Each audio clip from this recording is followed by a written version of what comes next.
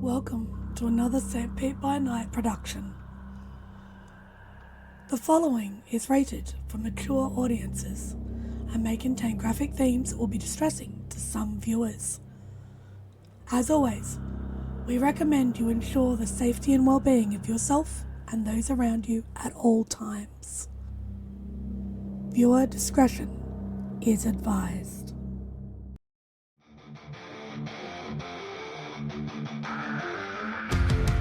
In the heart of night, we rise from shadows, howling at the moon, igniting our battles, cleansing Gaia of an endless fight, until our final days we will fight. Thanks, man, we stand united as one.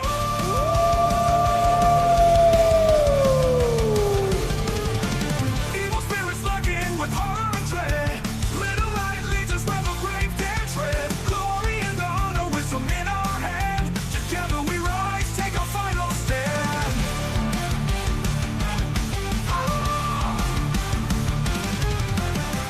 Everywhere we run, the wind is at our back. All the worm's forces we will track. From the depths of the ocean to the clouds in the sky, vampires tremble as we learn to fight. Rage across Tampa, in this fight we'll stay. Evil spirits lurking with horror and dread. Little light leads us where the brave dare tread. Glory and honor, wisdom in our hand. Together we rise, take a final stand.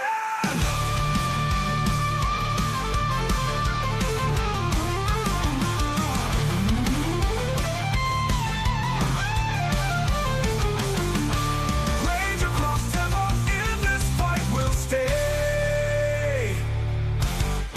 Everywhere with the pack, let the nightmare die. In battles of honor, we shall never hide. We shall never hide.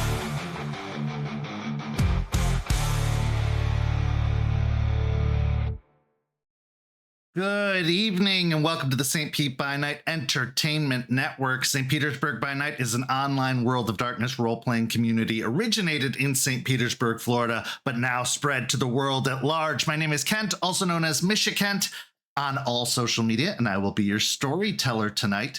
And it's Tuesday night, and you know what that means. It's time for Rage Across Tampa, our Werewolf the Apocalypse 5th edition chronicle set in the city of Tampa, Florida, where the Sept of the Evening Star attempts to combat the forces of the worm, both physical and spiritual. But if you've been watching the show lately, you know that there's a really healthy dose of court intrigue and stress that the pack has been going through. But before we get into all of that, why don't you go follow St. Pete by Night on all of that social media you see listed down below. And if you like what you see, why not join our community by following that Discord link where you could join over 150 other members of the World of Darkness and discuss such topics as Chronicles of Darkness and what is the 6th edition rumors going around and much, much more. And if you really, yes, that's 2 reallys, like what you see, go sign up for the Ko-fi to become a Ko-fi member for as low as $5 a month. You can get access to all kinds of behind the scenes material like the Rosebud Thorns for this very session, as well as every other program we have on this channel.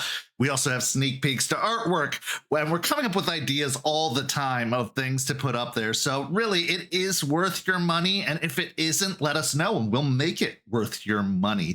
But enough of all the shilling. Let's get into why we're here, which is Rage Across Tampa, and it takes a pretty stellar cast of characters and players to make that happen. So why don't we go ahead and introduce those players now? Players, go ahead and introduce yourselves, if you please. Hi, everybody. I'm Champ, Champagne, a big juicy cherry, owa, owa, owa, whatever you want to call me, and I will be playing Aspen Weiss, Philodox of the Silverfangs.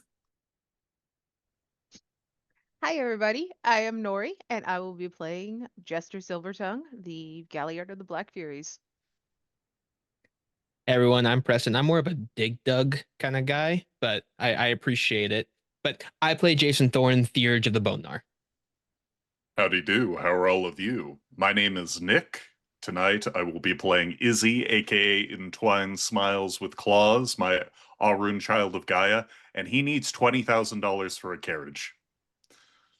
Well, let's give everyone the big old scoop of what's happening with last week's episode recap. Last week, we saw Jester, after being put on room arrest, house arrest, following the whole incident at the field, was finally released, proven innocent of any wrongdoing. But could she actually accept that within herself, having felt like she had embarrassed Charles and screwed everything up with her being in Vermont? Luckily, they have a therapist on staff by the name of Artie who came for a visit and reassured Jester that not only did she do nothing wrong, it's pretty typical in Guru society to have disagreements for every now and then for individuals to lose control, and that Charles was not, in fact, upset with her, but was more worried about her well-being and that she was doing okay, which all of this combined put Jester at a sense of ease and was able to help recover from whatever guilt she had started to feel. After that, we saw Jace and Izzie meet up with Skeeter at the Split Helm to have a little bit of discussion about the current state of things, as well as hearing what's going on with the vampires and much, much more. But it was a nice formal introduction for Isidoro to the Farah known as Skeeter, as it had been kind of vaguely glossed over in their last meeting and not really introduced directly. Then we saw Aspen meet with Charles to check in about everything that had happened, to maybe, see if everything was okay following the breakdown at the training field, as well as to see where Charles's head was at in regards to all of this. Still to be determined, as there were some arguments made for Charles to take the throne and what it could mean. The constant conflict going back and forth as to what would be best, not just for Tampa, but for the nation at large. Then after the break, we saw Jason Thorne square off with Edward Bateman for the first time, as they had a discussion, and Jason gave a warning about the movements of the cult of Fenris and how they had some intentions to attack the vampire's property, being a good neighbor and all that. But in typical Jason fashion, he had to tease around the subject rather than giving the direct information, which led to Edward Bateman potentially making some moves. It's very hard to say for sure, as all Jason knows is that he really kind of zoned out during the conversation at one point, but I'm sure nothing bad will come of that. Then we saw Izzie called with an urgent message to go to the St. Pete Defense Arts Academy to meet with Javier. It seems the academy had been broken into and vandalized, as had most of the strip mall, in what looked to be some sort of rebellion, protest. There was spray painting and markings claiming no kings. It seemed very kind of destructive and almost violent, but the investigation didn't really turn up anything of note, except for the fact that there was a cop on premises that allowed Izzie to use his new ability, having officially been inducted to the Pack of the Evening Star, where he was able to scent the true form and determine that this cop was a ghoul, which makes one believe or wonder, were the vampires at all involved in this process? That will have to be discovered through further investigation. And then finally, we saw Aspen and Jester meet with Fjord, also known as Stone Word, to get an official kind of interrogation, which did clear them of any wrongdoings, but also revealed a little bit about Stoneward and where he stood on matters regarding the court and the politics of the court, seeming to be a very neutral party, but having his own personal feelings. It was also revealed that Stoneward is a get of Fenris, not cult of Fenris, having stayed behind while the rest of his tribe, or at least a majority of his tribe, had left, choosing more fiery pastures, I suppose. He had remained behind, still loyal to Wolf and still loyal to the nation. And it was revealed that Wolf hasn't gone anywhere, that Wolf is still around, and that they are taking a very cautious path in the matter, which was not to the liking of the members of the cult of Fenris, who chose to follow the avatar of Fenris instead, off to war. Intrigue is building both in Tampa and Vermont, so let's not waste any more time and just jump both feet in first as we return to Vermont, where Jester Silvertongue has a interesting encounter with someone that was previously considered an enemy. Let's see how that all unfolds. Jester, the days have been sort of going by recently. Activity has been low. There hasn't been a lot of call for meetings. You've been kind of left to your own devices for the most part. Charles has resumed his visitations with you and having conversations and kind of giving you an insight into the affairs of the court, but you've also had some time on your own to just observe, as you seem to be overlooked by many members of the court. They're polite. They do their P's and Q's and their due diligence to make sure that they are at least following protocol. But otherwise, it's almost like you don't exist, which has been, at times, a benefit for you. It's allowed you to see and notice things within the court that maybe others wouldn't notice if they were far too distracted by other things. It's almost a better thing that you are disregarded or overlooked because it allows opportunities.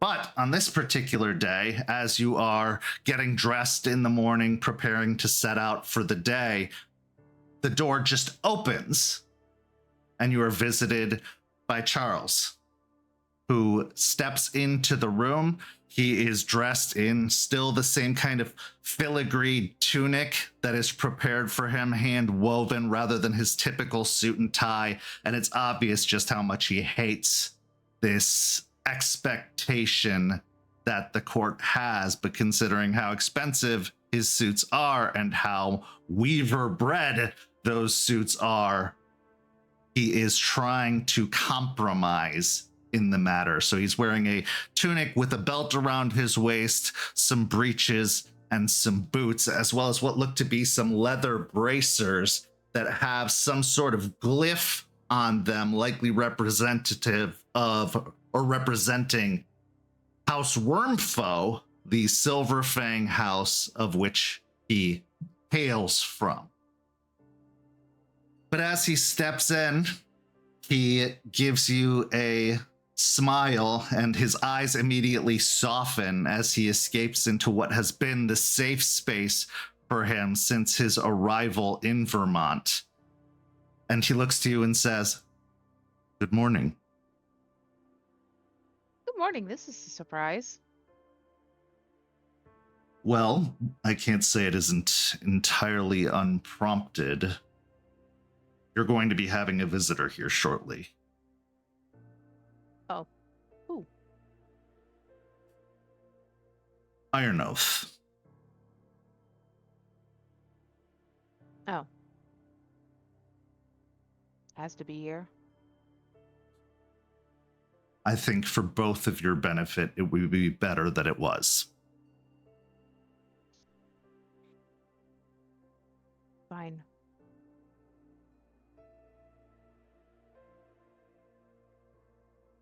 It's a good thing.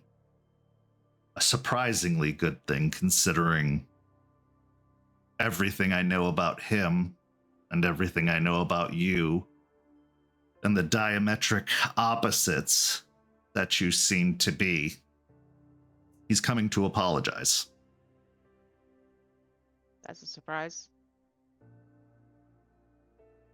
His reaction at the training grounds, the choice to pull the knife and to threaten you with it, despite having the situation handled and contained, was unnecessarily aggressive. So he came to me and he offered me the knife as a representation of his loyalty to me and my supposed claim as king. And I told him I expected him to apologize. And he agreed. That makes more sense.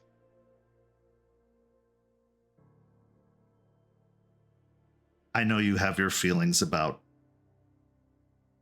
Volkov, and they are warranted. But he's an honorable man.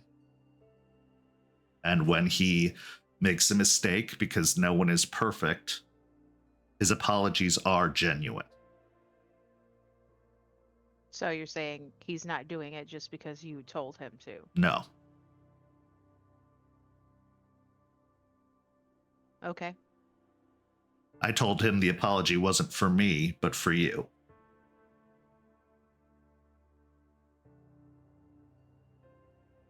I mean, he could apologize to you for a lot of things in life, but sure.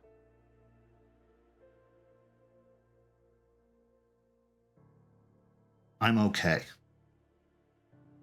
I really am. I know being here has stirred up some feelings, and seeing the way things operate around here makes it seem harsh to grow up in, but I was supported.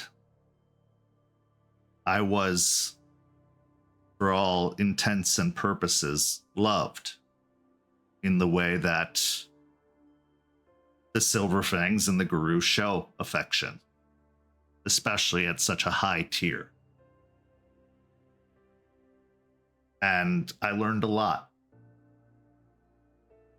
And I had to unlearn some of it when I was out in the real world, which is why such a journey was important.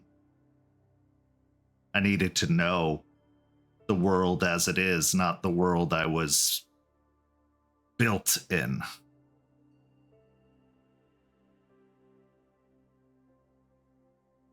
But if you are angry for me, I am telling you, you do not have to be.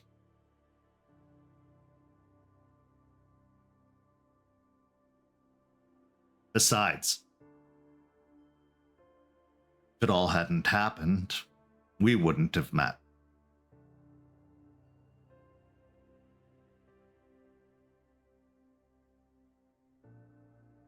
We don't know that.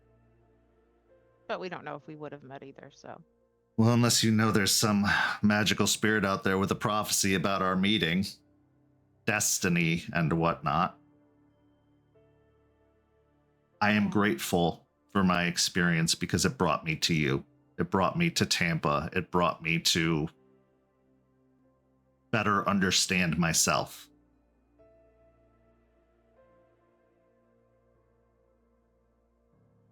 But you feel other things about it, right? Of course. You know those other things are okay to feel, right? I do. You can stop throwing being grateful for all the things that you were able to gain for what happened to you and what they did to you here, and you can feel those other things too. I think you try to diminish those other things that you feel by throwing up that you're grateful for what you were taught and how it prepared you. Those feelings aren't diminished, Jester. They are kept for us. Okay. To lash out because of those feelings, to demand justice, isn't always necessary. sometimes it's just for you as a lesson.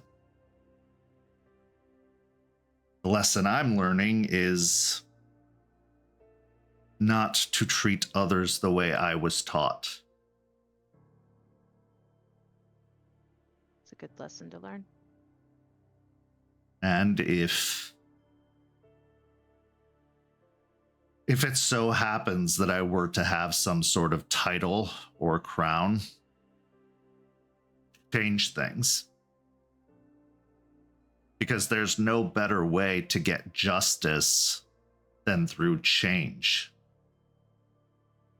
Yelling at those responsible, being resentful towards the powers that be because of the way they did things.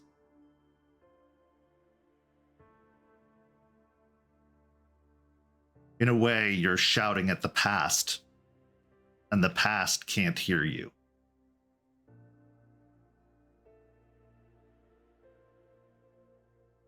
Except those people are still alive, which means they can change, and maybe being told about what those things also did to you, aside from teaching you, may make them realize that. But you don't have to lash out. I never said lash out. No. I suppose some of what you wouldn't consider as lashing out, I do. But that is that ingrained teaching talking. Just worried you go back to old habits because you're here. But that's why you're here, isn't it? Yeah. Suppose. I have never been as confident at this place as I have these last couple of weeks. I'm not begging for my grandfather's approval or Iron Oath's attention. I am reclaiming space, as Arthur calls it, and being my own guru. Good.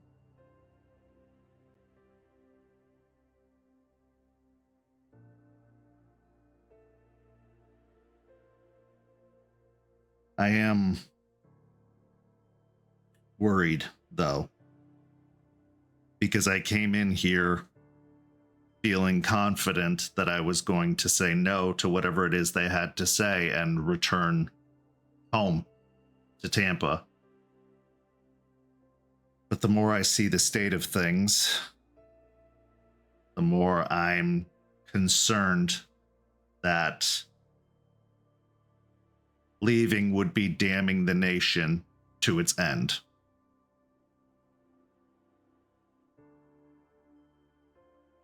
And perhaps that's part of the point. Part of why they wanted to bring me back was to shove it in my face and make me feel guilty for not being here. But also, they're not entirely wrong. Things are bad. Much worse than even we thought from Tampa.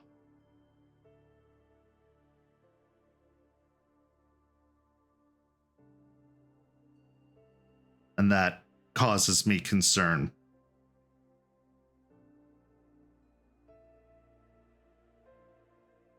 What would happen if the old nation ended?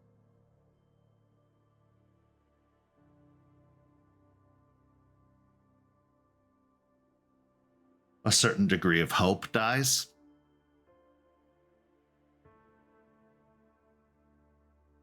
Because the nation is more than just an institution, it's a symbol. It's a symbol of unity amongst Guru. And sure, symbols can be replaced or fade into history.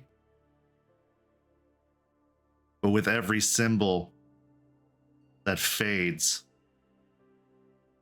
Those who put stock in the symbol lose something.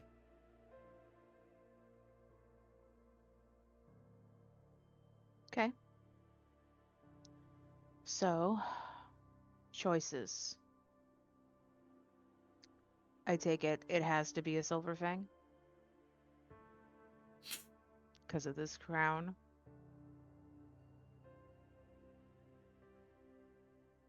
The crown was a gift from Falcon.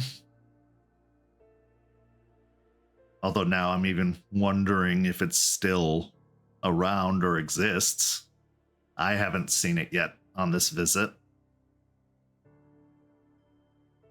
Well, the king wasn't wearing it the few times I saw him way down the hall, like way down.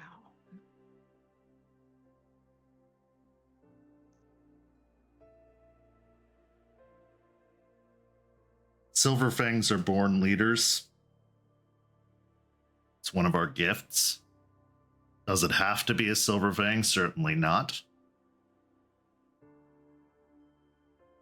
But that would also be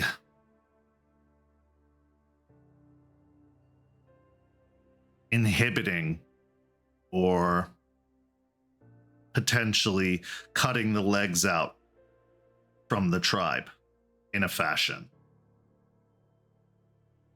The thing they do, they're being told not to do.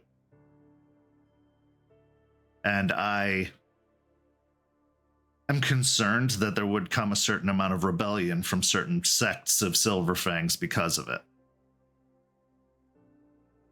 But also, there's the opposite side, a certain rebellion if another Silver Fang did take the throne.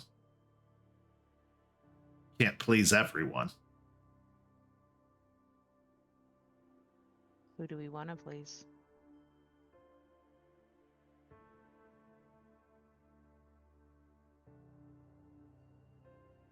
The popular answer would be Gaia. The realistic answer is as many Guru as possible. Because without their approval, we are just a bunch of small Septs out on our own.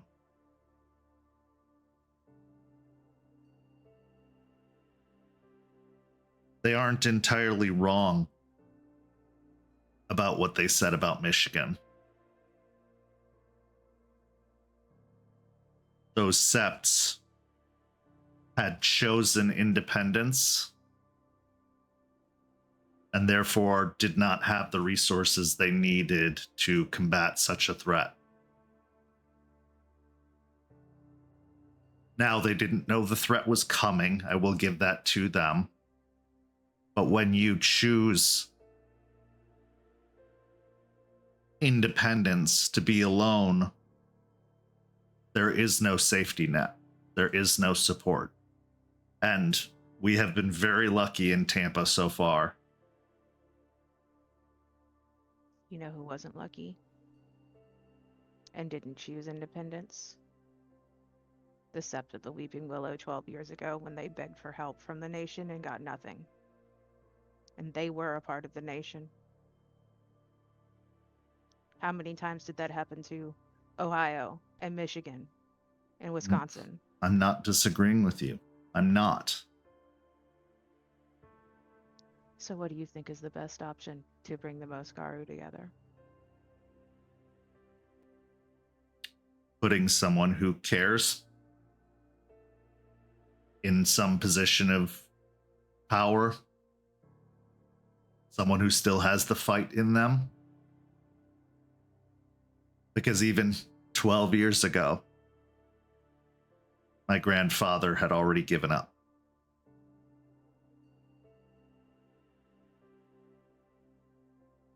Do you think it's through the crown and the old nation? That's the best option of putting someone who cares there? Is there another option? Like what? I'm asking you if you think there's another option. I think there are countless other options. Do I think that they'll work? I'm not sure. Do I think that the Guru will approve? I don't know. You were the one that pushed the new nation onto me. What was that? I What still was that believe. supposed to be? Was it just a change in the old nation, or was it something new?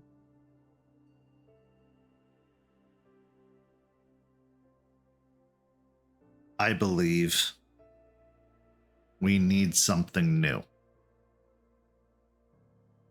But I also believe the old can be taught the new ways. Sometimes some people aren't willing to let something go until it dies.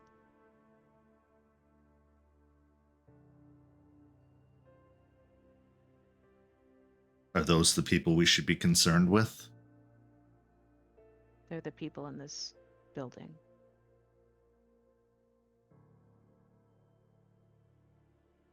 So, are you concerned with them?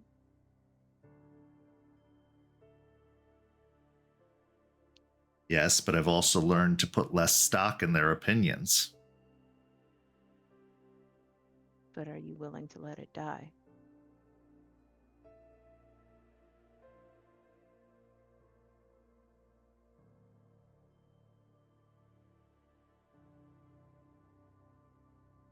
I don't know. That's what I've been struggling with.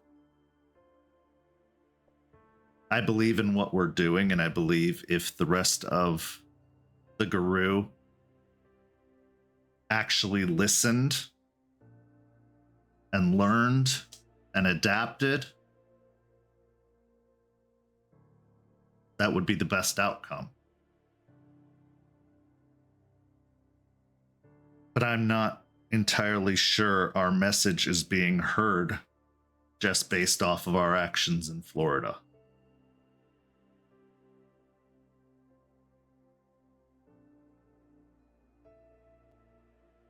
I'll sigh for a moment. Look down at the floor.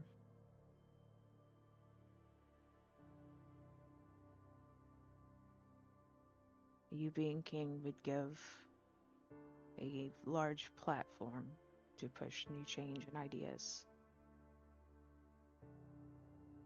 It's true. Stoneward said you would get to choose your own advisors. Kind of figure I know who you choose. But at the same time, those in power usually fight tooth and claw to keep that power. And I know for people that support you here, concessions would have to be made. And those old beliefs would end up back on the table.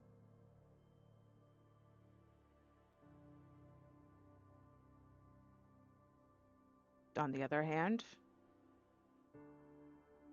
the ones who don't support you, I think, are setting a teenager up to be a puppet.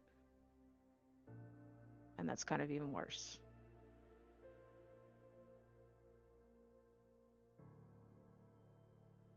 Could it die? Probably. But what will it take with it when it does die? How much damage will it do on the way out?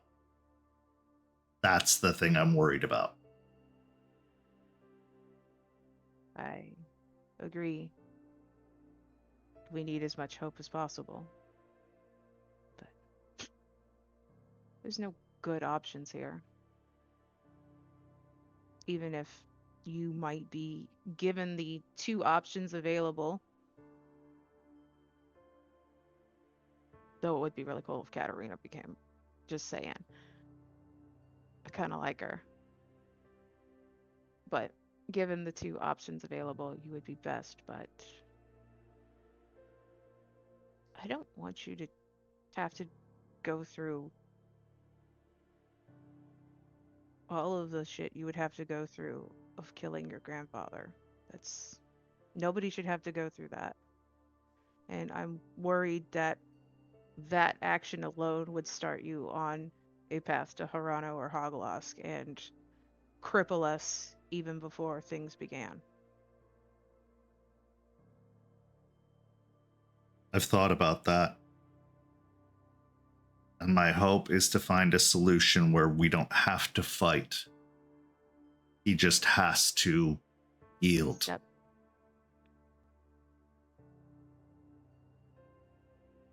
I'm still trying to find his hope. If that's anything. But people really are difficult. They don't want to talk to me, it seems, so.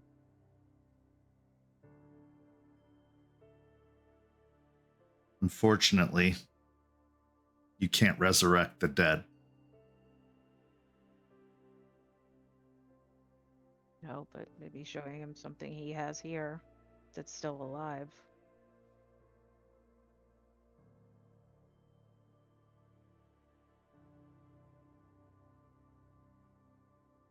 I'd love to say others have tried, but I don't want to discourage you from trying. Not that you'd be discouraged anyway. Probably not. I have to try. If anyone can find a solution, it's you. Unfortunately, you're not bogged down with meetings all day. Most days. Yeah. Gives me more access to my phone and the texts that come in. How are things at home? Not great. Of course not. The cult of Fenris have been, well, they kidnapped Willow, but then that was for Rook apparently, but then Rook got her free, and then now apparently Willow is leaving to go with Rook and protect her wolf family. So,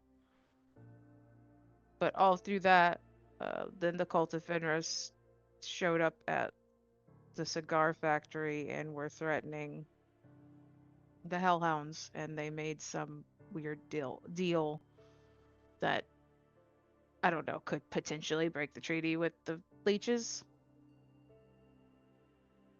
Also, they stole the tree, from what I understand.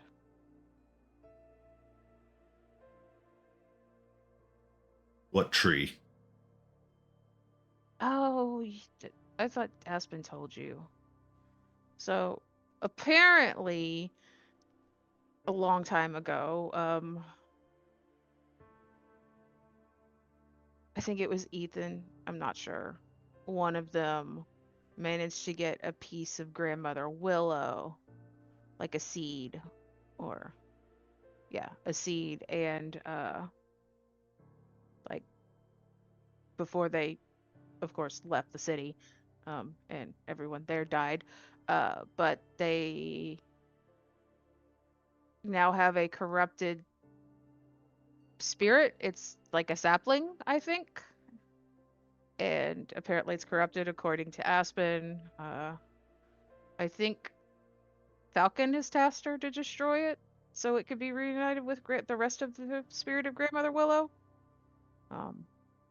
So that's a good thing, I suppose, but I'm also pretty sure that the cult of Fenris is not going to let that thing slide, but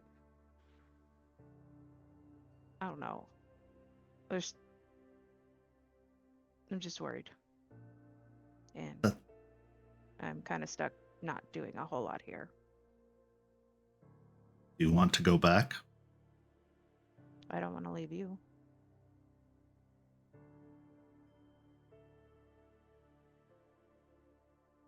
Aspen must be losing her mind. She spends every minute that she is not in meetings with the court here in her room, I'm pretty sure, with her hand and phone glued together.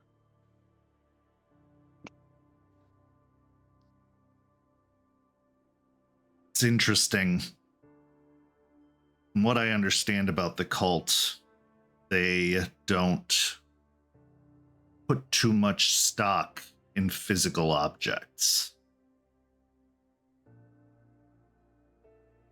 I think this tree is some part of a corrupt, or from what Aspen said, it's a corrupted part of the spirit that was Grandmother Willow. That's all well and good, but there's only one spirit the cult really cares about. I don't know. I think it was an obsession for one of the two leaders. It does provide an interesting opportunity to test to see if the others care. It's fair. Or is it just the one leader?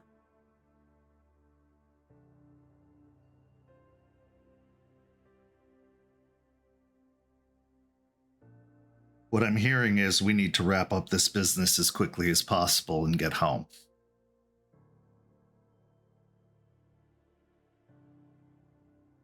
Yes. But depending on your decision, you may not get to come home. No matter what my decision, I'm coming home. A throne is just a chair.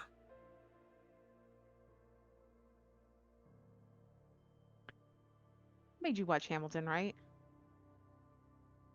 Yes, the strange revolutionary rapping. Yeah, do you remember the uproar that people had about where the capital was going to be? That was also just a chair, but they got up in arms. That was a political negotiation prompted by selfish motivations. I believe, as the musical goes, it doesn't matter where you put the capital. But to some people in the background, it did matter. And I'm asking, like you said, it doesn't matter where you put the capital unless you're those people. And what if you have to make some sort of concession to get something else, another change you want that's more important?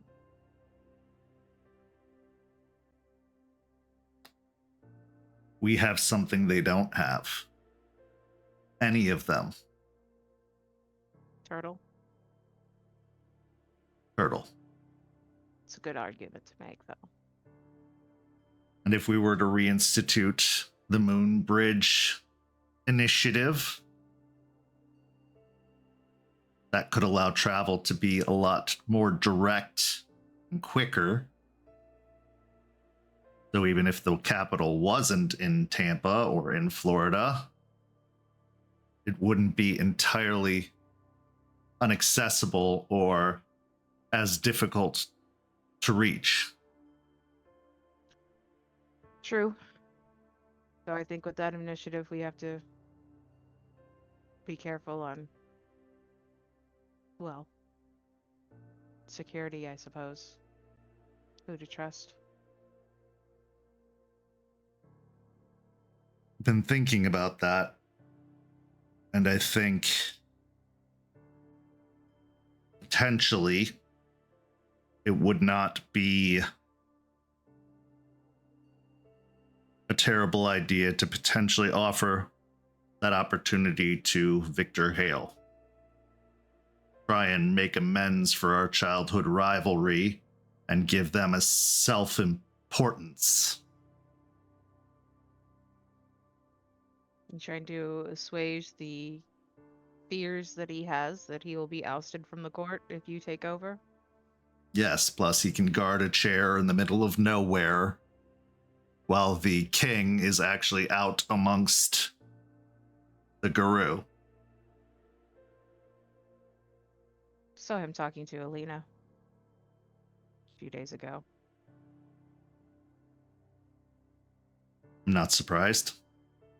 He's always been jealous.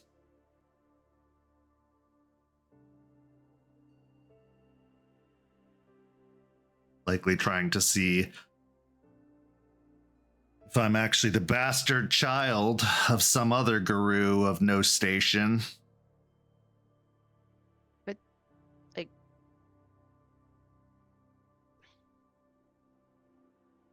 It's weird, right? Well, I know she's the keeper of lineage, but like as much as lineage matters, wouldn't it be like pretty known that you weren't?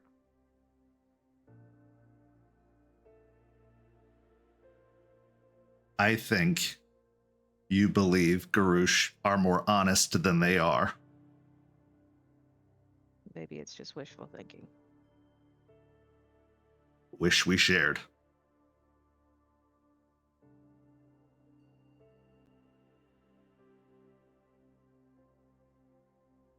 I know there are plenty of machinations going on in the court right now, but truthfully, it all comes down to my decision. And I think that is what they are most concerned with. Trying to make that decision harder or trying to find a way around it. Do you suspect who is scheming against you?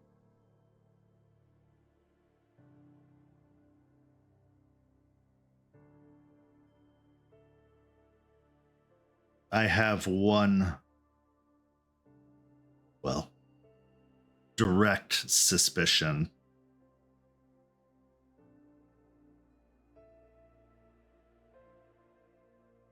And unfortunately, it is Victor.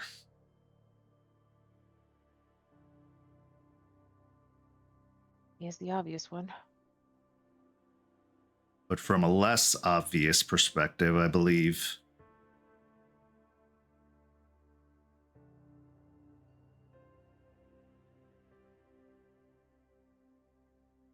Anastasia.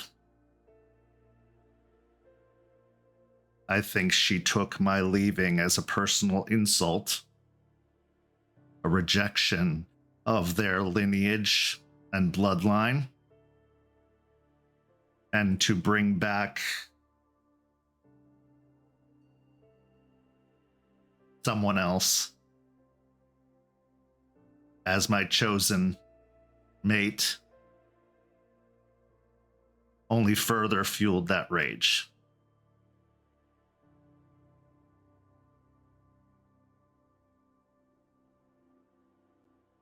Plus, she'd be the first one I'd replace. It's like that, huh?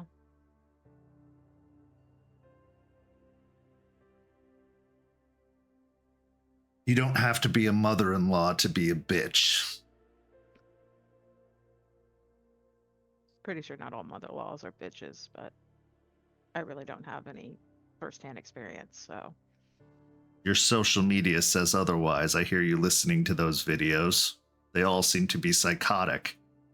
Yeah, those are trash. That's just for like entertainment purposes. I don't really believe the whole world is like that. If I believed everything on social media, I would probably have to give up. Because I at have that often point, found the answer to the question is yes when it comes down to am I the asshole? yes, it's usually yes. Or no, horribly, absolutely not. Because that other person is horrifying.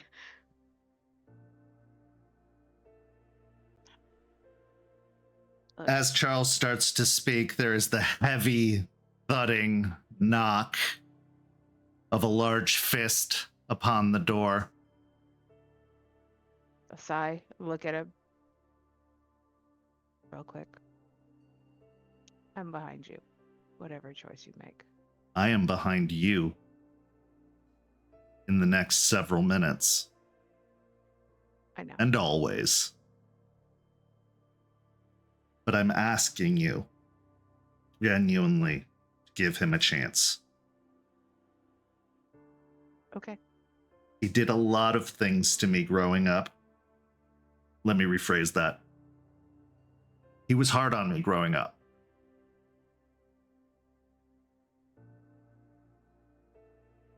But I am grateful for what I learned.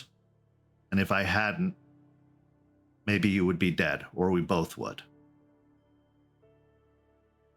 He taught me honor. He taught me to fight. And when I didn't have a father, he was the closest thing to it that I did have. It wasn't always bad.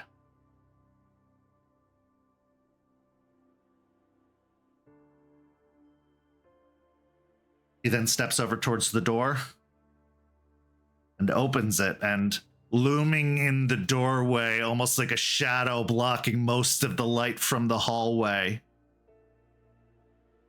is Victor Iron Oath Volkov. And what light there is seems to gleam and reflect off of an object held in his hand. The silver dagger.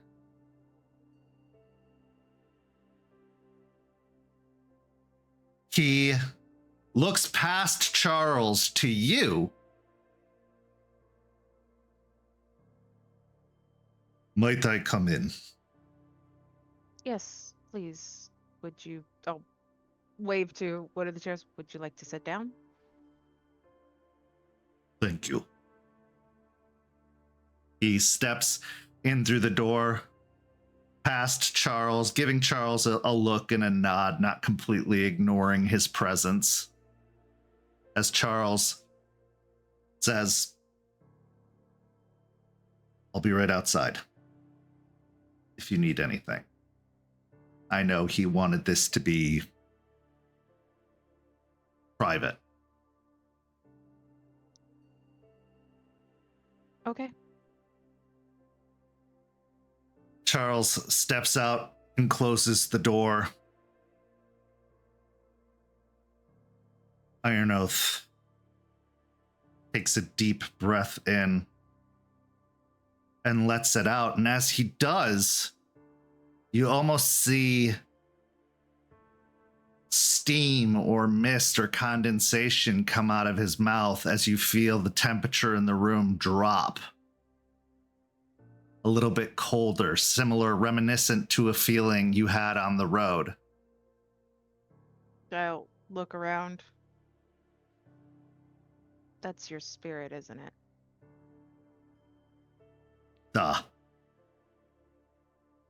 Do not mind them. They are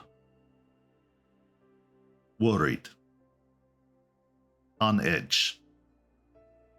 And though I reassure them there is nothing to be on edge about, they are an animal after all. Can I ask what kind?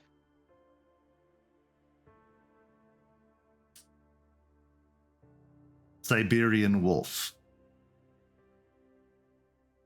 I suspected it was some sort of wolf. A little on the nose, but reminiscent of home. I'll move to another chair and sit across from him.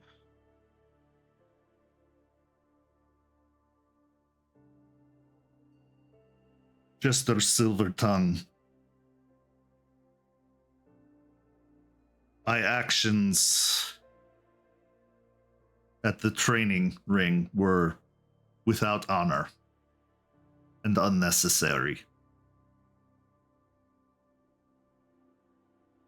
Bringing Charles back here was what I was tasked to do,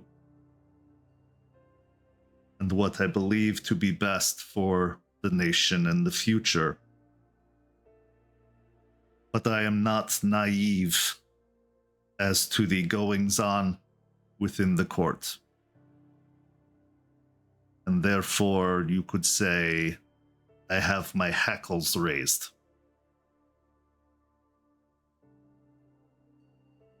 Is that why you brought the silver knife into the challenge? That is why I have a silver knife on me at all times.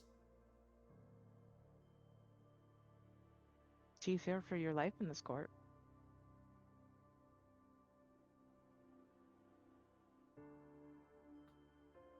As Guru, I fear for my life always. You know there's a difference. Is there? Let's see. I don't quite remember what happened in that training room. I remember seeing you kicking Charles was he was down and then everything went red.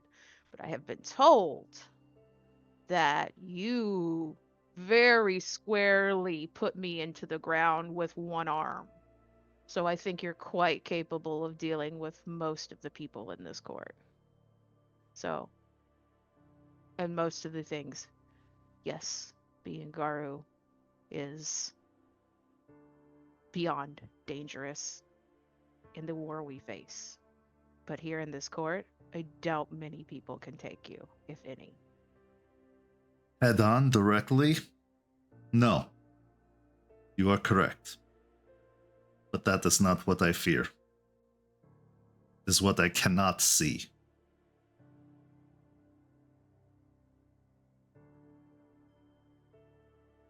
But it was unnecessary for me to present that item in that challenge, in that moment.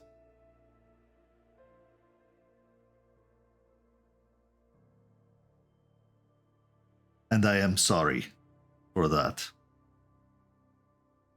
It was insulting to you. It was insulting to the one I would see become king. And I have sworn my blade to his service. So to use that blade against one he holds so close is wrong. Especially for doing what Guru do.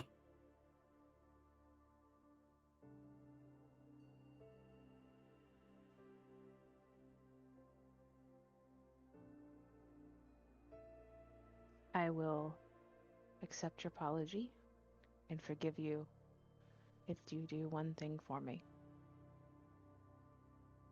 It's small. You can see his eyes narrow momentarily as he studies you. Slightly playful. And then you see those furrowed wrinkles smooth a little bit after studying you for a moment. I believe I owe you a debt. What would that be? Do not ask me to see the king. I cannot give that kind of opportunity. Yeah, I kind of figured. No, like I said, it's very simple. Tell me what Charles's birth date is.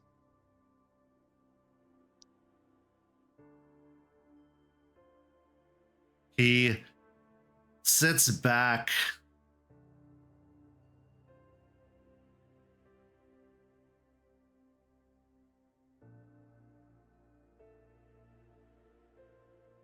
We put a great deal more stock in the date of one's first change, their rebirth, than we do in their birth.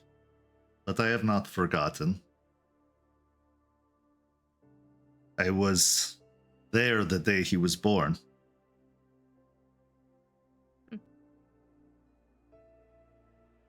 His birth date is January 4th, 1997.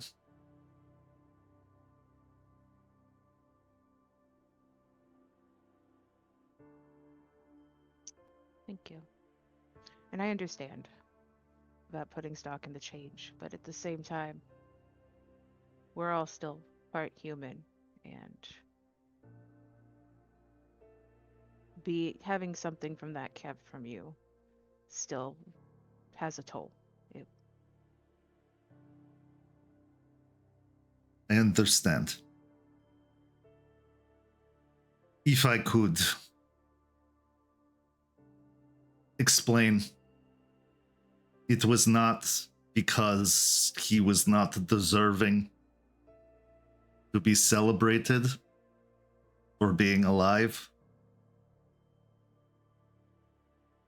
It is to recognize one's age, is to recognize the tragedy of so many that die young, being Guru. And after seeing how heavy the weight has been upon King Albrecht, I was trying to spare Charles that pain. I was trying to lessen the importance of such things and reinforce the importance of one's deeds over the idea of another cycle passing. It is what you do with the cycle that matters, not just that it happens. I don't completely agree. I think also surviving in this world is something to be celebrated. Yes, what you do should be celebrated. Those accomplishments should be celebrated. I'm a Galliard. I tell tales of all of our accomplishments and celebrate them, but think also it's part of knowing where you came from. And yeah, the tragedy of our short lives is not lost on me. Honestly, I'd like us to find ways to live longer lives. And I believe our salvation lies in not worrying about surviving, but thriving. Right now, we're just surviving. I know. And get to thriving. I'm not saying it was right, but I was using what information I had at the time. Because knowing the day of his birth was also reminding him of that he could not be with the parents he wished to be with, and would make that day even more difficult.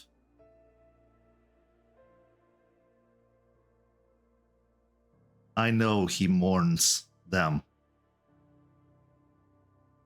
In fact, it was I that took him to visit them growing up.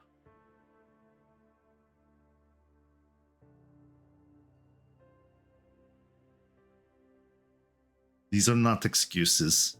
I hope you know this. I was doing what I thought was best at the time.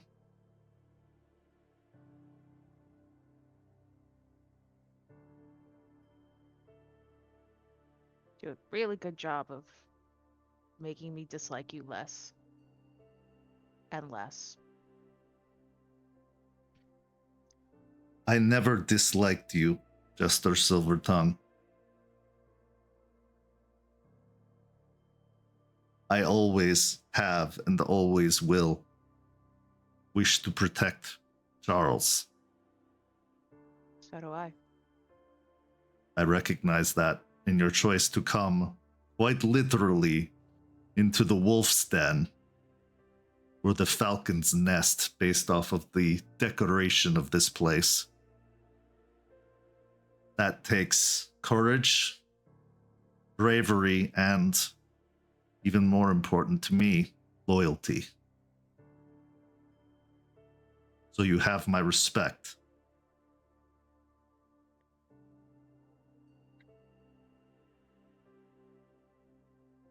Besides, as you've learned, it was my daughter that was supposed to marry Charles.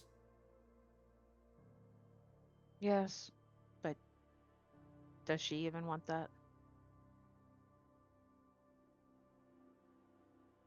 Probably not.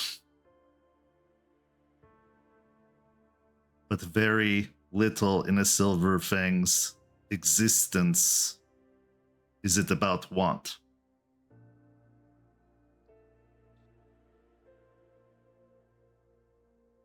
It's about duty. The responsibility, yes. We must lead. To dwell on what we want solely is to become tyrant. Is there a compromise? Probably, but that is also a very slippery slope. That compromise is made more and more and more, and before you know it, that individual is only acting with self-interest, thinking it is for the good of others.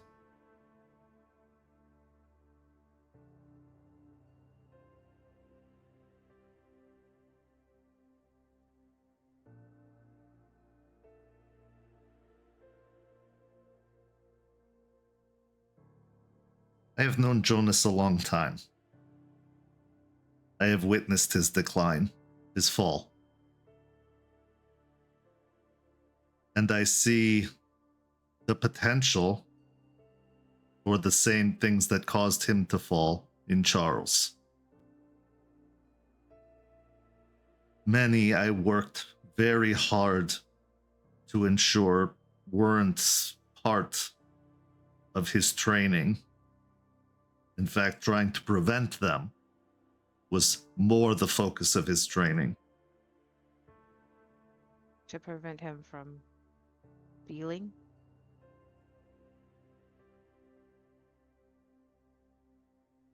Certain feelings, yes. You know that doesn't make those feelings I stop. understand. I do. You just didn't teach him how to deal with those feelings. Which honestly, we aren't great at anyways. We need to get therapists. Quite literally, we need to trade other Garu in therapy because we all need it, given what we go through.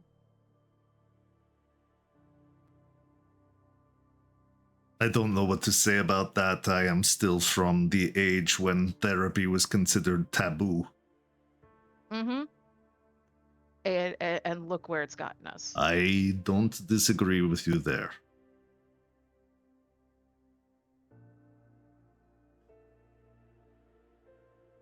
Look, I get it. I get that your tribe feels you have a responsibility to lead, but I don't think responsibility or the idea of responsibility and duty is enough reason to fight. And I think everybody needs to find something worth fighting for. I agree. But when you lose that something, you lose your will to fight. And much like Charles, it was the love for a Black Fury that caused his grandfather to fall. Mari. He didn't choose his heir's name on happenstance. It's a little weird. Not gonna lie. I believe it is to honor her, not out of any lascivious means.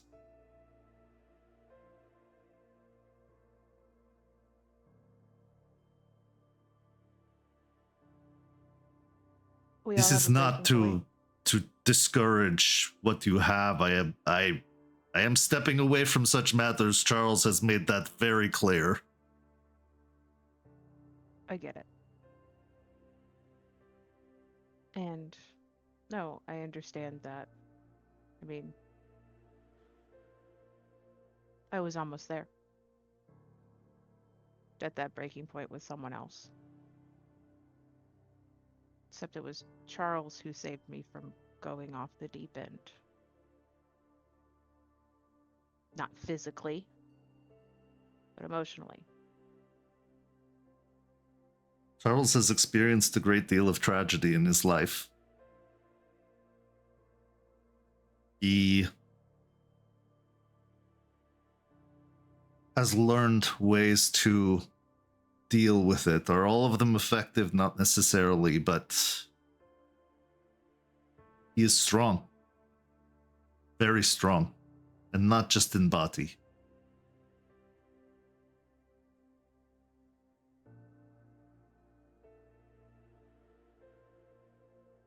He is my king, Jester Silvertongue.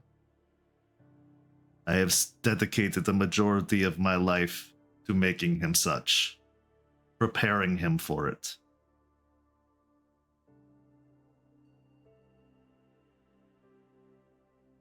And I believe if others can see what I see, he will be their king as well.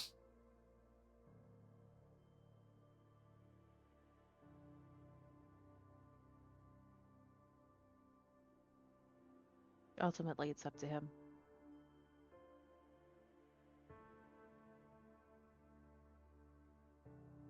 I know.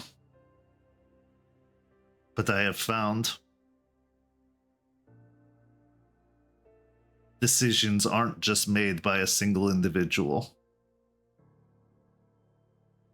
I've shared my thoughts on it, and no, it's not completely against like you think.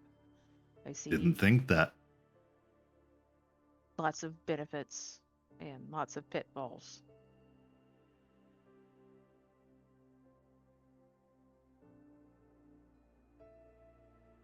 I did not come here to pressure you one way or the other. I came here to apologize, and I have done so. And I have fulfilled your request. You're forgiven. Apology accepted. And I'm sorry for losing control in the moment. Don't be. I was overly eager in accepting Charles's challenge to assert my own dominance, and it may have been taken a bit too far.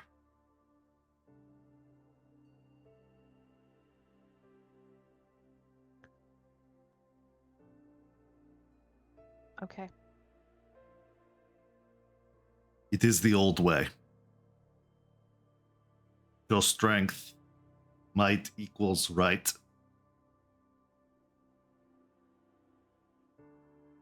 And I am learning maybe it was not the best way. A difficult lesson, considering the scars one carries, having been taught that lesson.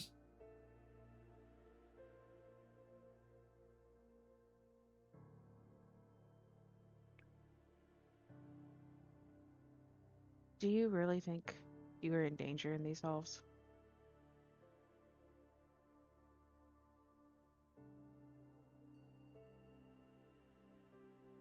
I think we are all in danger in these halls.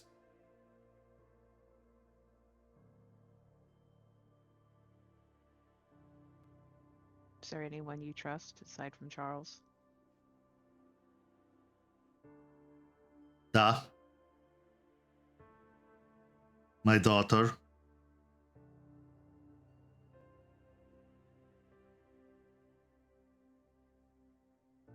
and believe it or not, I trust Jonas. Even in his state of Hirano, he is a good man.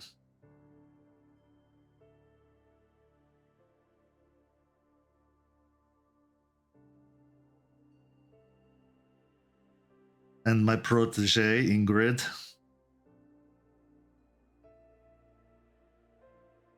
he is to take what I have taught her back so she can help lead the Red Talons.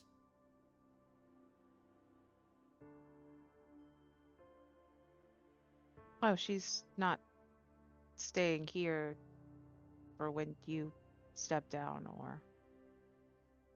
No, she is going to become a war leader of her own people.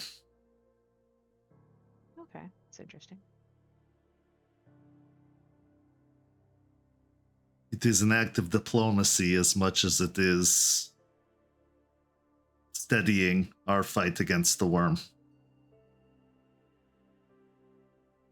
As needed.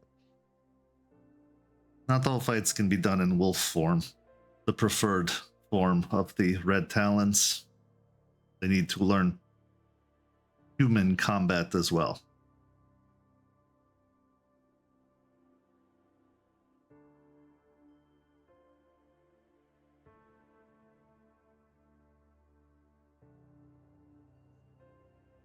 Is there anything else you would wish to know? I wish not to take up much more of your time. You don't have to answer, of course. You know that. But I noticed your wife was not mentioned in the people you listed.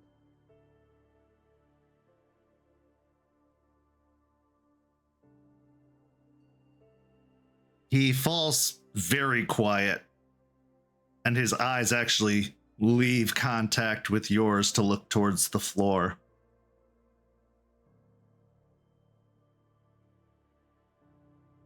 Anastasia is a very talented theurge. Her connections to the spirits of the area is important, needed, strong.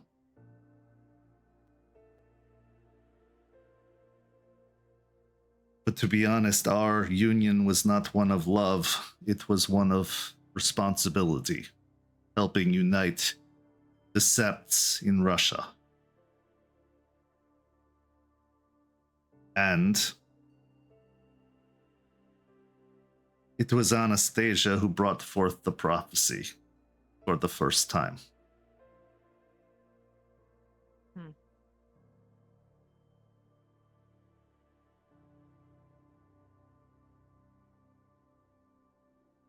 Now, that is not to say she made the whole thing up, but hearing it come from her mouth, saying that a grandchild must kill their grandfather to become king,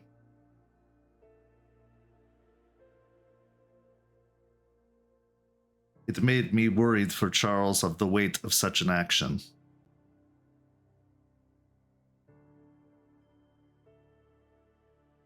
Did she actually say those words? No, it is just the interpretation. Okay. I've Falcon passed the prophecy to Aspen, and Aspen has told me of it, so I know that she didn't make the prophecy up.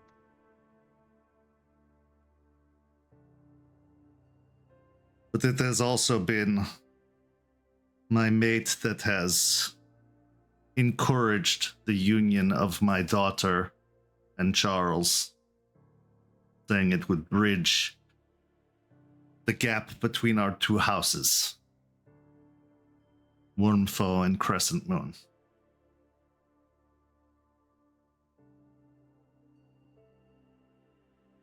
But I look upon my dearest daughter, and something tells me she would do it, but not because it's what she wants, or not out of affection or love. And having lived a union like that, I understand its purpose, but I also understand the strain it causes. And I am very protective of my daughter. I think something like that would weigh on people and possibly turn from responsibility to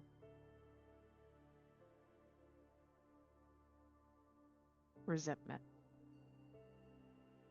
And where resentment breeds, darker feelings start to breed. Duh.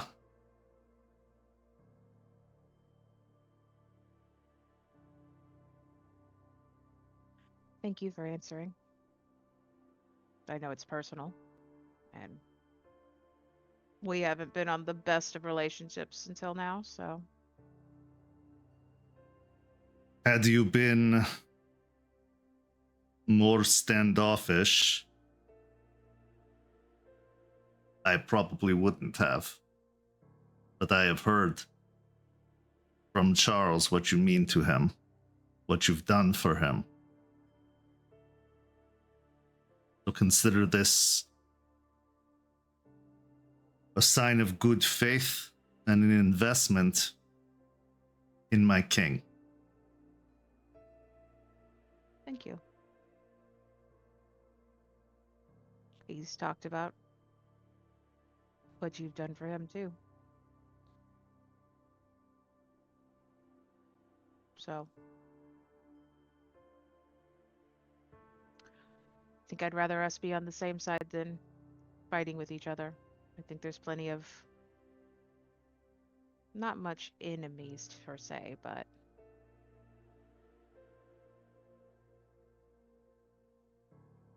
antagonists here that we probably need to be on the same side.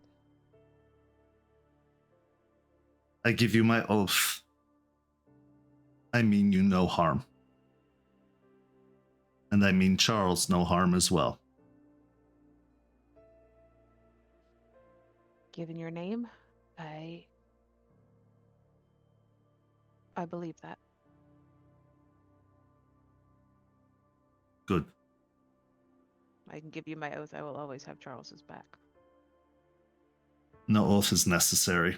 As I said, you are here. In every Black Fury's nightmare. It's kind of uncomfortable.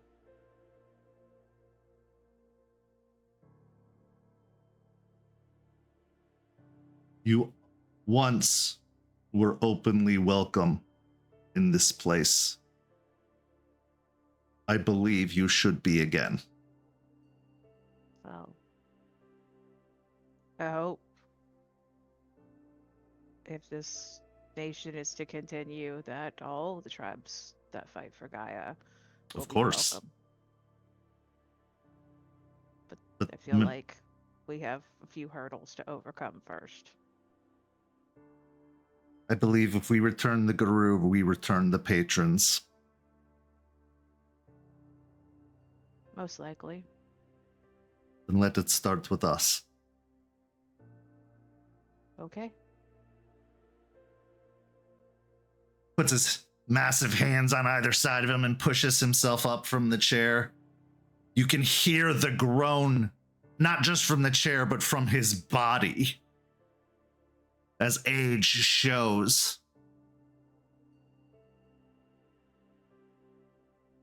I go in peace. Thank you for your forgiveness and this opportunity to speak. Thank you for apologizing. Stay safe. You as well. He moves towards the door and opens it, and Charles is standing right there on the other side of the hallway, giving enough space for privacy, but knowing Charles, you know he heard every single word, even through the door. The two of them exchange some words in Russian, and then Charles comes in. After the door closes, he looks to you. Thank you. You're welcome. It's kind of growing on me like mold. He has that effect.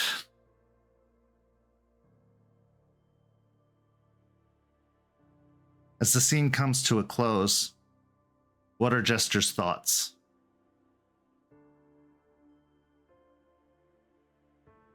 There really is no good option here. It's all bad. It's all... There's... Some are worse than others. But I'm going to keep trying to find a way to at least bring the king out of his Hirano, even if it just buys us time where he could step down or choose somebody while he's in his right mind. Prophecy or not. But there's definitely some ill intent in this court towards Charles, possibly Volkov. And just hoping we survive it. Also, I'm going a bit stir crazy because I have nothing to do and my Sept in Tampa is being harassed and I can't do anything about it.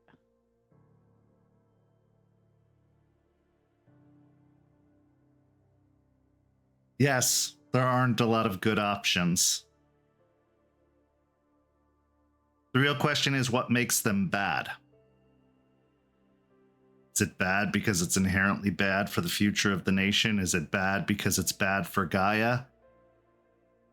Or is it bad because it's bad for you? It's easy to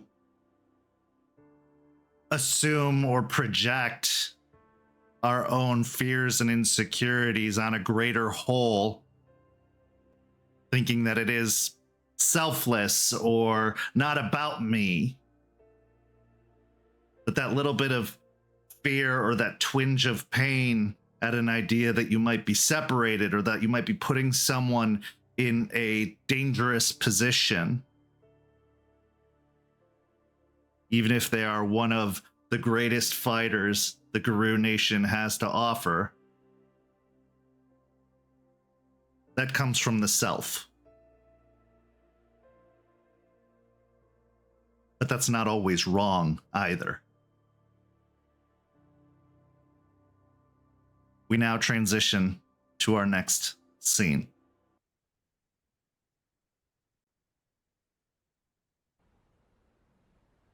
Our next scene takes us to the St. Pete Defense Arts Academy. Isidoro, having reported to your Sept leader, Jason, about the events that unfolded in your investigation, you couldn't help but also showing him for yourself, showing him what had happened to allow him some investigation of his own. And his prompting to take a look helped the matter even more so. So as you arrive at the Defense Arts Academy, you can see that the windows have been boarded up and that repairs are already well underway. And even classes have resumed, despite the rough exterior, because a sense of normalcy can provide a sense of relief. It seems like the police investigation into the Defense Arts Academy has ended, for the most part. That they have chalked it up to wrongdoings and they have taken what evidence they need and are investigating elsewhere.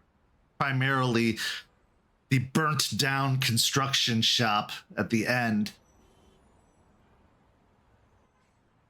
But as you arrive, walking into the academy through shattered doors that now have plywood covering the gap, you find Javier seemingly putting out some new mats, opening boxes from orders that have come in, replacing what was lost. It seems like at least some of the insurance money has come through somewhat quickly, which is a little odd, especially for Florida insurance. But as you arrive, the scene is yours. I think Izzy has a moment, perhaps like in the parking lot outside before entering, just giving the down low for Jason as he looks around to make sure that, you know, he's not within range of being overheard before saying, hey, just so you know, people in here, I like them. Obviously, I trust you to be on your best behavior. Just know that they mean a lot to me.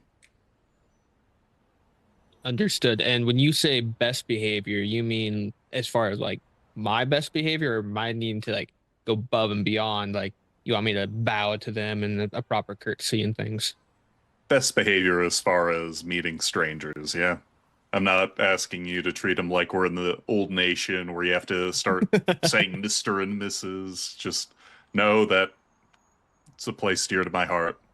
When you meet Javier, he's going to be nice guy, gruff as hell, beautiful in a fight for a human, but still, even for humans, respect your elders, all are of Gaia.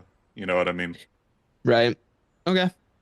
So Javier, he's the guy that runs this place.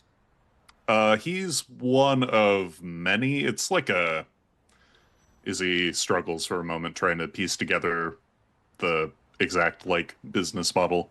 It's kind of like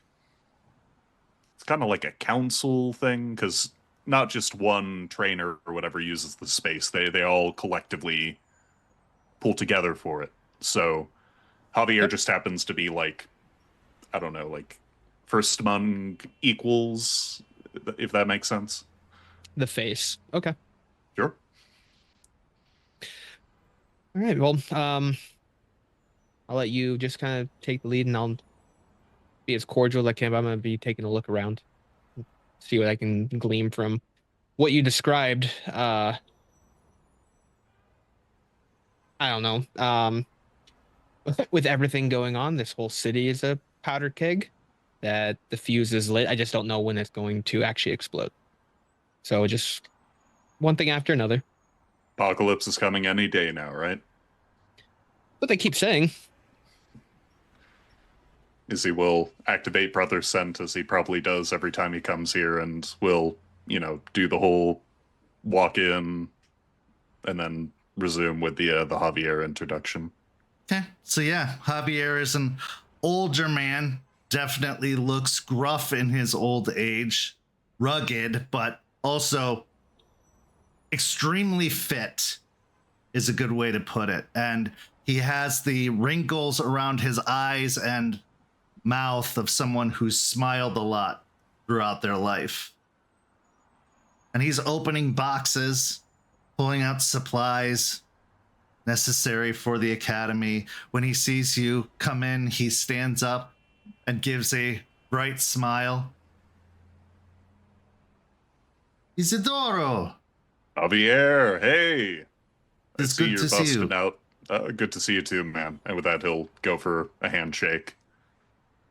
He returns the handshake. I see you're busting out new mats. When does the golden toilet show up, huh? It is not that kind of insurance money. In fact, we have been using some of our savings to try and expedite the process and get things back to normal as quickly as possible. Oh, no. Are the books okay? I'm not much of a business guy, but... Yes, we've actually received some contributions from many of our members to help try and bring the academy back. Oh, that's good. Oh, yeah, community. Let's go. Sorry, I don't mean to be hype about that. Not dealing with the tragedy would be best. Oh, no, it manners. Is something to be very proud of. We have worked very hard to build this community over time, and now we are here, and it's good to know that they are here also. Can't argue with that. Javier, I'd like to introduce you to my bud here, a work buddy, my other work. And with that, he looks over to Jason. Jason will step forward and reach his hand out. Nice to meet you, Jason. Javier, welcome to the Defense Training Academy, as it were. It's obviously not the best first showing, but we are working to improve that. Yeah, I like rundown places. They make me feel like home. So that nothing wrong with this. And sorry to hear what happened. It's okay. It is a difficult time in the world, and we are all doing the best we can. But please, make yourself at home.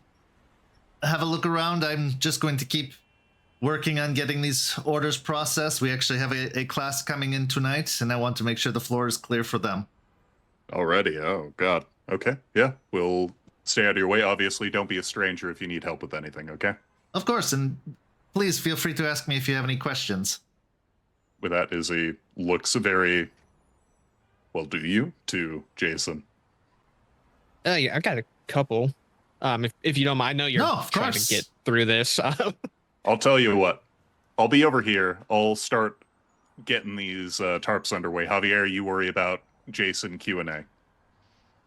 Thank you, Isidoro. Jason, what can I do for you?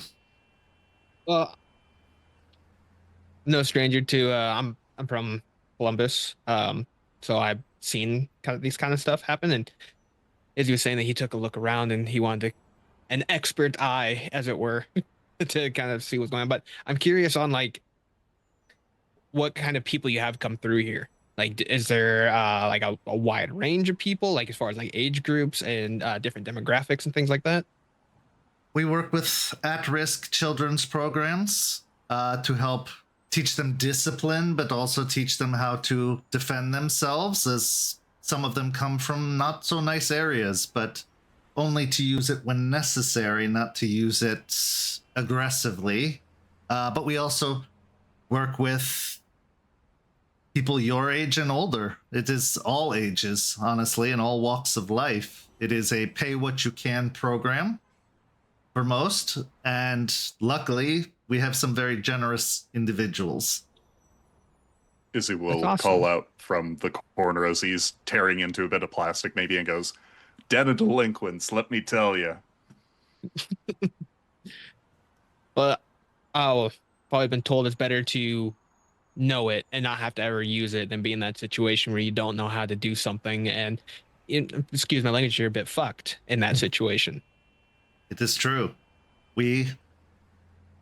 Having strength of body can also be having strength of mind, and we work on both simultaneously in many of our lessons. Some people just need to work off a little aggression and need a safe place to do so, and others need the mental discipline that comes with the art. We've had plenty of talented fighters come in but have a very short fuse or have an inability to focus their rage, I suppose. And we give them the tools to not use rage as the fuel for their art. It is a variety. What can I say? He'll slightly look over at Izzy and then back to Javier. It's a good overall teaching. That bit of anger that sits inside of everyone, it's good to know how to use it. And when not to. Sometimes that's better to know. I always say it should be the last result is to use the body when the mind is so powerful and so capable of so many things. I like this guy. Well, can you show me where, like, where the vandalisms like happened? Like, was it focused in a certain area, or it kind of just spread out? He just opens his hands out to the majority of the front of the studio, and you can still see a lot of the spray paint on the walls. You can still see, while the glass has been cleaned up, a good majority of the quote-unquote storefront has been shattered. There's only a few more panes left that aren't. And being Florida, these are hurricane windows, so they are meant to take a beating, but enough direct contact by the right things and they're gonna go. But yeah, it looks like it is just kind of en masse in the facility. You can see a few dents in what looks like the office door, but it doesn't look like it was breached at all, thus the door not being replaced yet. And give me a wits and investigation. Is this a case where Izzy can assist in any way? Because he he does have Sure, a you've dog. already had a look over everything too, so you can point out some of the things that were a little bit more curious or a little stood out a little bit more. So I'll say, yeah, you can add a die. Izzy will just point out to a bunch of the graffiti, like, "Oh, you see that," and then he will just lower his finger down to the one symbol he doesn't recognize, and just go, "I have no idea what the fuck that is, but it looks important, right?"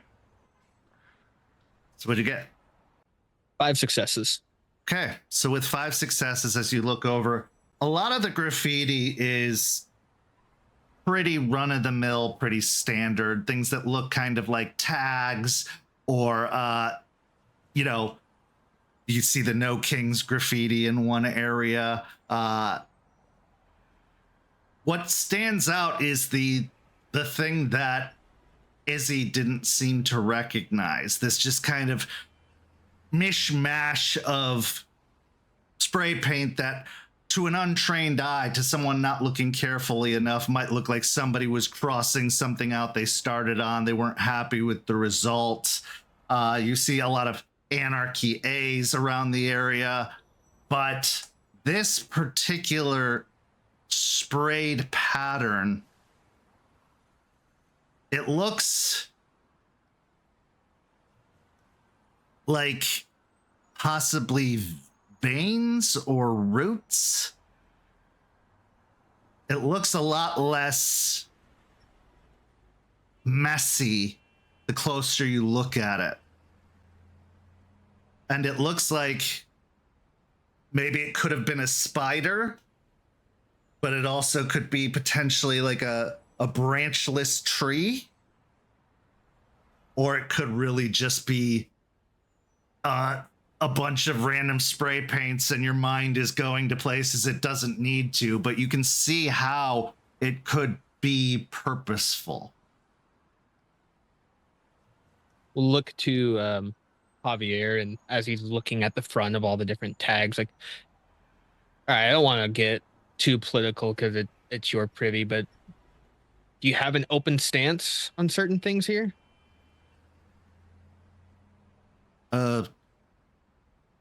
Love is love, no war. We The are kind of very political stances that make people upset, I think. well, some could say our liberal look at things, our very open acceptance of the LGBTQ community, and our pay-as-you-can scale, many might view as, I suppose, communism. But we are accepting of all walks, and many of our members have come from the more conservative side of things and have become more open-minded through our practice, and others are just able to focus on what they are here to do rather than politics. Just I see the No King, so I'm just curious.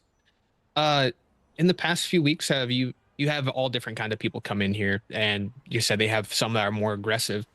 Do you ever have to kick people out? Is there any, like, some people that just go too hard when they come in here? We don't kick people out unless they come in with ill intent, but we have put people in, I guess, timeout before, or asked them to, take some time and cool down. But usually we would have one of our instructors talk to them and try and figure out exactly what it is that had them bring such energy. And not like therapists, we're not qualified or trained to do that, but sometimes just a little conversation can help certain individuals loosen up, feel a little bit more free. We did have an applicant who was hoping to join the community maybe 3 or 4 weeks ago, that we did not feel like this was the right fit, and we recommended them to the UFC gym. That's news to me. Didn't think anything of it until he asked. Hmm. Did they leave on good terms, or were they kind of upset that you turned them away? Well, I can't say for sure. I wasn't here for the application. but I didn't hear anything untoward or unusual. I mean, they put in the application. We sent them a notice saying that they weren't necessarily the best fit after having met with the instructor and having had an exchange, but it didn't seem outwardly aggressive or violent. Yeah. Gonna spend a will. Going to use mind speak with Izzy. Okay, you don't even need to roll. Okay. Izzy, if you can find a way into the office, find out who that applicant was. Izzy has this moment where he jumps, forgetting that his pack mates can do that, because the last time he experienced it was a pinball heist. But as he hears Jason's voice, he can return, right? It's a two-way. Mm-hmm. Oh, yeah. Yeah. He'll go, I mean, we could just ask. I can't do that, just I want to see who the applicant is. You work here, so it'll be a lot easier coming from you for you to be able to get in there and take a look at things. Yeah, you're right. And with that, he will, I think at this point, like one of the last mats comes out, and Izzy at this point is like stomping down on the cardboard to sort of compress it as he goes, hey, Javier, not to say that this is more than a coincidence, but in the off chance, is it possible course. to... Yeah. Yes. All right. If you wish to, we have nothing to hide. I mean, he goes in over to the office and opens it, and you can see it wasn't even locked. And he walks over to one of the filing cabinets and opens it up and pulls out a file, which seems to be a file of rejected applications. They keep them on file and on record so that they can recognize the name. If anybody tries to come back and apply again, they at least have some sort of paper trail. It also looks like they've probably digitized it into the computer, but he opens up the folder and starts kind of flipping through the applications and pulls out the most recent rejected application and hands it over. And as you look over the application, it is for someone named Ricardo Estevez. And you can see that there is a note written down on the bottom of the application that says gang affiliations.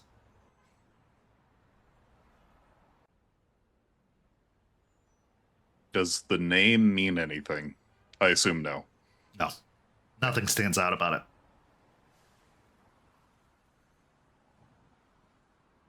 Gang. Do we know who conducted the interview for this guy? Because if it's a gang, how did they find out? I couldn't say, but I could call up the instructor. Sharon was responsible for the instruction or for the interview, so I will give them a call and ask. Yeah, that'd be great. Thank you. Of course. He fishes in his pocket and pulls out a cell phone and calls, and he actually keeps it on speakerphone as he talks. She picks up. They do the original greetings. I'm going to glaze over the talking about the destruction of the academy and how the repairs are coming and everything like that. But eventually he breaks into the conversation. Could you tell me what the suspected gang affiliations with Ricardo Estevez were? We're looking a little bit more into the case, and maybe it's some information we could hand over to the police. And she goes, oh, yeah, I remember Ricardo. He had a tattoo on his back that was of, well, I don't know, some kind of ancient warriors, I suppose, but the name on the bottom is what gave me pause, because it's a name of a very, well, controversial motorcycle club that used to be running around the area. Known for their violence. I do. They are called the Mongolian Raiders. Izzy looks to Jason. Does Jason have any idea, any hearings about that from the Howlers or anything about this? Absolutely. The Howlers, before they became the Howlers, were the Mongolian Raiders. And in fact, when they changed the direction and name, half the club left.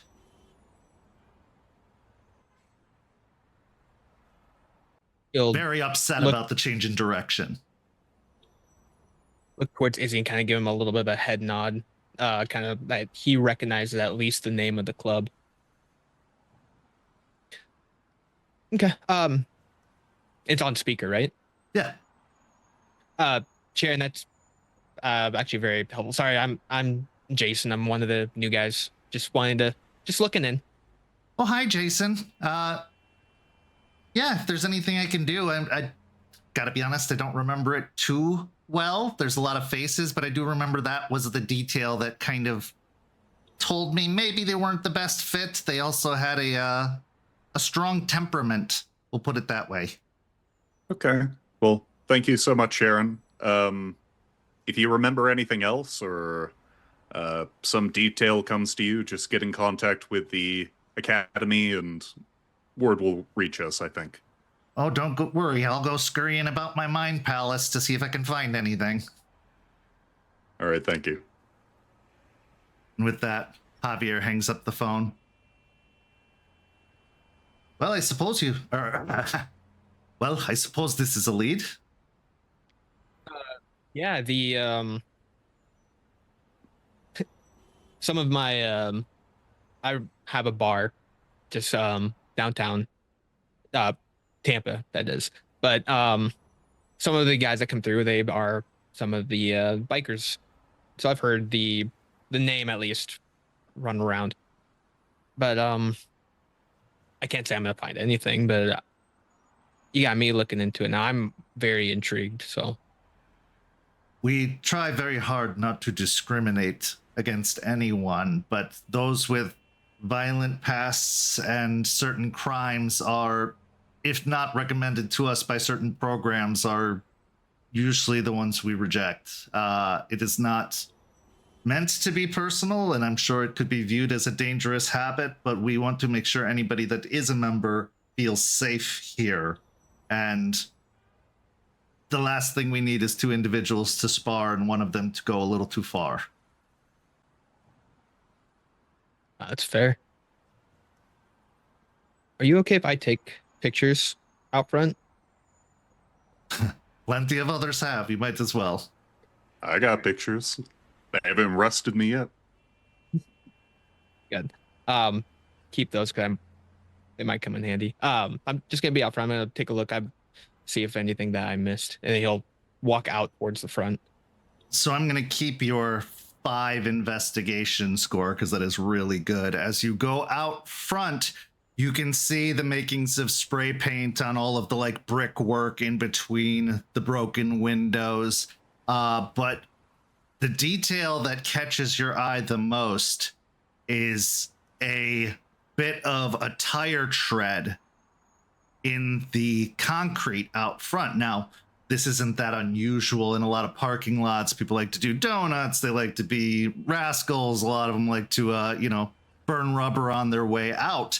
But what stands out to you is your intimate knowledge of motorcycles.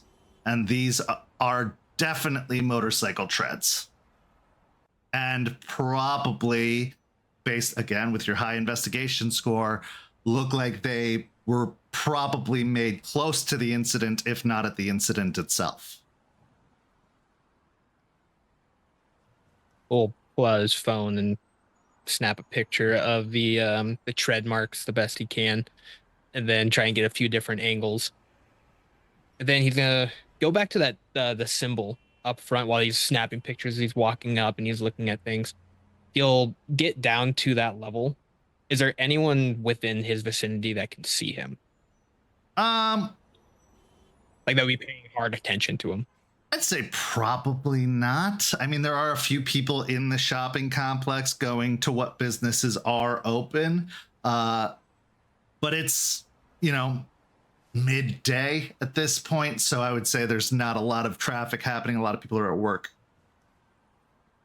I'm gonna lean down and place his hand on the symbol, and then I'm gonna spend another will and use a sight from beyond on the symbol itself.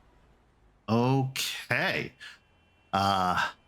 Burning up that willpower. How much willpower do you have left before you go into aggravated? One left. Oh boy.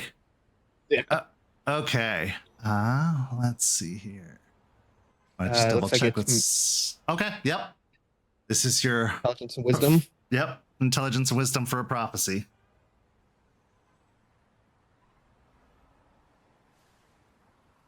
Hearing everything that's been going on, still rage 1. I think so. You don't really have a personal attachment to this place. No real reason for this to get you aggravated. And even the biker gang, you weren't really present for the falling out of all of that. You weren't really a part of all that process. So it really doesn't affect you too deeply. 4 successes. As you touch the spray paint, you start to smell the fumes of spray paint. And it's very, very strong. So strong, in fact, that it starts to burn your eyes and you feel your eyes start to water and you clench them shut. And then when you open them again, you're not looking at the symbol. You're looking at flames. In fact, you find that your fingers are almost touching the flames, and instinctually you feel like you have to recoil back from them, pulling back your hand.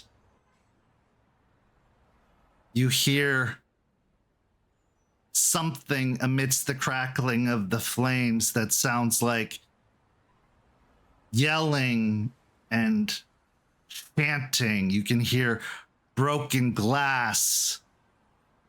You can smell the smoke replacing the fumes of the spray paint.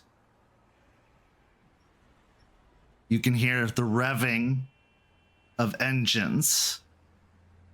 And as the engines rev, it seems like the chants and screams get louder. With each rev, it seems like they are getting more closer and closer with how loud they are. But as you really try to kind of tune into those screams and chants, which aren't anything specific, they all seem to be mishmashing into a cacophony of noise. It's not that they're getting closer. It's that there are more voices joining in with every rev of the motorcycle's engine.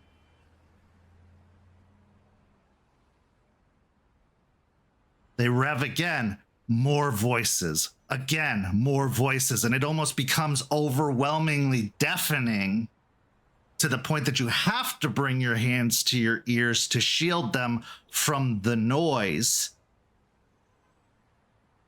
And then the vision ends. He'll come to with his hand over his ears and slowly lower them down and look at the symbol, pull out his phone and take a picture of it, thinking about the flames and the revving of the engine. And every time the rev happened, more and more sound like more voices joining the sound and the flame getting bigger. I would like you to roll me an intelligence and occult now that you have done a vision, looking at the symbol again.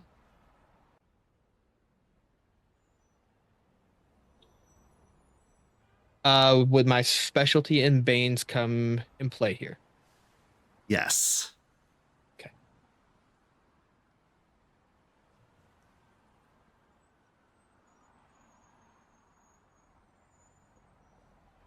That is a 6 with a crit. This is actually a glyph. And it is a glyph of anger. and fury.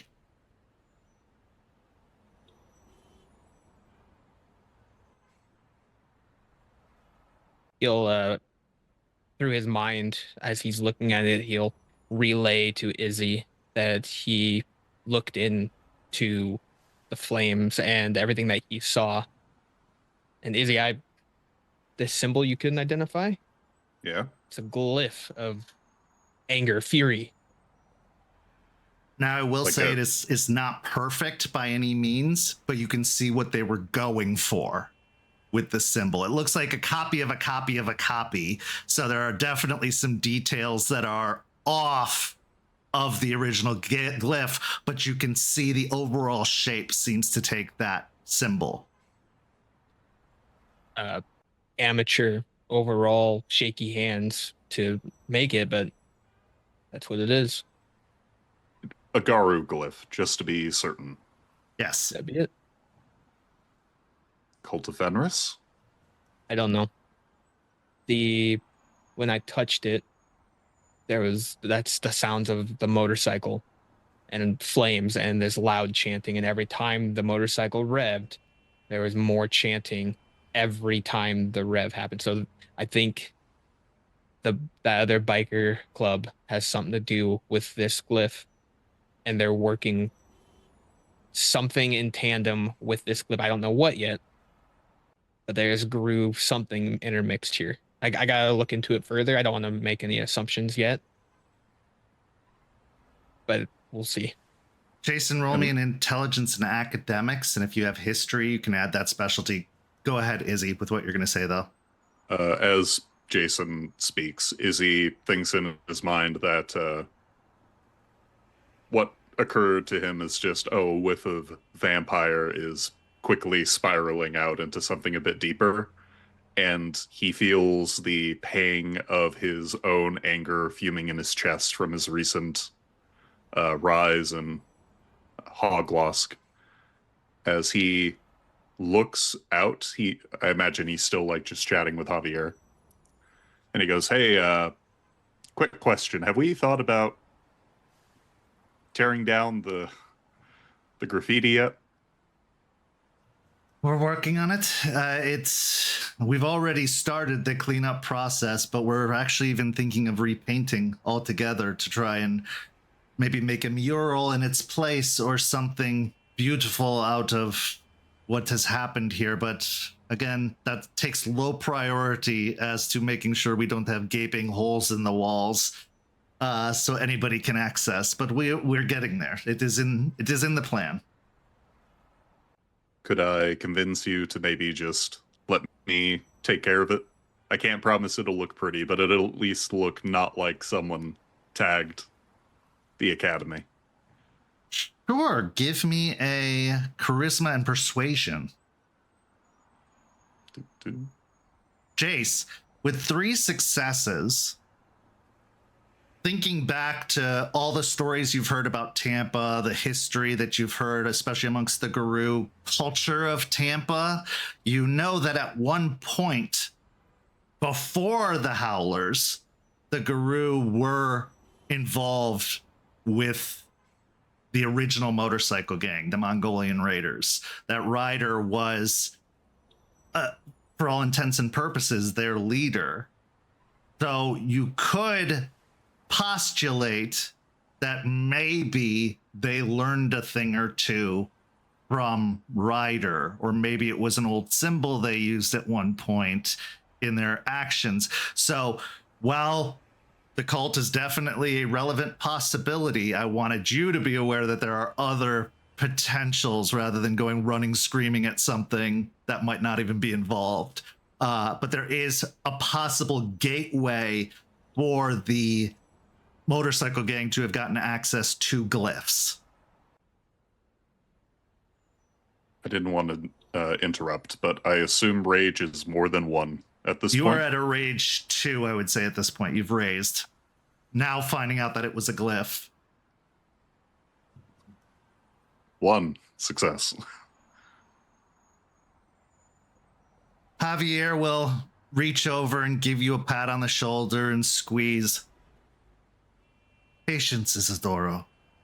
all things in time, to try and hurry to cover up what's happened here is to not fully acknowledge what others have done.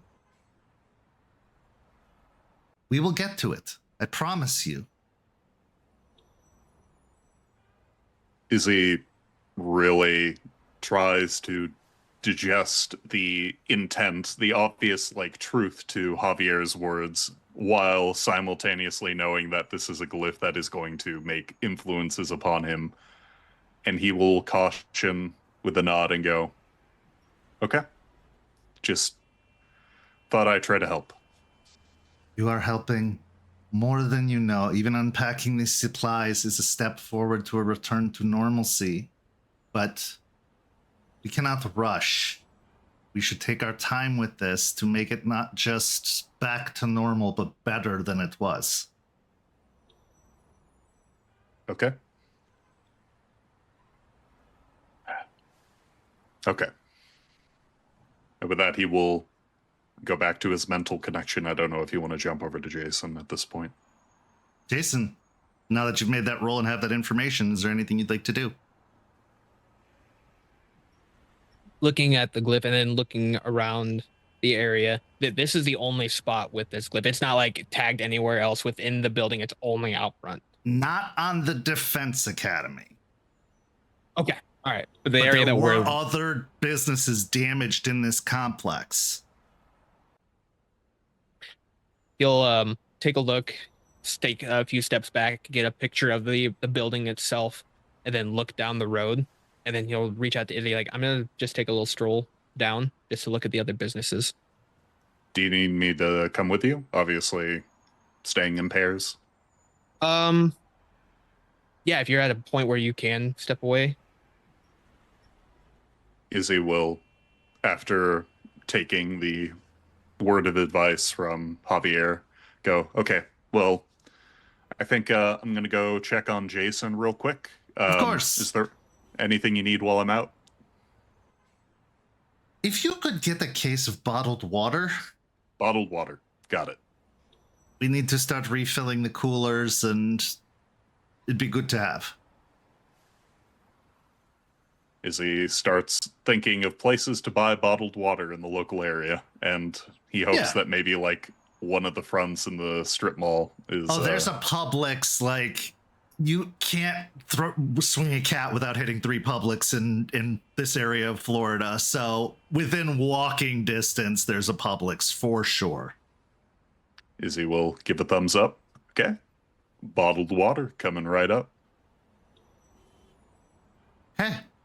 So as you all step out and we're in a new area, I'd like another investigation roll, as this is not a part of the immediate business. We going wits, or we're gonna go intelligence investigation? We're gonna go wits on this one. Wits. Okay. Oh no, you know what? Let's go intelligence, because you are looking for something specific now, which is glyphs. Izzy did not have prior knowledge or scouting of the other areas because he didn't think to look. So would he be able to assist in any way at this point? Absolutely. Okay. Also, you have a pretty vast knowledge of glyphs. This one was very messy. If it had been precise, you probably would have identified it. But this one didn't even look like a glyph. I think as they're walking away, he does sort of the head turn rubberneck looking at the glyph, and the only thought he has that maybe broadcast to Jason on the mind wave is fucking amateurs, man. What I'm saying, shaky hands. 4 for this one. 4 successes. Okay. What you're able to determine through looking out the whole complex, the Defense Academy was collateral damage. This was not a focused attack on the Academy. It just happened to be nearby, and being a, defense training academy probably had weapons or, fighting gloves for sparring, that kind of stuff, which could appeal to a violent crowd. So it really was just happenstance that this particular establishment got hit. What seemed to be the focus, most obviously from the burnt ruin that it is now, is the construction company storefront that is more towards the corner of the building. And secondarily, this rental property storefront, a property management company that's responsible for taking care of people's vacation properties and renting them out during the time that the snowbirds are away, or the very, very rich people with their very, very beachfront properties. These management companies take care of it while they're gone. Those two seem to be the real targets, as you can tell from the extent of the damage. Now, there is spray paint running pretty much the entire length of the complex, except over this mom and pop pizza shop that seems to be fine. But everything else around it has been hit, at least slightly, by spray paint, but no true damage. You can see that some of the businesses have already put an effort to clean up, so their windows have had the spray paint cleaned off of it. The rental agency has also a plexiglass sheet that seems to have been bolted to the window area as a temporary means of covering up the broken window into the facility.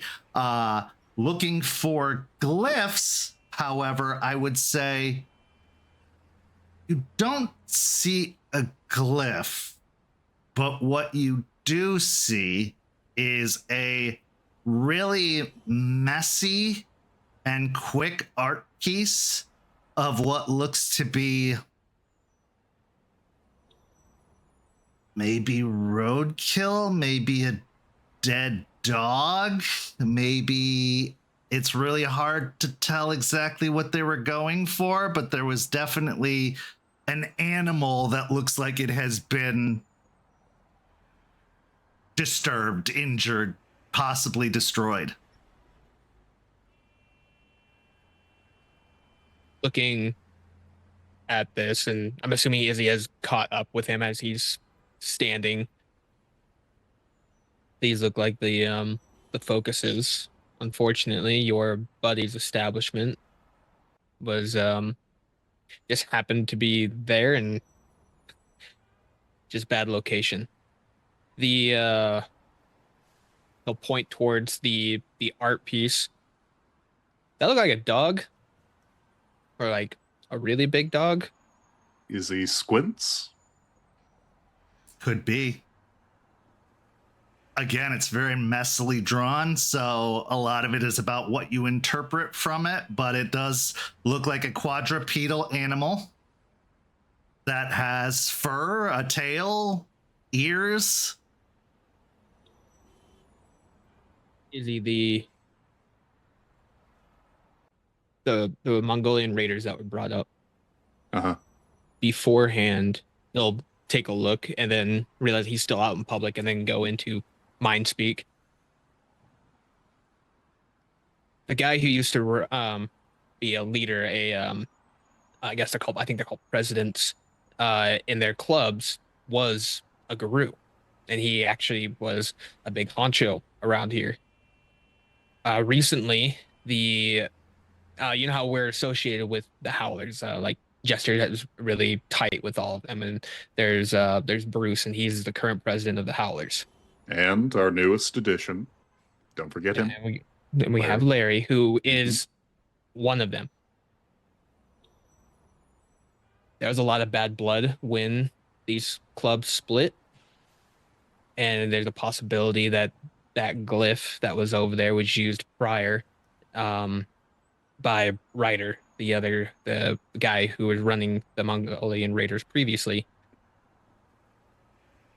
But I have a hard time looking past this piece of artwork, looking like a animal that's roadkill. I don't know if it's necessarily a message or I'm connecting dots with invisible lines. I'm having trouble even seeing the dots here. I'm relying on you right now, Jason. This is a bit weird. It is. I gotta do some more talking to people and see what's going on. I need to talk to probably Bruce and Larry and see if they know anything more that's going on here. Do you want to If- split up on that? It's not a bad idea. Who do you want to take? Talk to Bruce. Garo to Garo for me then. Okay. He'll pull out his phone. He'll take a picture of the messy artwork, and then he'll take a picture of the tool shop, and then the property management. And he'll look at that like, I don't know why they tools I kind of get as far as like getting things to go after. It's easy to break things when you have the tools to do so, but why this place? Izzy thinks back, because obviously he's been at the academy for a little while now. Would he, by nature of just being in the same office strip mall space, know like what the deal might have been, even offhanded? Give me a wits and insight, strangely enough, or streetwise. I'll give you the option between the two. I will take that insight, please. One success. Oh. Yeah.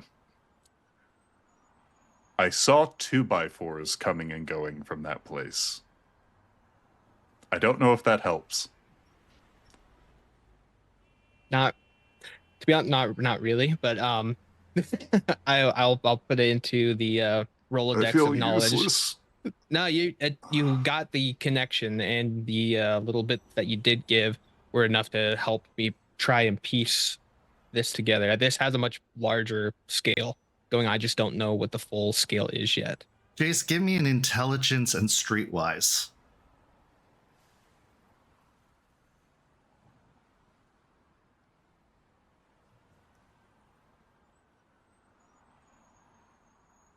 I'm just gonna let it run. I got 3.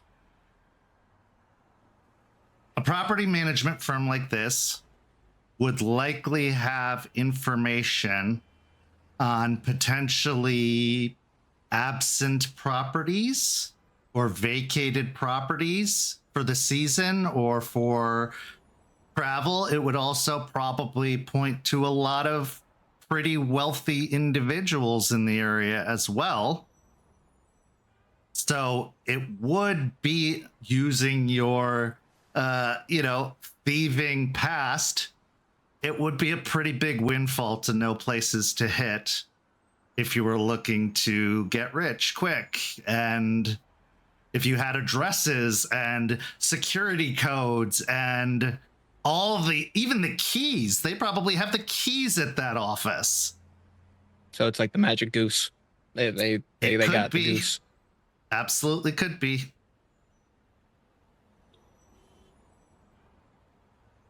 Izzy, if you were in a situation where you needed a place to crash and there was a spot that had no one in it, you'll be looking at the building, and this place had probably power still going to it. Kind of hard to pass up something like that if you're going through a rough patch, right? Or if you are one of the members of society who need to make a quick buck, break into said vacant house, take what's there, TVs, gaming stations, security itself there. No one would know. Izzy, not having that sort of thief impulse, will consider as best he can from a warrior's perspective and go, I guess getting resources would be good, especially if it's unattended, but where are you going with this? This place was ransacked next to this place, and these two were obviously the focuses. If you wanted a place to lay low where no one would be at, that has everything you need to get inside, why not take it? There's an opportunity with all of this. Get rich quick, be able to utilize, we have different points all across the city. Okay. So what does that mean for the immediate then? The immediate is there's a possibility of we're going to have a lot of broken in houses too, or broken in burglaries within the area. And they're going to be all over the place. And they're going to be no rhyme or reason, because I don't know about this place in particular. But I don't know how many properties this place holds. Does this place have like boards on the are there boards up right now, or could I walk in essentially right now? Yeah, I mean, it is closed, so you can walk in. There's plexiglass up instead of boards. But it is closed. Keep an eye out for me real quick. Izzy will look left, look right.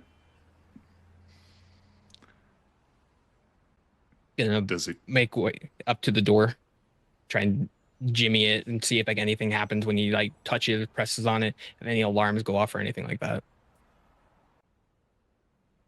Pressing on the door, it's locked, so it doesn't do anything when you do that. It just kind of rattles in its frame. Roll me a wits and investigation. Well, no, let's make it wits and larceny. Intelligence and larceny. Screw it. Intelligence and larceny. I'm feeling my way out through this one. That's all right. I'm down with intelligence and larceny. It's 5 with a crit. Okay, so a lot of alarms have window sensors for when they're broken. But what do they do when the window's already been broken? Take the sensor out. Right. But can the alarm be armed still with that case? Now, it is a property management firm. They know what they hold. So they probably have put quite a few precautions in place, maybe motion sensors within the building itself, maybe cameras. It would be a risky bet to try, or a risky gamble to try and go into this facility. I'm going to put it that way. Even with the broken window, they probably have either taken everything out already that was left, or have armed the place in a way that it would be very hard to not go unnoticed, or to go unnoticed. After looking at it, pushing on the door, looking at everything set up, well, it's no easy way in there, and probably everything's removed. Izzy, if you can get me in touch with these people down the road, if you can set up something, or I can look into it if you're not able to. Just curious on what all was taken. Can Izzy do anything like that? You could Google the business and get their phone number. I mean, it's nothing. Izzy takes out his phone. You wouldn't know anybody who's in the business because you don't rent property. You don't, have property to rent. So I would say you don't know anybody at the business. I guess. Yeah. I guess because pulling in player, history. There have been times where, having worked at a strip mall, other people who work at the strip mall sometimes like come and go. Has there ever been a time maybe like one of the employees at this place comes to the academy for lifts or anything like that? Maybe, but you'd have to go do the research at the academy. You have been there a while, but you haven't been there for years. So it's not like you know every face in the academy or every person who comes through, and they're probably not going to come in advertising they work in the mall. But if you did even the smallest bit of digging, which I mean low difficulty, you could probably find out if there is somebody who works at that establishment that also attends the academy. Okay. Izzy will think really hard, probably more than he has to, as he looks to Jason and goes, there's a non-zero chance someone who worked here maybe worked at the academy, and obviously this place is a business. They might have a branch somewhere else, but the question, I guess, is What do we do once we figure that out? Do we just pester them until they tell us, or? We're gonna feel them out. I can get a meeting with them and try talking and see what I can glean from it. Maybe I'm interested in getting something. I do own a few different areas. So if you can get me set up with them, I can call. This is more of your area. If you have that overall bridge that work at the academy, get me in and get more of a face-to-face, more of a friendly conversation than more of a business one. They might be more willing to talk about certain things. Okay. Well, I can look up the number, but I will try to see if maybe there's an employee, because especially if they worked in that building, they might be privy to something in the lead up, or... but yeah, Izzy will utilize his meager connection to the academy to, maybe not in this direct moment, but he will make a mental note of check to see if anyone attends the academy that also worked at this spot. So we're going to do a little bit of downtime here as we wrap up the scene. Roll me either a wits and technology, a wits and academics, or a wits and investigation to find out if anybody at the academy. Technology to search on the computer, investigation to look through the files, and academics to look through research, quote unquote research specialty. Izzy has 1 dot in tech. Rage, I assume, is still at 2. Yes. Oh, 3 successes. So what you are able to find out over some research over the following days is, yes, there was one of the employees of the rental property firm that is a client of the gym itself. Her name is Nicole Garcia. Makes a mental note of that. Probably Izzy's a bit torn because this is obviously like Garu business, but also it feels odd to like pilfer phone numbers. So he'll make a note and try to figure out from other people in the academy if she has come by recently or if she's normally due for a particular class, and try to chance a meeting during one of those opportunities. Okay. We will deal with that in between sessions. That is a lot more in-depth than a record search. But as you're investigate, is there anything else you want to do for the investigation before we conclude the scene? Either of you. A handful of stuff to work on. Oh yeah, we gotta get water. So we'll do the water. Okay. So, getting water from the public's no problem. In fact, knowing the generosity of Jace, he probably gets several cases instead of just the one. Yep. I will say, though, and this requires no roll, you do find out that it is, in fact, a multi-location business. It is Bay Area property management, and there are several locations here and over in the Pinellas County area. So... yes, it is kind of a chain, but it's a local chain. So, with all that being said, some new clues found, some new steps taken. A question to consider is, when you want something bad enough, but it's wrong in society's terms to want it, what lengths will you go to get it? Because the construction store was the obvious hit, the obvious target based off of the amount of destruction and damage done to it. But was that just a cover-up for what they really wanted? Something to consider as we move on to our final scene of the first half of tonight's story. Aspen. This has been one of the most painstaking experiences of your life.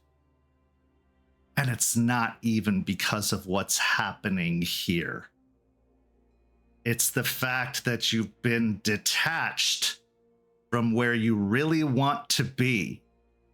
And more reports are coming in of bad things happening here down in Tampa. All the falcon carvings aside, which don't help, those are just kind of irritating and aggravating. Once you've passed the 1 week mark and now past the 2 week mark, it doesn't look like there's an obvious end in sight. Not in the immediate. So, you could do the diplomatic thing and be patient, waiting for whatever's supposed to happen, waiting for Charles to make a decision, waiting for the court to do whatever.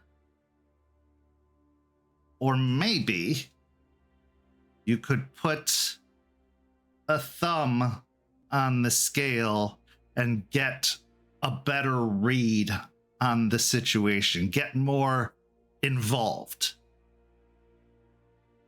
With that in mind, you seek out one of the individuals that you have been most suspicious of since you arrived here.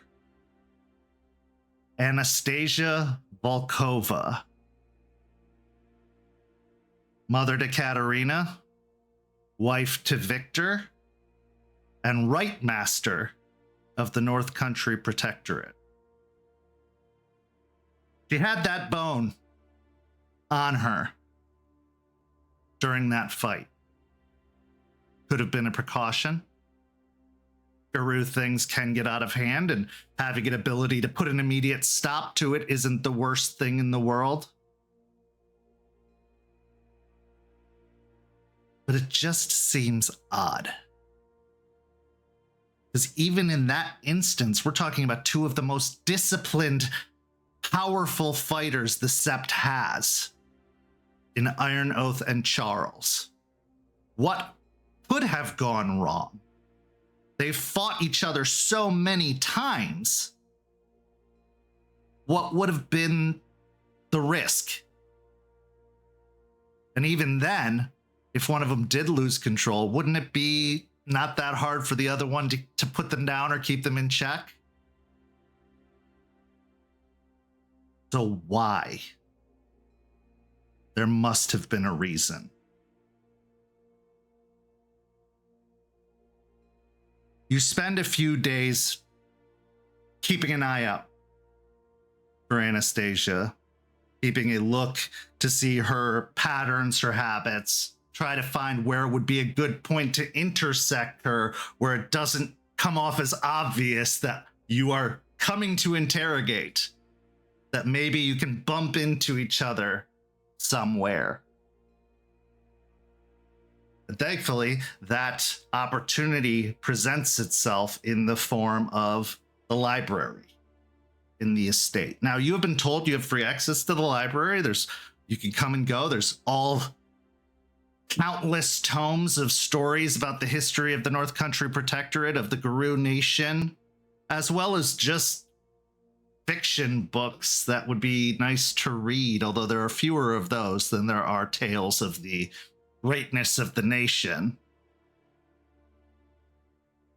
And Anastasia makes it a habit to stop by there, usually once a day.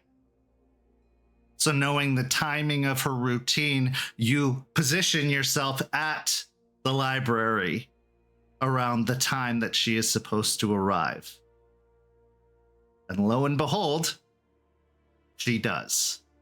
Now, Anastasia, unlike many of the other members of the court, is very ornamented in her attire. There's a little bit more filigree, a little bit more joie de vivre. There's a little bit more something to the way she presents herself in situations. Now, she also seems to have several objects that might look like talismans on her person. And the most obvious standout thing is the staff that she walks with, which on top of the staff is a blue tinted crystal that is poised within the staff, almost housed in the top of the staff. Roll me a wits and occult. Since I've seen it a few times, can I argue for intelligence and occult? Yeah, why not? What the rage? I'm gonna say you're at a 2. You are getting more and more aggravated the more time you're spending here, and it's kind of a sustained aggravation. 3. Okay. You're not entirely certain. Can't say for sure. But you suspect that is a tear of Gaia in the staff.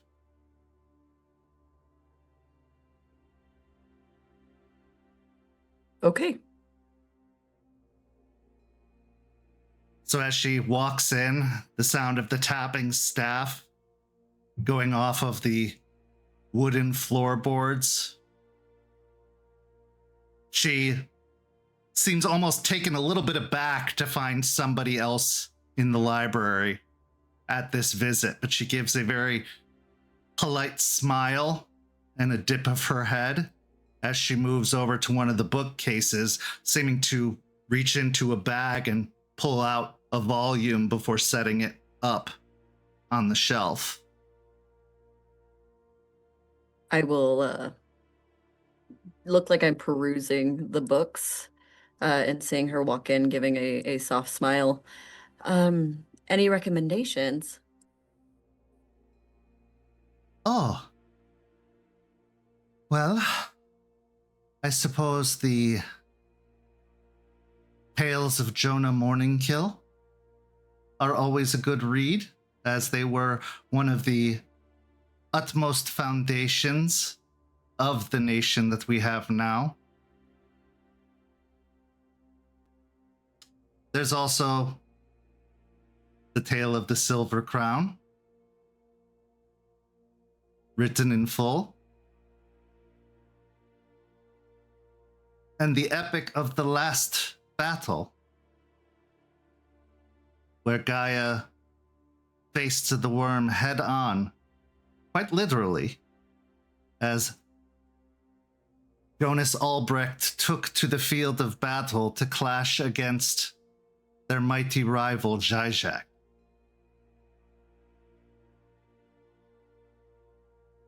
Interesting. I can't say I know much about that one in particular. Looking at you, it may have been before you were even born. Still getting my bearings, I guess.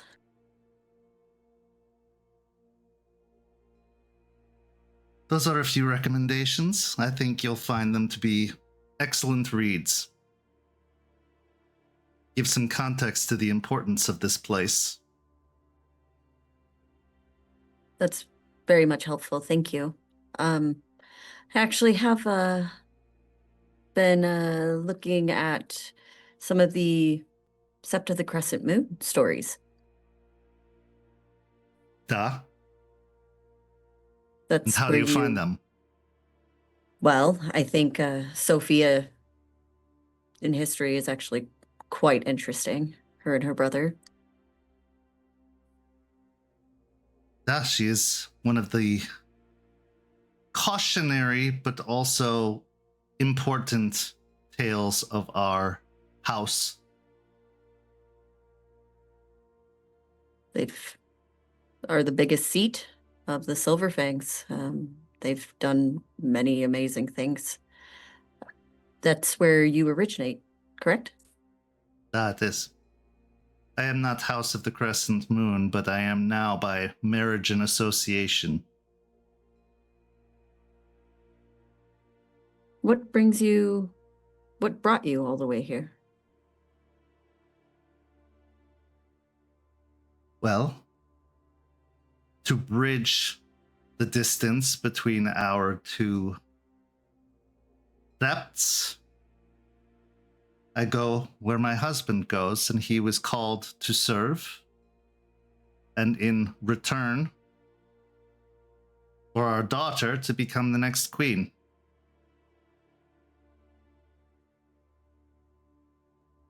And So- you like it here? I do. It is quaint in its American charm, steeped in history, and where I am needed. Fair enough. What do you think of all of the politics that come with it? I know it's in our nature, but curious. I take very little interest in the politics on the base level of Guru. My interest is in the spiritual politics that take place here and the abandonment of the other patrons of this place. I am seeking to remedy that. So that is where most of my efforts are being put to use. Why do you think that is?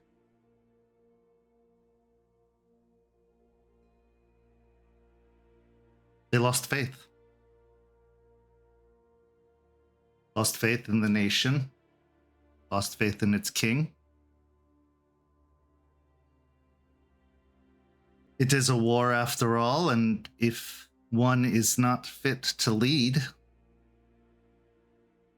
who chooses to follow? And do you believe that Charles will be able to fix all of that? Of course. He is the heir, as prophesied by Falcon. And I trust in Falcon's judgment. Can I roll an insight? I want to see. Abso-fucking-lutely.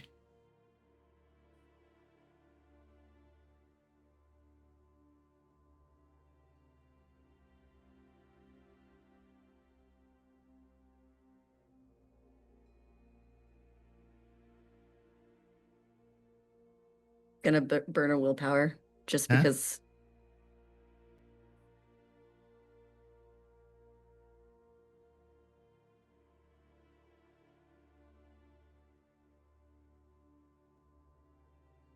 That is 6 with a crit. This is a very difficult case to discern because there are so many truths in what she said. But those truths are like a blanket for the outright lies she is obviously telling. She does not think Charles should be king. She does have interest in the politics of the court. What she's saying about the patrons is true. That is her responsibility. She is trying to make good on that, trying to bring the patrons back, but she does not think Charles is the answer to that. And she is clearly bringing a false sense of confidence and bravado to cover up for an underlying anxiety. She feels threatened, like an animal backed into a corner.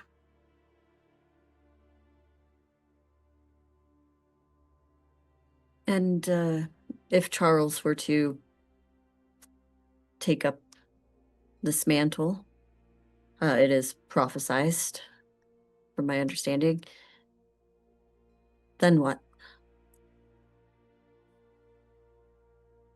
Then a new era of the Guru Nation begins. An era of prosperity.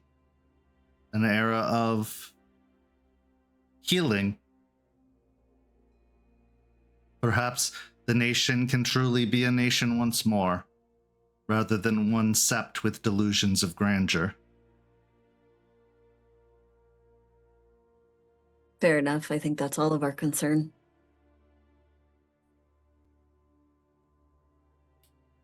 My husband, spent a majority of Charles's life preparing him for this seat, so as not to be like his grandfather, or to take the best parts of his grandfather, to hopefully bring a stability back that has been long missing these past couple of decades.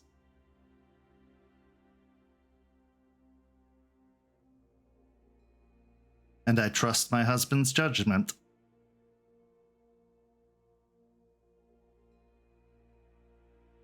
That's fair. Do you think there are other options?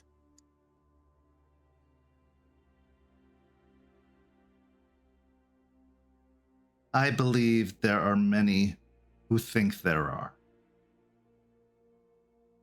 We have had many bring their ideas to the doorstep, but in truth, all potential solutions come with their own share of problems.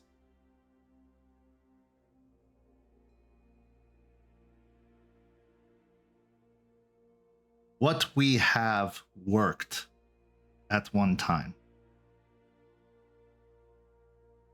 What we have is known, is sung about, is expected.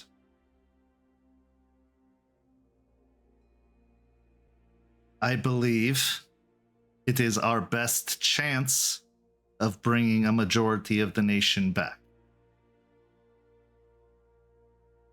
While other ideas may appeal to certain sections of the nation, certain types of guru,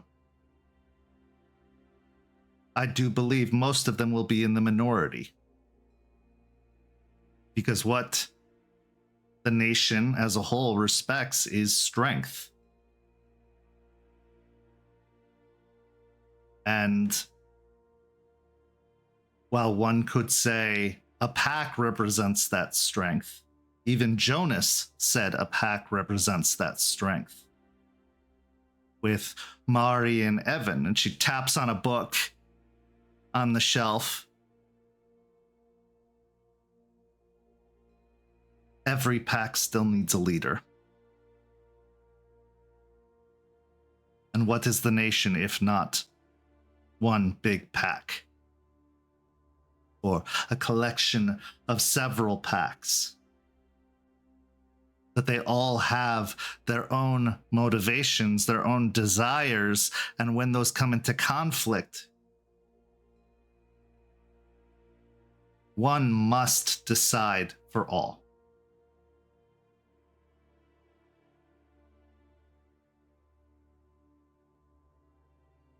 As you said, I am young and newer to all of this, but I think there is a perspective that may not be true. Of course there is. We are living in an age where tradition is falling by the wayside more and more. Where new ideas, no matter how ridiculous or outlandish or impossible they are given way more oxygen than they used to be. It's usually because something isn't working anymore. For who?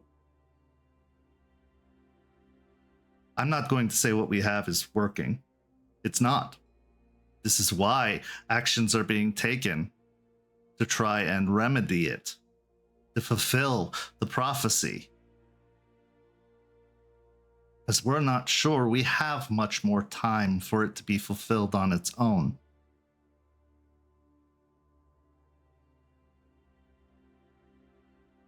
And if you could fix it and have it back the way it was, and she'll kind of point to her staff. I tried. This is a tear of Gaia. It was meant for the king. He refused it. We have it as a reminder, not just to ourselves, but to him, that not all magical solutions ultimately work. But that the option is always there should our wise king find himself willing to fight again. But it has been 10 years now since we discovered the tear. He still refuses.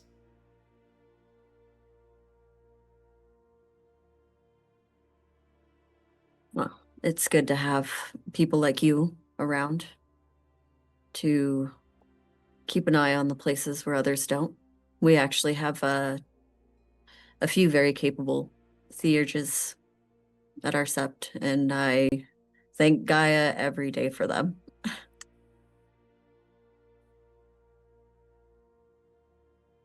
Including the Stargazer? Absolutely, including the Stargazer. Is a very brave thing to do. The Stargazers who are still willing to fight have a place in the battle. My concern has been and always will be, what are they fighting for? Truly fighting for. Same thing we all are. Gaia. Then you've found the one amongst all of them that I have encountered that is still willing to fight.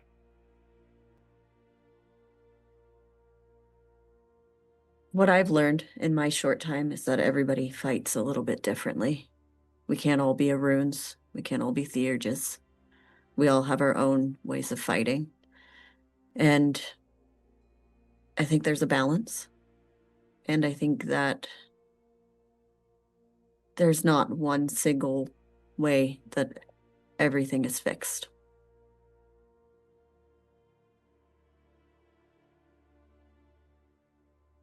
So what would you do?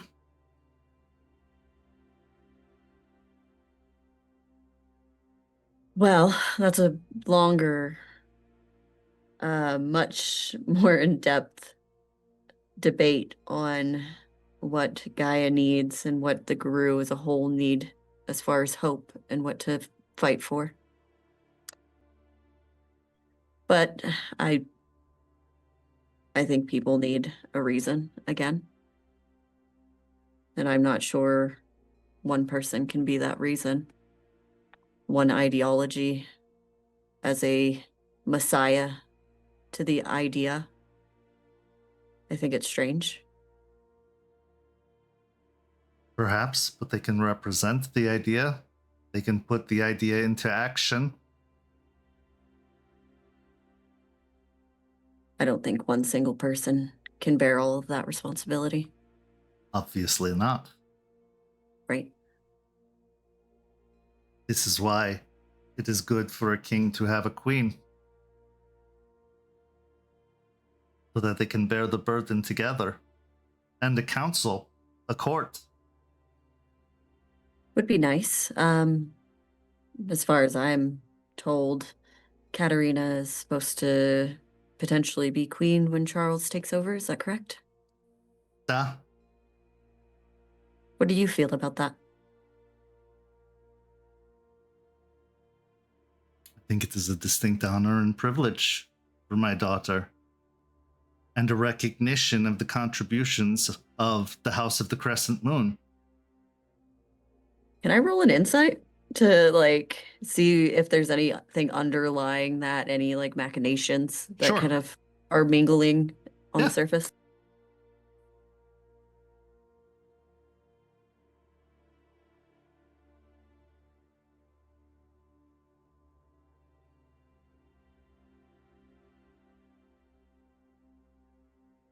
Not as great, still a crit. 4. She absolutely believes what she's saying about Katerina and the honor that comes with it. Okay. I will say, based off of the crit, that belief is fading. It's not as strong as it once was. You can feel that she's still saying the words, maybe to reassure herself that it's true. But it is coming into question, especially with recent events. And probably the fact that Jonas just won't die. So when it happens, the man's going to outlive everyone, it seems. And what does happen to the court if somebody else were to take up the mantle? Well, the king and queen would choose their new advisors. Perhaps keep on some of the former advisors, at least for the transitional period. Maybe permanently, depending on how they view them. And like your presidents, we would continue on with new leadership. And if you aren't chosen, hypothetically, if you weren't chosen, what would happen to you?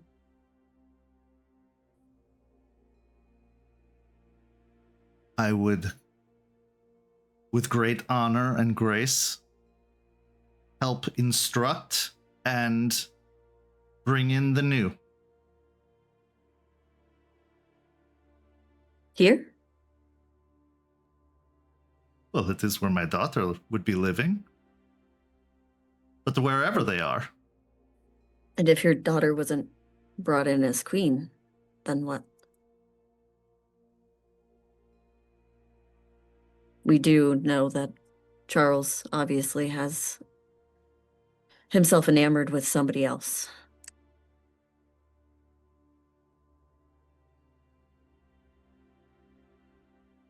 Love and responsibility can sometimes cause a path to break.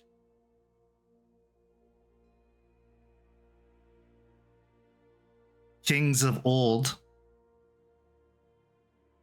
Guru Nation or no, have been known to attempt to pursue both, maybe for a short term of success, some to their undoing. Marie Antoinette.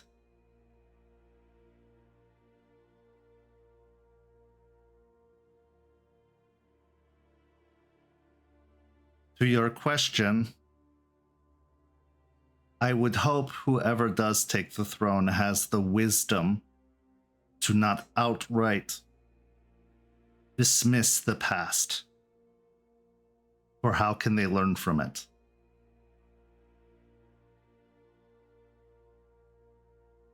Do you think that there's an option out there that would dismiss the past and not use that wisdom moving forward? Of course. Look at the heresy of the cult of Fenris. We had an Impergium. We had a War of Rage. It was one of the biggest mistakes our kind ever made, and still haunts us to this very day. They would see it brought back and made anew. So yes, I do believe there are philosophies out there that would see the past dismissed. Do you think Charles would?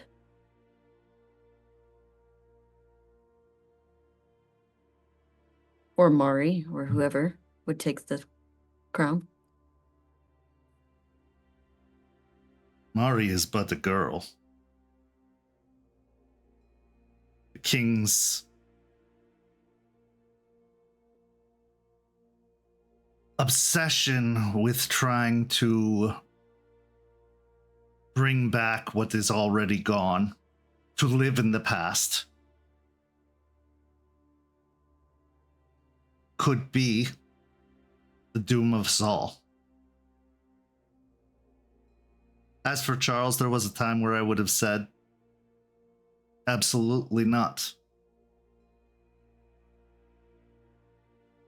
But he is the heir. And should he take the throne and start instituting new beliefs, if we are loyal to the Guru, we will follow them. But Charles also knows his history. Mari, Queen Consort, does not.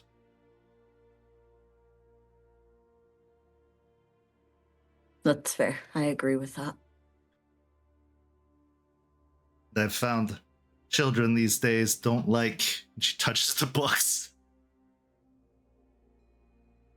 I'm curious. She laughs and looks up the books. If there was no prophecy, no destiny and all of it, I've never been much for all of that. But I know the urges have a different idea of all of that. But if there was none of that, how would you see this going? Best case scenario. If there was no prophecy, there would be no Jonas Albrecht. If there was no Jonas Albrecht, there would be no nation. We would have been where we are now. Divided much sooner. And likely destroyed. If there were no prophecy, perhaps it would still go the way it is. Heirs are important. Lineage is important to the Silver Fangs. But I believe prophecies can be a warning, but I also believe they can be a symbol of hope in a rather hopeless world.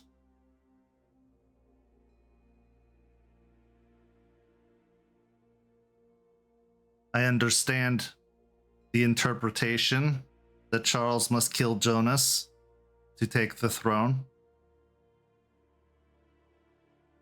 And I understand the weight that comes with it.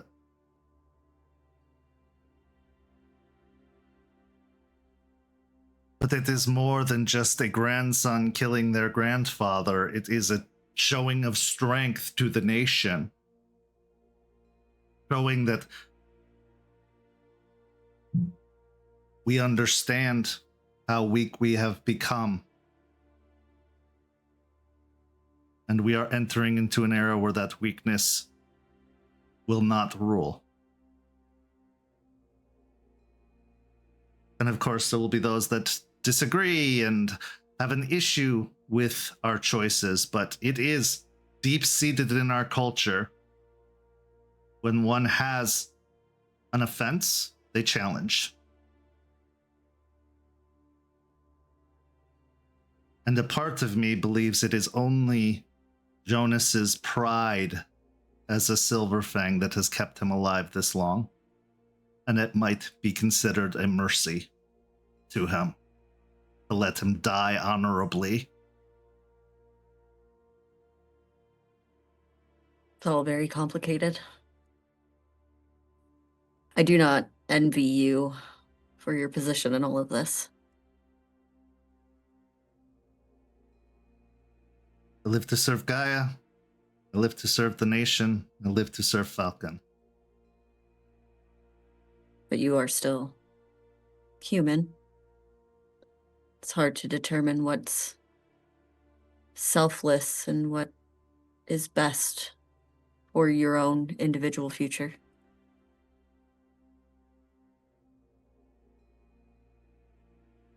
I have lived a good life. And I know this battle will take me one day. As long as I have given what I have to give, what I can, in service, I have no regrets. Not one?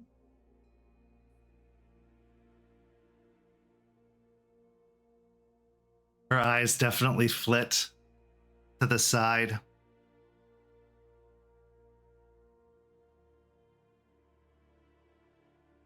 For my overall life, no. But of course we all carry regret. Wish we'd done something differently, decided something else. Anyone who says they've lived a life with no regrets is lying or selling something. That is the political answer, is it not? Is it not true? It is true. It's just not skirting around the question. I'm a lawyer. It's fun to watch the way things work here sometimes. I mean, no disrespect. It's just human nature. And it's interesting. But if you would humor me, what is one regret that you had, that you have, that you wish you could have done differently? If I'm prying. I've been doing all the answering. Why don't you go first? Oh, I have many. I wish I would have, well, I guess spoken to my friend about his prophecy and what it meant before something terrible happened and he died. There could have been a way that I could have helped him realize that prophecy isn't destiny, it's a choice, and it's a warning.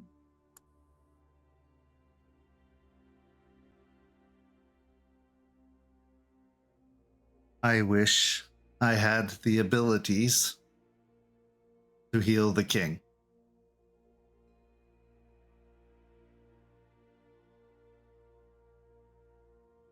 I understand that. Were you close? With Jonas? Yes. As close as one could be, witnessing his slow decline. But I always admired him. What he represented, what he could do, what he did. The man flayed himself, allowed himself to experience one of the greatest dishonors a guru could feel to save his companions.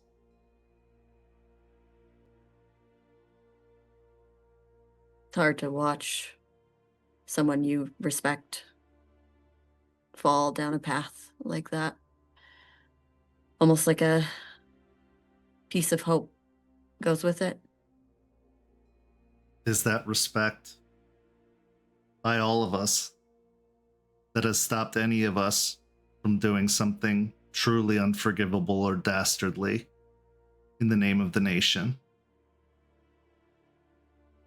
It is that respect that sees the prophecy for what it truly is, an honorable end to one chapter and a prolific beginning to another.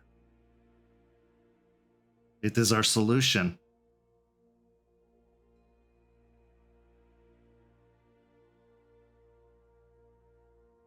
Maybe.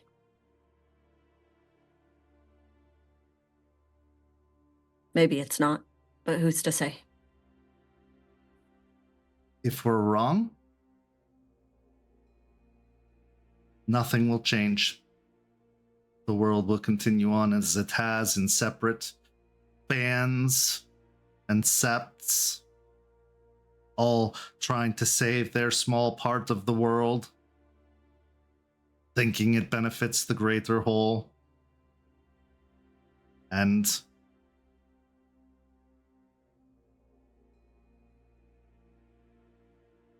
the future is unwritten, but I think we're getting a very good look as to what it could be. Every day that passes. Less agree. guru are changing.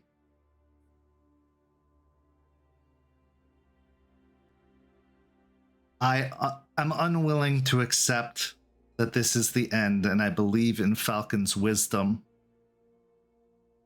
to see farther than any of us can.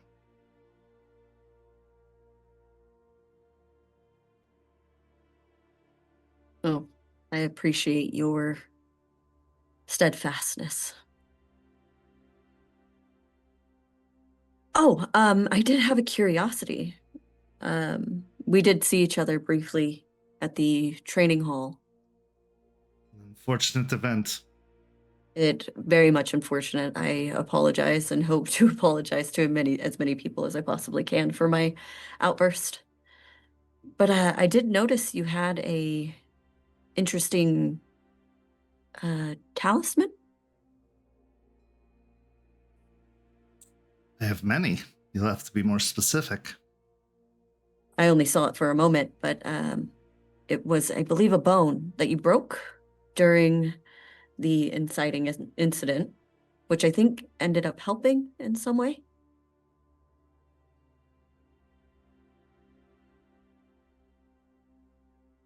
Yes. It is a good precaution to have, primarily for potential invaders or those who seek to do harm, but also useful during training to reduce the amount of damage possible. Were you worried about our misdoings so quickly? I'd be foolish not to be. But I am happy to see that I was wrong. And So- it was not meant for you in that instant. Who was it meant for? Precaution. There's a lot of training that happens on the field. And we do have a Red Talon amongst our ranks who is much more in touch with their wolf than any of us could ever be. True. But in that instance, it was Charles and Iron Oath were the only ones training that day, correct? The only ones you saw.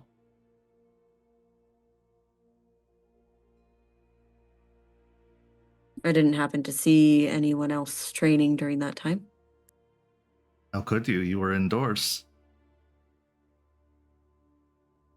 That can reach to places you can't see.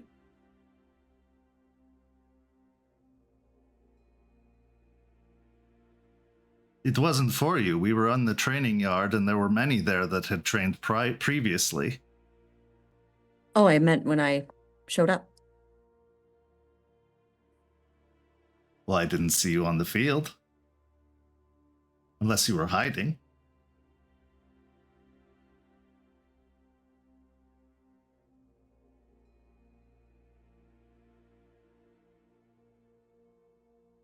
So you had it in case of anyone training. I always do. But it wouldn't be so necessary with Charles or Iron Oath, correct? I consider that a lucky happenstance considering what happened. It would have been terrible if something had happened to your companion. Can I roll an insight? You absolutely can.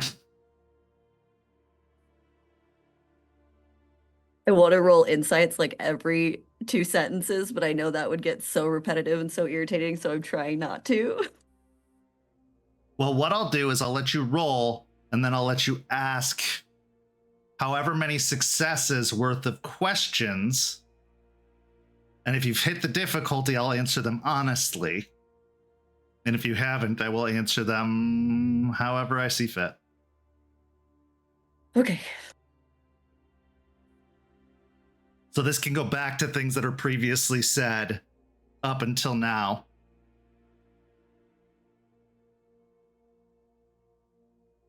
Too excited. I'm dropping dice. Hold on.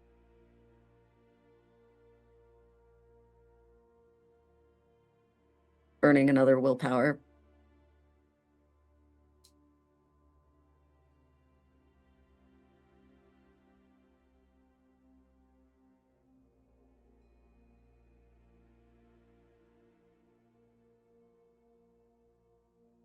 That is 5.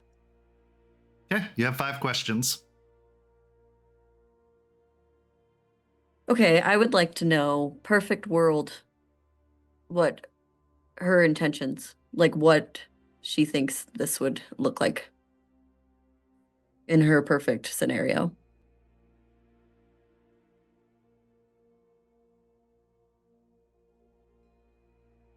There would be a new individual on the throne. Okay. The nation would continue with the structure that it has, so to speak, of a king or queen or whatever the case may be. And they would take over for Jonas and give him the honorable death he deserves. Okay. Follow-up question to that, and I know that'll come into my 5 questions. Does she believe that to be her daughter with the way she speaks of her daughter? She believes her daughter should be queen.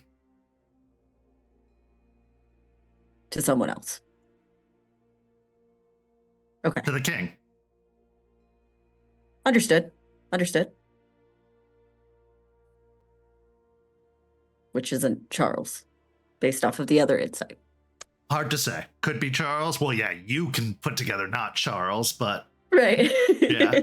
Based off of the other insight, not Charles. She does not Right. want Charles there. Yeah, okay. So there's someone. Okay, got it. What was the intention with the bone? To take someone's wolf away. Whose?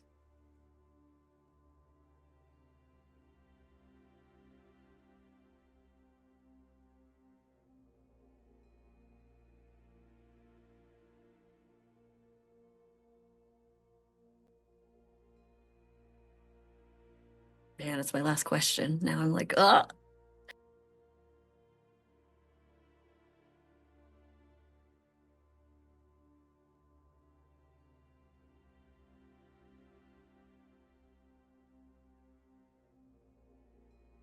Okay, to all of that, now knowing all of that, I'll look at her and just it's a really nifty thing to have. Absolutely. I think you've made it so that this court can be kept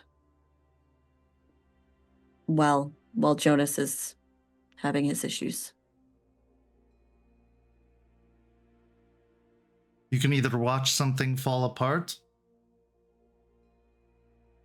much to the dismay of many and the destruction of all, or you can do everything in your power to try and hold it together until the prophecy can be fulfilled.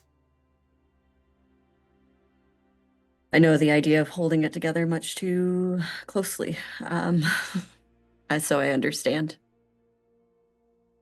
More and more deeds of your Sept are being uttered around these halls. I can only imagine the strain you're under, and the time you're spending being here must make that strain even more so. I have a responsibility to everyone in my Sept. So I think being here comes with the territory. I know I seem like I've been prying, but you're one of the few people I've talked to since I've been here and had more than a 2-sentence conversation with. Could I ask you one more personal question? How personal? Well, I guess I'll just ask it and you can tell me if it's too much. Very well. If Charles decides not to take the throne, and Jonas is gone, and Mari is not fit, who would take that place?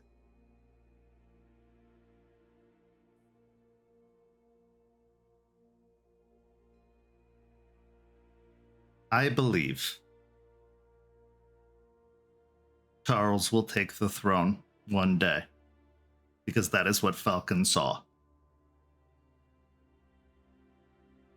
But if he refuses? He refuses now. He's refused for a decade. That doesn't mean it will always be so. What do you do in the interim? Well, try to keep it together. Okay, my last question. How does she interpret keeping it together and to what ends?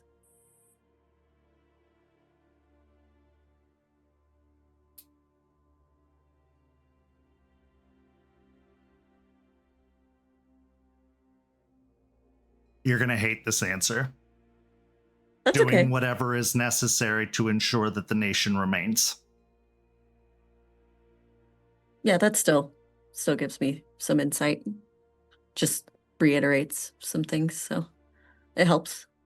Yeah.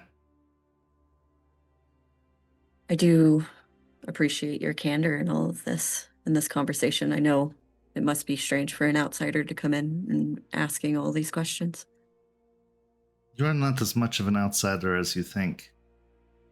Truthfully, Aspen, you belong here. Amongst us. You are a born leader. And I believe you have a great deal of insight, and you could serve the nation well. Maybe you can be part of the solution. I don't believe the name Oathbreaker fits you. When you do what you have to do to ensure the future of the nation, you are serving the greatest oath.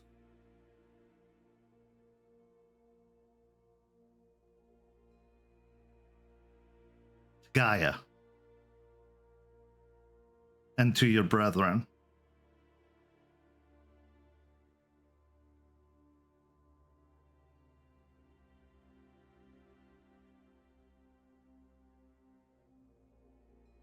Perhaps you could be the royal truth catcher.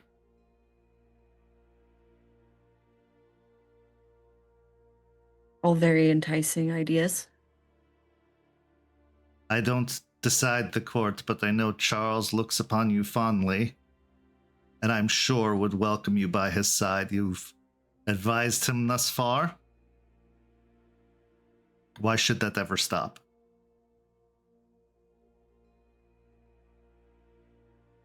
I agree, and my loyalties are to my Sept, Charles included, and to see a better change for all Guru.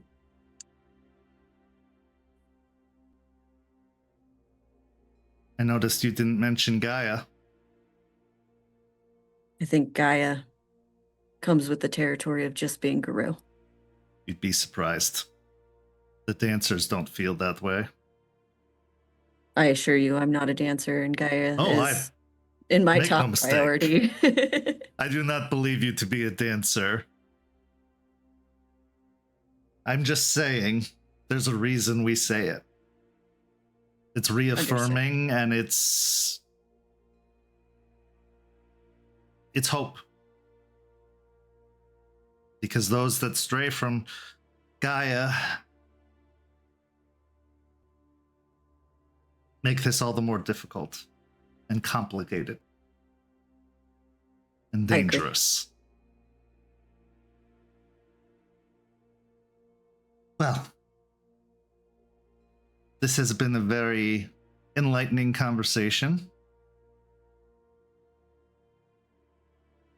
It's good to know someone of your strength of character and conviction is so highly regarded.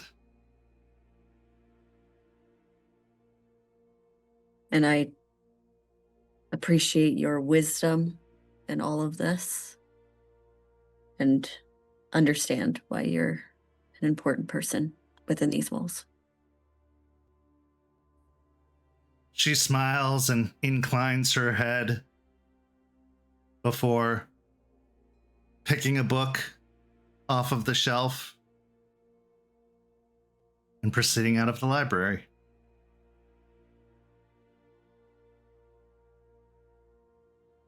What we want, we think might be for the betterment of all. But we're part of all, aren't we?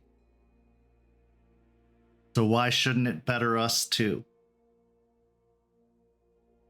We now go to break. We'll be back in just a few minutes with the second half of tonight's very, very long story.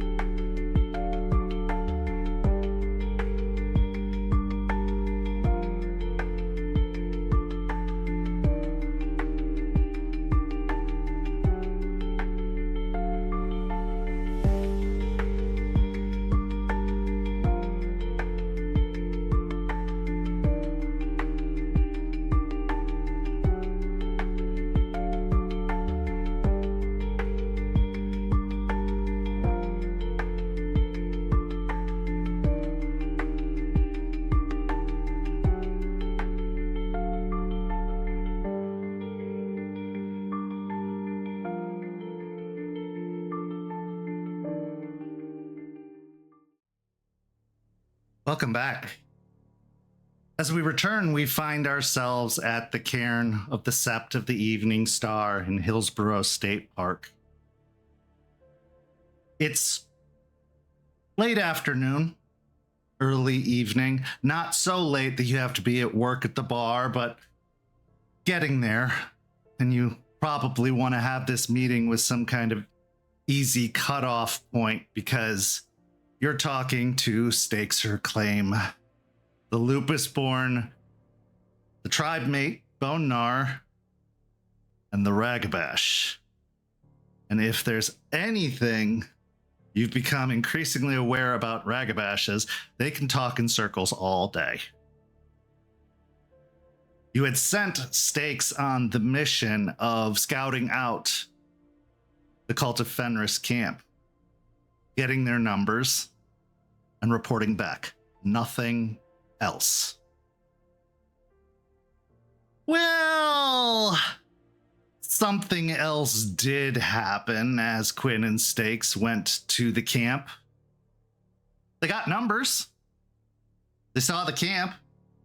They may have even caught scent of Willow, only to find out that she had already escaped and was safely returning back to the Sept. And then they stole the tree. They put themselves potentially in harm's way. They definitely threatened any kind of previously established deal or peace. But an argument could be made that it was a win, because Aspen needs that tree. And it does strike a blow to the cult potentially, and if it doesn't strike a blow, it definitely will be a good test to see how they react. But that could come with a very heavy cost if they react violently and aggressively. So really, what it comes down to is why they did it, and if you trust their judgment for doing it. Did they truly weigh all of that out when they acted? Or was it just a rash, impulsive decision between two Ragabashes that threw everything up in the air? So as you're waiting at the cairn, you've got probably about an hour before you have to leave to head off to the bar or the pizza shop. A red wolf with a missing eye trots their way into the camp at the end of a round of patrols of the cairn and the land as a whole. And seeing you waiting, they transition up into their lupus, or into their Hamid form, wearing the same dirty, ragged clothes that make them look like an unhoused individual by choice, as if they chose to roll in the mud that stains their clothes, because that would never happen by happenstance, the amount of dirt on her. And no shoes, because Stakes never wears shoes. She comes walking up to the table, hops up on it, crossing her legs in front of her. What's up, boss? Not your boss right now. Just another guru. Just wanted to talk. Actually, technically, I'm not ever really your boss. Just keep it easier that way. All right. Stunt boss. Sure. What's up? Well, first I wanted to see how you're doing, how things are going over in Ebor, how your overall scouts have been going. Anything I need to get back to me? Well, I'm sure you've heard the cult showed up. waved their dicks around a bunch, and actually gave us some good intel as to where they're headed, what they're doing. They want to go after the leeches. A little bit of coaxing from ours helped maybe take some of the heat off of us. At the time, It was really hard to say for sure who would have won that fight, but Delphine decided it wasn't a fight worth having, and I think I agree. Considering where we're located, which works to our advantage, but also is a huge vulnerability when it comes to the humans. And they struck a deal, and I don't know how well that's going to go over, because they insisted they take one of ours with them. But in return, they'd leave one of theirs.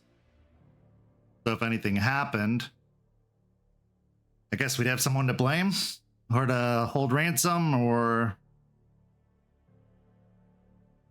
Good faith notion. It's basically what that is. Yeah, but I know these Fenris fuckers, they don't care about staying alive if they do the job.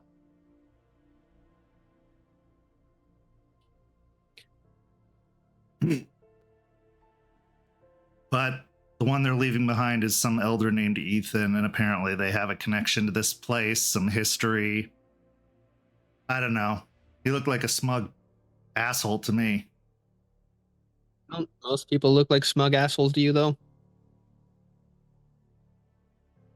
Some. You gotta be especially smug to get the smug, otherwise you're just asshole. You know what? That's fair. That's fair.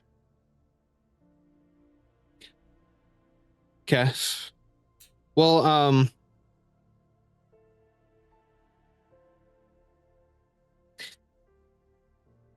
the movement to our prisoner exchange, I guess, in a sense, isn't a bad idea. Like I said, it's a notion of good faith.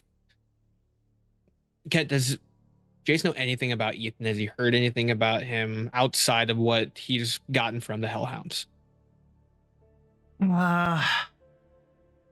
Honestly, the name may have come up in passing recently, saying that he was one of the ones that was here last time. He was part of the group that took Jester prisoner, but also the part of the group that let her go.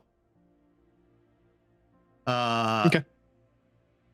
You'd also know that, yeah, he was once part of the Sept here. An Arun, Shadow Lord. But that's about it. Got it. This Ethan guy should be interesting to have around. I heard he's at least had the foresight to let people go when tides turned against him, so at least we'll have that. I don't trust Fenris that lets people go. They think we're all worm spawn or assisting the worm if we're not doing what they're doing. If they're doing that, there's some shitty purpose. Whether it's causing us to question what we know, whether it's showing how weak we are and that we're not even worth their time. Personally, I'd take it as an insult if they didn't outright kill me. Or try to. Had a lot of run-ins with them. I've only had them in pat. This is the most interaction I've had with them by proxy. I actually haven't confronted them yet. I've had a history with Fenris. I've seen what they do, what they want, and what lengths they'll go to get it. That's why I know They don't care if they live or die, as long as they die gloriously serving Gaia in the way they believe is right.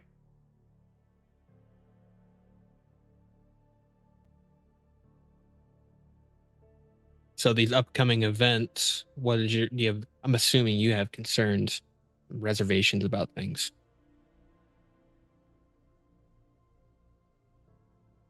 He volunteered a little too quickly. For an elder to volunteer is already questionable because who's going to lead? Now, I don't believe them to be trying to protect their own. They don't care about their own as long as they fight to the death. As long as they do the job. So what is his reason?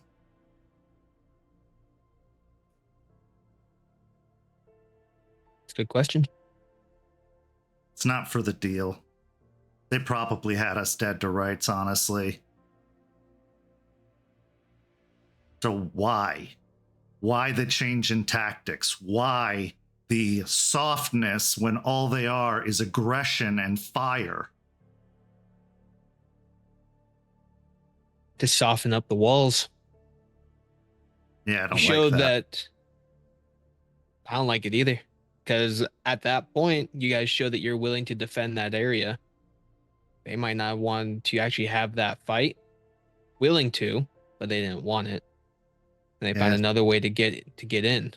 I think they learned more than they let on. They also learned who we think is expendable.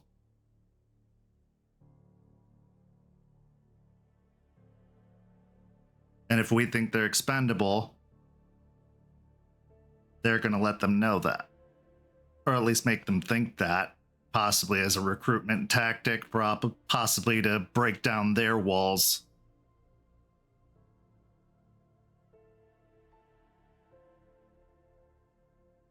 Do you think that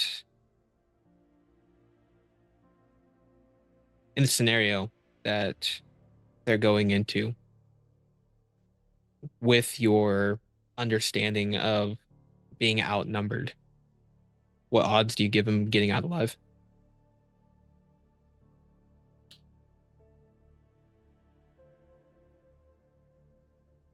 Depends on how stupid they are.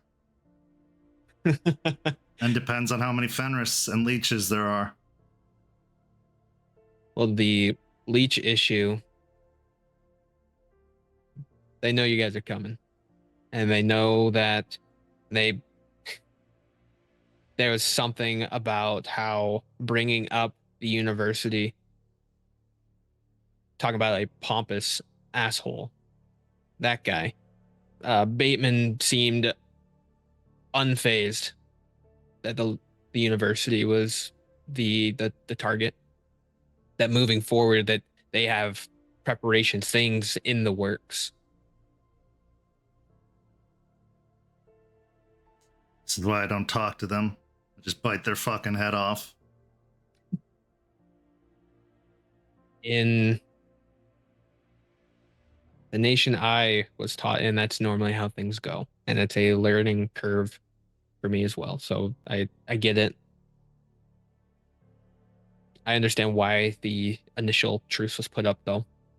And that as of right now, it still stands. I don't know how we're going to be looking after things go down. From what I understand, worst thing that happens is they kill Gwen. Yep. That was the deal as I knew it.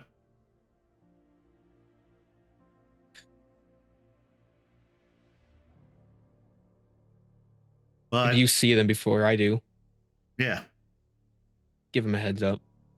I will. They're ready. I will.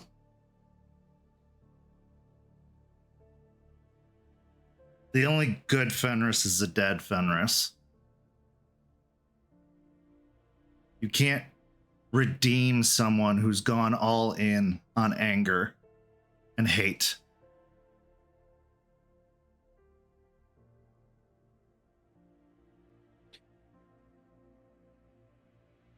I agree.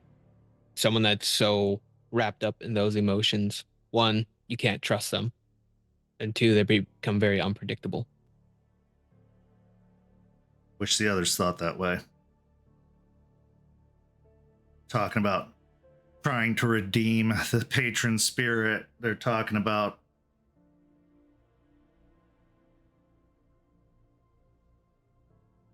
I admire their optimism, but I think they need a healthy reality check. That might be coming sooner than we think. I thought it once, and all it did was bite me in the ass. Sometimes life's got to kick you a few times for you to get the lesson. Yeah. Speaking of a lesson, Stakes, when I told you to go and look for the cult, you looked at me and told me you understood what I was asking. Now, I do recognize that when in those situations, plans change. So I want to hear your recount from you on what happened. All right. Truth is, they'd hit us, embarrassed us. They gave us a bloody nose on our own fucking doorstep. So when Quinn and I went to scout them out, all I could think is, we're losing. Hard. Every time we face them, we back down. Every time. But I was trying to be good. I was trying to be right. Do what you said. Because if I don't have my word, what do I have? And at first we did well. I actually got to give Quinn credit. I do think they might make it out alive because he is clever. What happened was my call. No question about it. So if there is any repercussions, I will take them on the chin because I knew what I was there to do as the elder, to watch after them, to make sure they followed the rules. And we scouted the camp. They have several outposts outside of the main camp area. Maybe, I don't know. Well, several strides away. I can't count that high. But still just barely within sight of the main camp. Enough you can see the fire from the main camp. They probably have 2 per outpost, but those are just watchdogs. Then we headed in. Kind of like this place, they have campers, RVs, whatever. And there was the tree. It was near the fire, but not what I would say being guarded. And it being late, most of their numbers seem to have gone to bed. If I had to guess, it'd be at least both hands and 1 foot. Yeah. That's assuming they were all there at the time.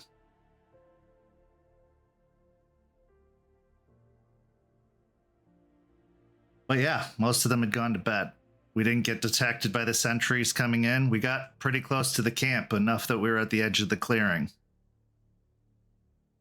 Quinn had caught Willow's smell, but almost fell into a pit. Luckily, he didn't. And then we joined up just outside on the other side of the camp to compare numbers. And I saw an opportunity to strike back. Nothing direct that would cause us to get hit or one of us to die, but enough to let them know they're not invulnerable. And that we know where they are too. Because they know where my pups are. And now every day is a threat that they might just come take us out. Deal or no deal. Because they have not a shred of honor in their fucking fur.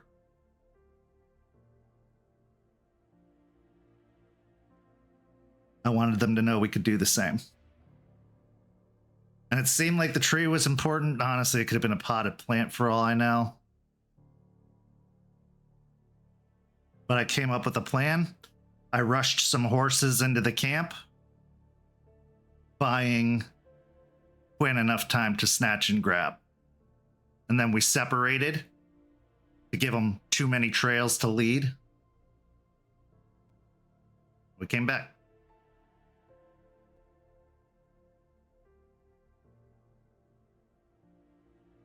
Were you spotted?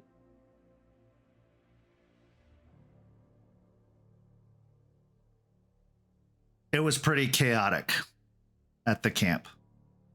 If they saw it, they saw a flash of fur.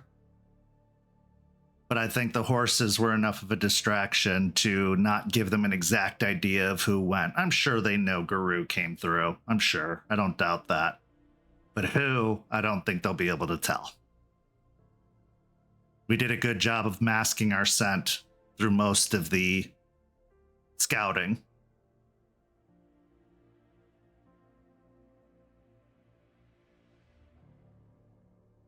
Part of me is happy that you stuck it to him. That shithead part of me that, yeah, you hit me, I'm going to hit you back, and we're just going to go back and forth until one of us gives up. I get it. And this next part's on me. I am usually the guy with a plan on how things go, and I normally don't give up the whole plan. I give bits and pieces as things go through. The idea of you going to scout was to get numbers and figure out overall fortifications that they have set up. You going in now shows that they can be hit, and now new defenses are going to be set up. More sentries are going to be put out. And whatever those pits are, there might be more of those and something inside of those.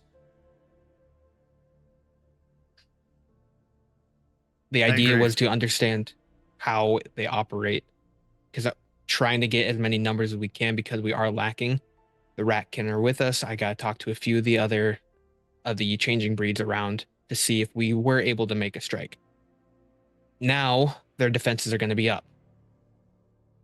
Beforehand, with everything going on, they thought they had us weakened, softened up. We're not like that anymore, and they're not going to let that happen again. So now at any type of counterattack we could have done, we can't now. Yeah. I see that. And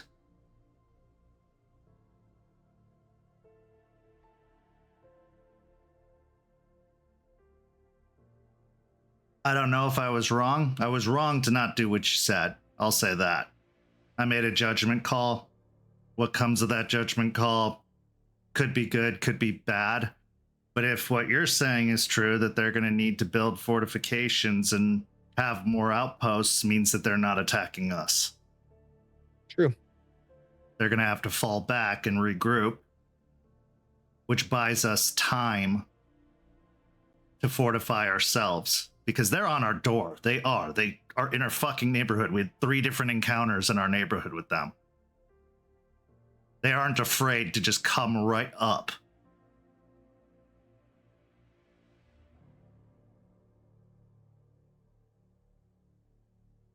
If I had the choice, I'd do it again. I'm not going to lie to you. I'm not going to tell you that I regret it, because I don't.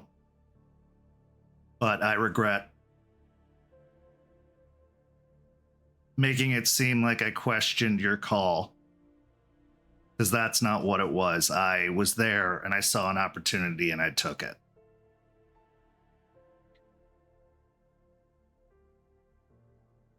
You're a good leader, Jace, and you're doing a great job of keeping everybody safe.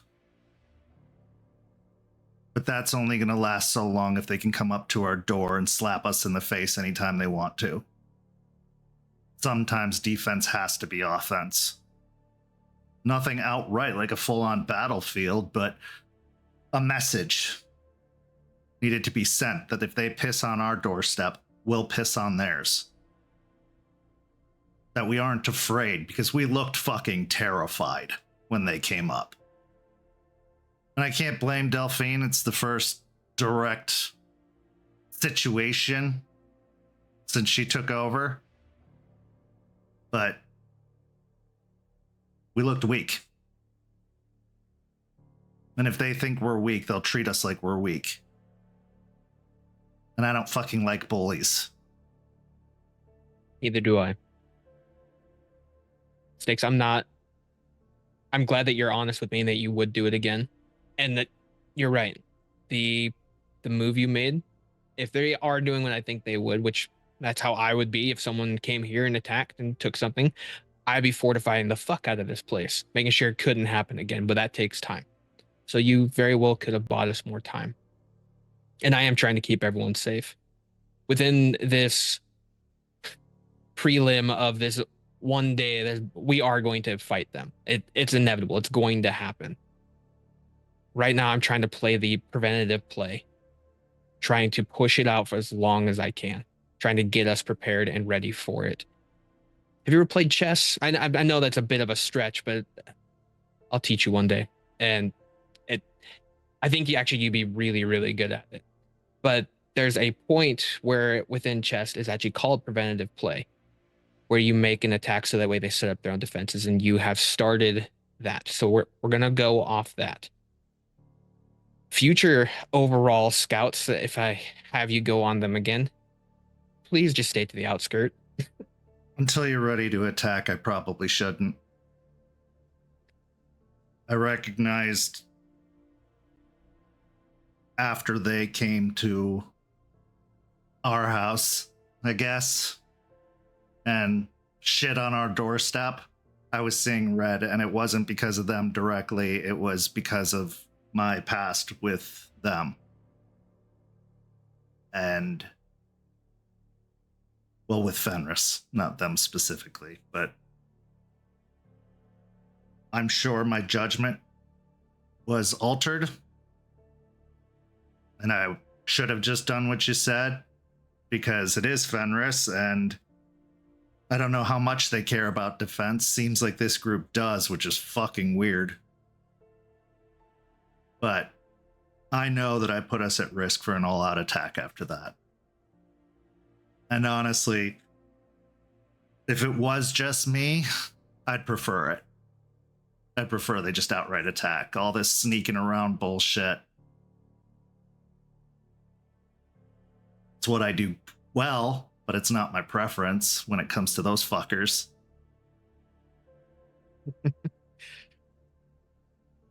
Sticks, your insight is invaluable as far as what you know about them being and acting differently. That little bit of fur that raises up on the back of your neck around them, that little bit of difference, that tells us a lot, that there's something going on about them. And as far as what you guys took, I think you hit them pretty hard for what this stick signifies.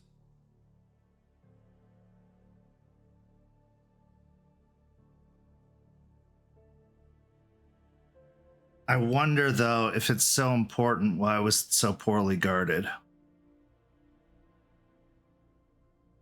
That is something, but they also might have been they probably weren't expecting you to do anything. No, yeah. I just don't think that if I were in their shoes, let's say you were in their shoes, and you just done everything you had to this smaller group of Guru, the likelihood that someone's going to come and take a shit in my house and then take something of mine, unlikely. You ran horses through their fucking area. Like, who does that? I don't wear shoes.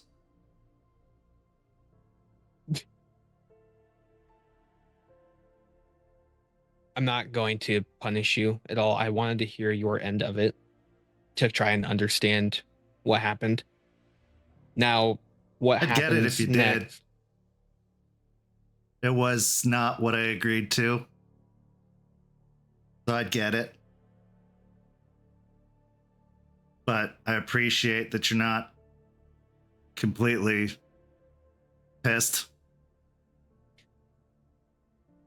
I very much just kind of go with the flow of water. Putting my effort into punishing you, that's not going to fix the overall problem. I can talk to you about it, bring up these different scenarios, and we can move forward from it. And you recognizing that, I say that we're on a clean slate. I have no ill will towards you. I know that you made a judgment call, and it's hard to judge someone on actions done when my nose isn't in the dirt. Yours was. You made a judgment call out there doing something. Well, I'll make a better judgment call. Until you're ready to attack, keep me away from them. Can do. I'll keep patrolling, I'll keep doing what I do, but if I catch one of them, I will kill them, and I won't think twice about it.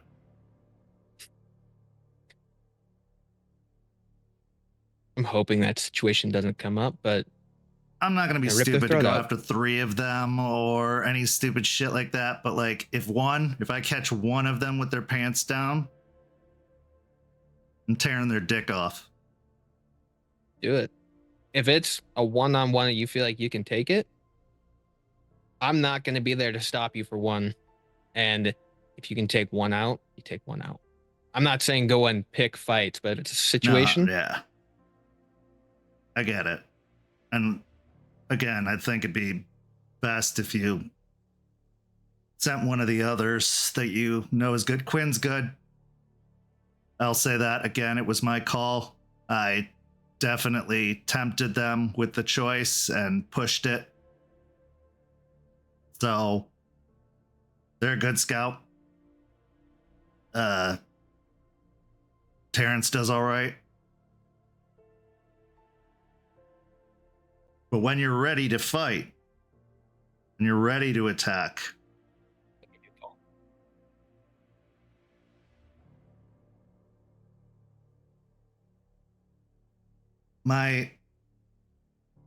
you can see that she gets a really annoyed look on her face, which you can only assume is conflicted.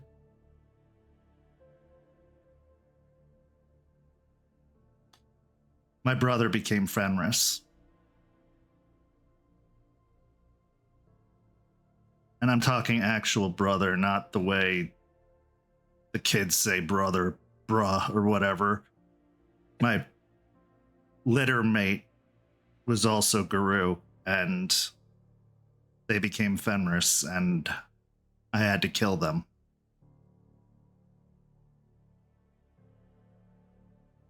It was when our Sept turned against each other.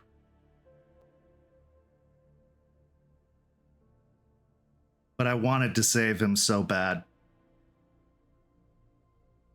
And he didn't give me a choice. That's why Sorry you had to do that. I'm not. I'd do it again and again and again. But I don't want those fuckers getting their poison in us. And I don't want them winning. I won't let it.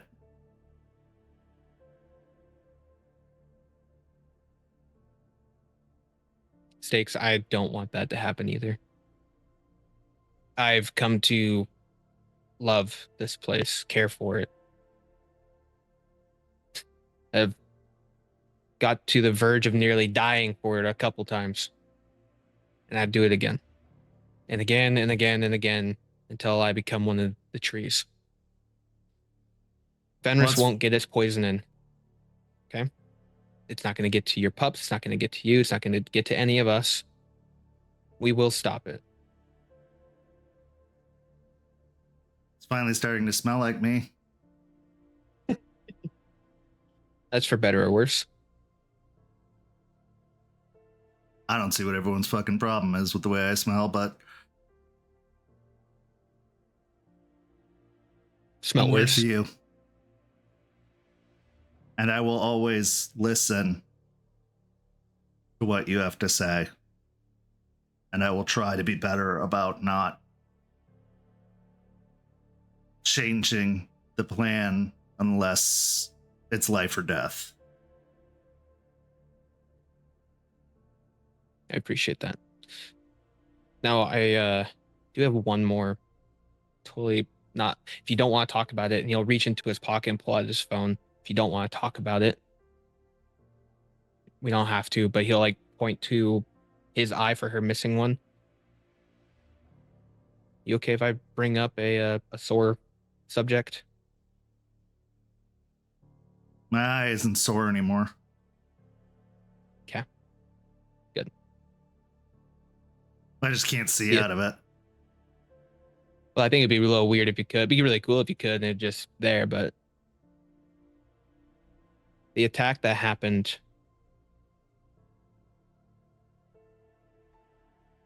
he'll pull up the video that Artie got and he'll slide across the table and have it play. That's my pack from Columbus. And that big guy there, he'll point towards Stonewall, is hitting my former pack leader here. Did you have any interaction with them? Any type of inclination that this guy, Stonewall, had ill will towards any of you guys? Because how things were, everyone was really tight. And in a fight, Stonewall was always the one on the front line, and he never had ill will towards Sludgefist ever. When you're on the front line long enough, that's more exposure to the enemy. I didn't notice anything with him. But he was an important part of the plan. But the plan was made by Rick, and Rick's a fucking dancer, so yeah, of course he made him a part of the plan. Put him in the right spot at the right time to take out your pack. Just like Rick took out mine.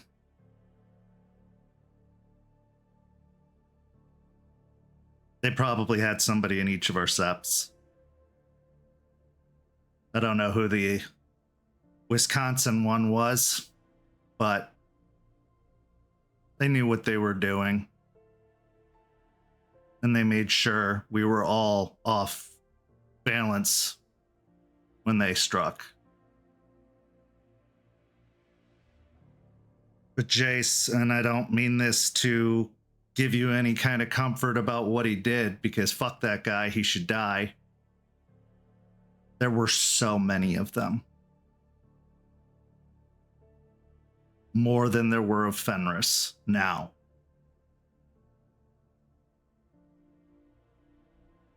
They wanted all of us dead.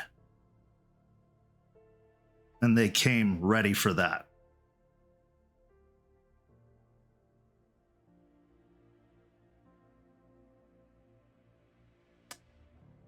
Those that turned, if they hadn't, would still be dead. So, Stonewall is dead. You're just looking at his dumb, stupid, rotting corpse. Walking around being a dickhead.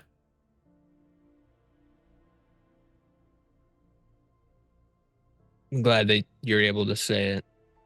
I think it, but I can't formulate the words. I get it. I felt that way about Yep. Rick for a while.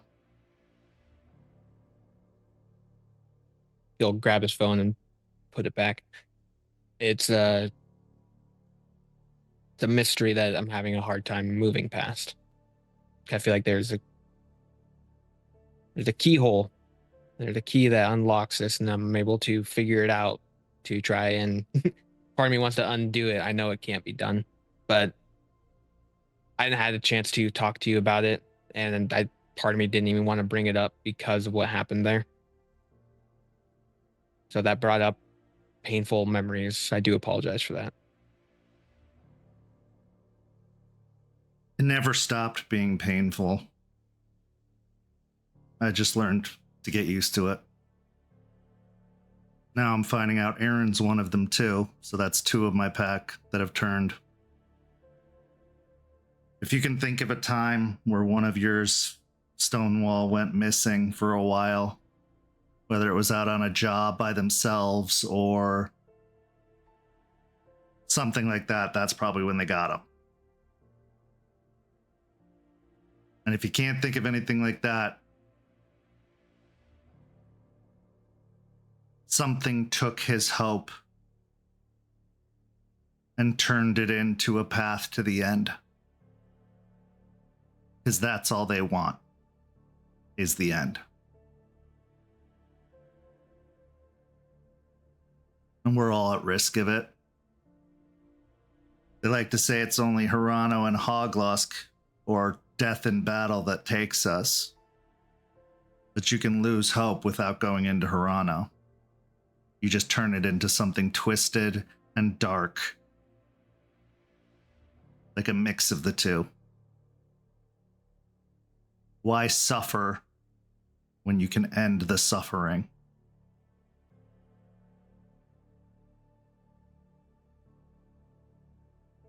Maybe Stonewall was suffering and just didn't know it. He's a hard guy to read. They always are. Rick was a happy-go-lucky Mr. fucking Rogers. Yeah, that must have. Yeah, fuck that guy. Yeah. We Well- all lost something in our civil war with Fenris. Some of us didn't recover, I think.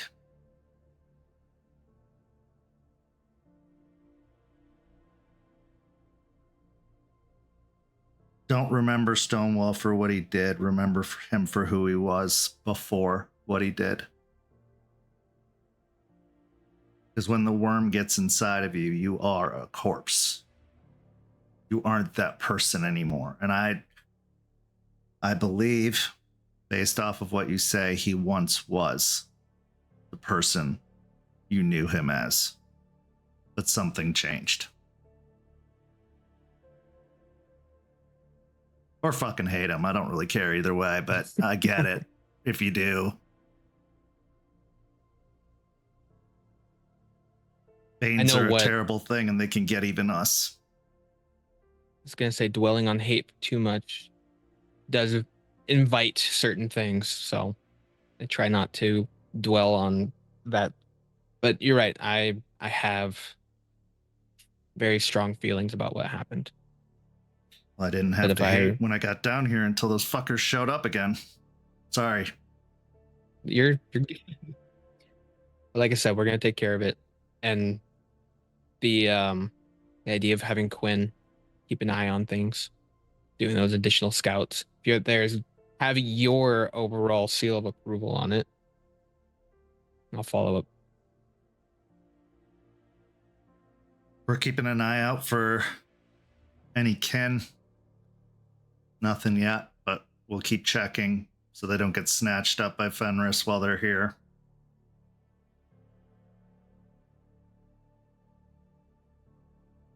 You're a good leader, Jace.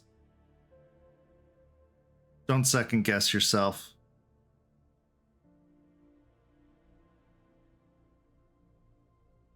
I'm trying. Don't try to be Aspen. You're not. No. I can never fit into that skirt. Just be the you you'd be proud of. That's a pretty high pedestal. Doesn't have to be as high as you think. You know, a way that can help me reach that is my normal hunting buddies aren't around. Let's go for a hunt. I picked up a trail of turkeys, actually. Oh, goody. I would mean like a nice hike or something, but as far as like a hunt, like we'll hunt a trail. Said hunting buddies. Damn it. Okay, yeah. What, you want to do walk in the woods buddies? You say it like it's a bad thing. What's wrong with walking in the woods? I mean, not on two legs. That's boring. No, let's go. Optimism. Hunt turkey. If I get more turkeys than you, though, you owe me something. I don't know what, but something. I already caught 2 of them, but okay. Cheater. He'll push himself up, and then he'll drop down into Lupus and just kind of run off and wait for her to catch up. Doesn't take long, to say the least. But what are Jace's thoughts after this encounter with Stakes? Starting out with this meeting, he would been trying to push down this feeling of he's upset that someone went against what he said. But he knew that Stakes would have a reason on why they would go through and do these actions. They're not someone who is just react on pure impulse. They have a reason for why they do things. They saw a moment, they took it. He just wanted to hear their side of it, wanted to know the reasoning behind it. But he also wanted to make sure that Stakes understood that he did have a plan set up for a counterattack, and that now that opportunity is gone. So he's happy with where they ended up on this clean slate, that they have an understanding.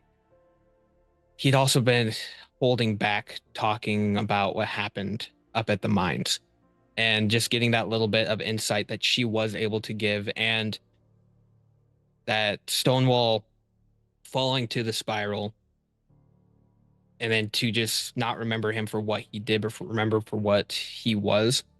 It's something he's going to hold on to so he doesn't dwell on this hatred for Stonewall as he runs off into the woods now, regretting bringing up hunting at all to a lupus-born. He's not going to have a good time trying to keep up with her. So now he's huffing and puffing, trying to track turkeys. Guru have to be responsible about their rage. It's the tool that fuels them, that gives them power. It's Gaia's gift, honestly, the fuel that fuels Gaia's gift. Where that rage comes from, where it's focused, that's what decides what kind of guru they're going to be, what their motivations are.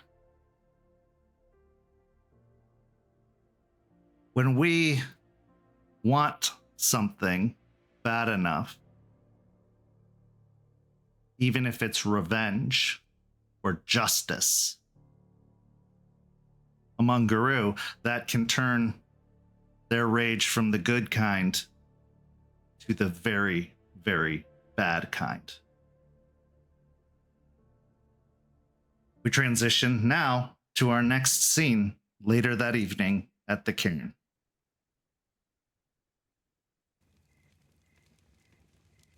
Isidoro, the investigation is underway. You have more information than you started with. But you kinda needed Jace's help to get it. And there's no fault in that, no harm in that necessarily. But it means you overlooked some things the first time around when everything was fresh. You missed a glyph, no matter how messily written it was. And the pack mentality is comforting because you did catch it eventually.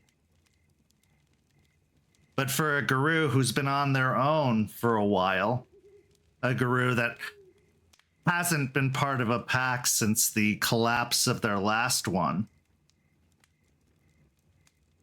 there might be a little bit of bruised ego that comes with it, a little bit of a sting, since you could rely on only yourself. And getting used to the pack dynamic isn't easy, especially with a bunch of strangers. So there are definitely conflicting feelings about the whole thing. And when you have conflicting feelings, there are two places you've found yourself ending up. Especially with Charles and Aspen and Jester gone. Artie gone, who was a third.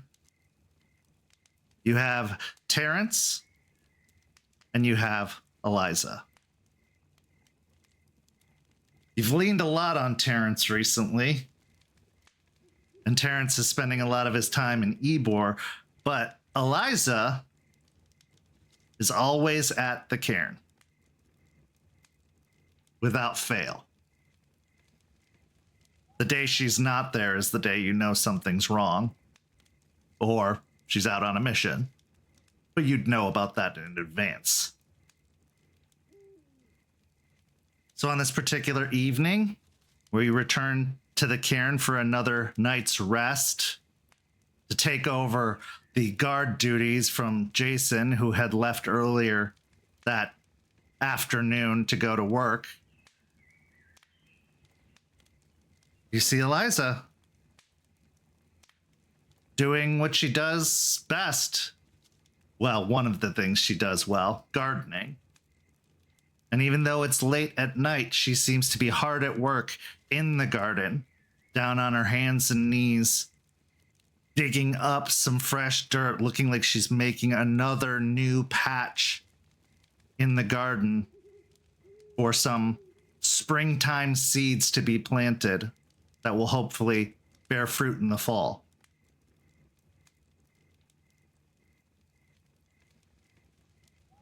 The scene is yours. I think Izzy has returned from maybe his initial patrol out. And as he steps through, perhaps seeing the RVs in the background and notices Eliza, will take note of the time of night and will casually just sort of stroll by her and goes, "Trying to beat the heat, are we?" I always feel more comfortable in the dark. She looks up at the sky above her. Right. But yes, it is also very convenient that the sun isn't out. I like how temperate Turtle has made this cairn, but it's still sun, and it still burns. Humidity, too, when it's baking, just... Ugh, not used to that. It'll get into your bones if you let it. Can How was your patrol? Oh, well, uneventful.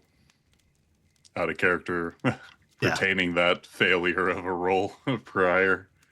As Izzy feels rather accomplished at finding nothing and seeing nothing, and will nod.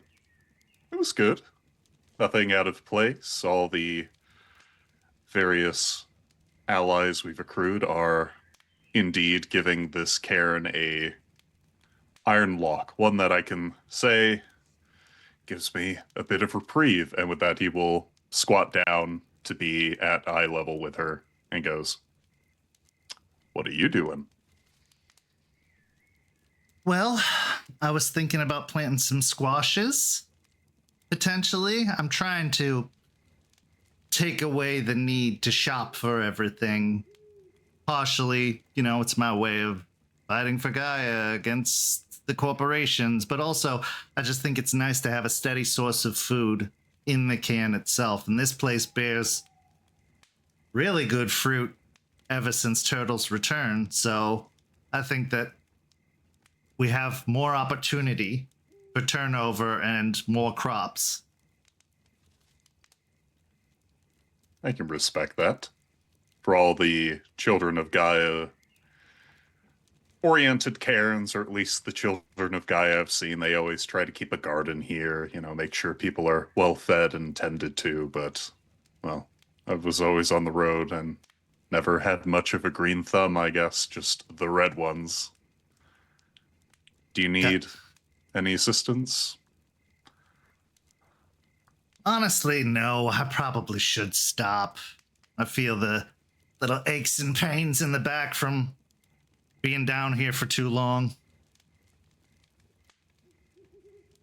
Everybody has their role, Isidoro.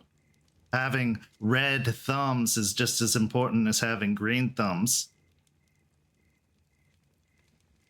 We all play our part. And yes, I remember Children of Gaia Gardens. I created quite a few myself. It's where I learned how to garden this well. As he looks down at the soil, seeds planted in their fine little rows, and will really frown as a lot of the issues come to the forefront of his mind, given this late hour. I don't know, I just wish my role made more sense when it wasn't immediately tearing something limb from limb. I don't know how much you maybe caught wind on the grapevine, as it were, to borrow some gardening puns. A lot of stuff's been happening. Not only here, but outside the cairn with St. Pete Defense Training Academy, the Cult of Fenris, Hellhounds down in Ebor, and just... I want to help. I really do. And whenever Gaia does grant me opportunity, I really press myself into it, and yet I feel like I'm squeezing square pegs into round holes sometimes. Like I'm better off just not doing anything. And it drives me insane. You know what I like about you, Isidoro? You always feel like there's more you can do. It's something you and I have in common. I'm going to tell you a secret. Not sure how much of a secret it is, but I garden when I'm stressed. He looks down at the rows of dirt. Uh-oh. You're right, a lot is happening. It is a very important time to have an Arun at the ready. Being at the ready is still supporting the cairn.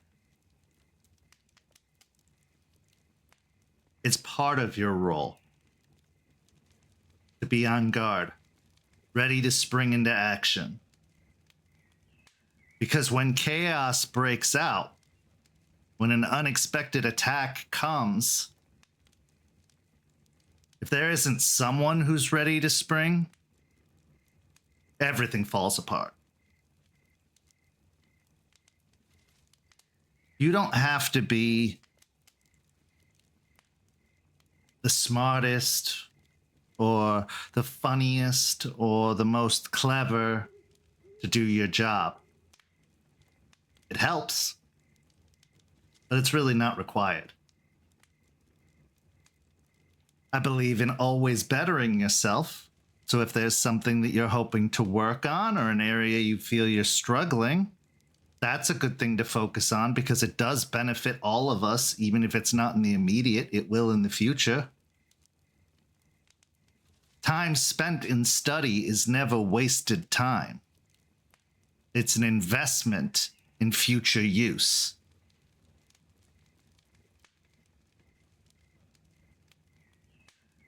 Izzy itches that segment of his neck.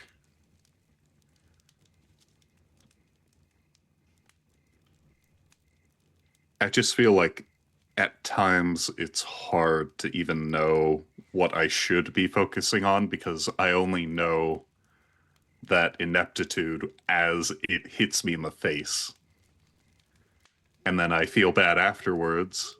But even in my wildest dreams, I didn't know beforehand that I wasn't good at it, or I didn't see the thing I should have seen. And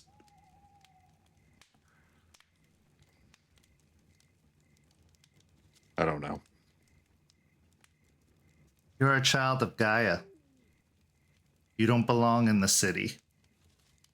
You can visit. You can certainly make connections. But Gaia's presence in the city isn't as easily felt, isn't as easily connected. So missing things in the city is not unusual. It's not calling to you in the same way that it would. And besides, if you were good at everything, what do we need the rest of us for? I do like feeling like I can rely on other people. You do speak truth to that. And also, it gives you something to strive for. Friendly competition, if you will. You didn't see it this time, so it's 1-0. Now it's time for you to work to tie that score up. A competitive nature is not a bad thing as long as your intention is to get better. It's not about beating the other person. It's about getting to a level that you can compete either evenly or slightly ahead of them. It's not a loss because the game never ends. Izzy thinks back to all the times, both recent and in memory, of that sort of competitiveness and how it was good and bad. Bit him in the ass or elevated him, most recently with his bout with Forged from Failures. How even though he lost, pained as it was, he felt like this was the most fight he's had to give in a long time. But then he thinks of his first change, where that competition ate at him, and it caused him to lash out at people that were his classmates, were his teammates. And then he thinks of Charles, how their first meeting was very much mired by competition. And as he weighs both of these ends of memory, he'll sort of crack his knees out as he stands back up. A lot to think about. But I'm not going to let you just talk to me about my problems. Because you told me something that you should not have. I now know from here on out that anytime I see you gardening, you have an issue you need to talk about. Well, sometimes the garden needs tending, but the amount it's grown should be very telling as to my state of mind recently. Well, as a Arun and a child of Gaia, I will relentlessly pursue you to discover why it is you're gardening every time I see you. So for now, do you want to go do something else? Why don't we get some lemonade and just have a seat, enjoy the night air? We can do that. She goes over to the RV, and you hear the rattling of the mini fridge inside, and then, as if just appearing out of thin air, she has an already prepared pitcher of ice-cold lemonade filled with ice cubes. She pours you both a glass, and she sits on the chair next to you.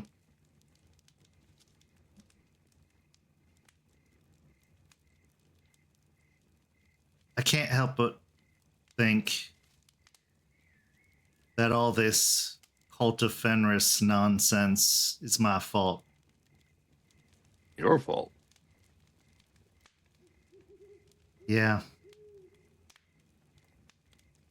The first time they came down here, it was very apparent that they were here because of me.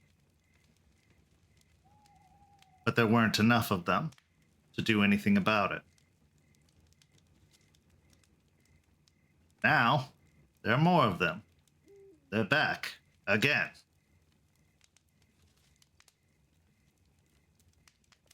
And I wonder if we keep driving them off, how many more and more and more they're going to bring back until they get what they want.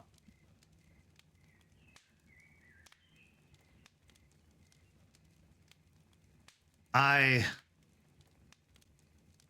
have a rather direct connection to them. I don't know if you've heard about it. But their elders, Brandon and Ethan, were once part of the Sept here. The former Sept. And Brandon was a bit of a student of mine. Not a theurge, he was a philodox, but he still was very into all things Banes in the occult. And I was the best reference for that. Plus he got on good with Orion and... Anyway. Were you still a stargazer at this point? Or? I was. It's hard to think that it's already been 13 years since then. But Brandon is very angry with me. And Ethan, I don't think Ethan gets angry. But he's very angry with me because he blames me for the deaths of the former Sept.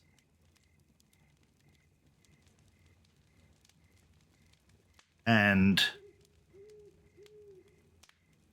I believe that's what fueled his rage into becoming part of the cult.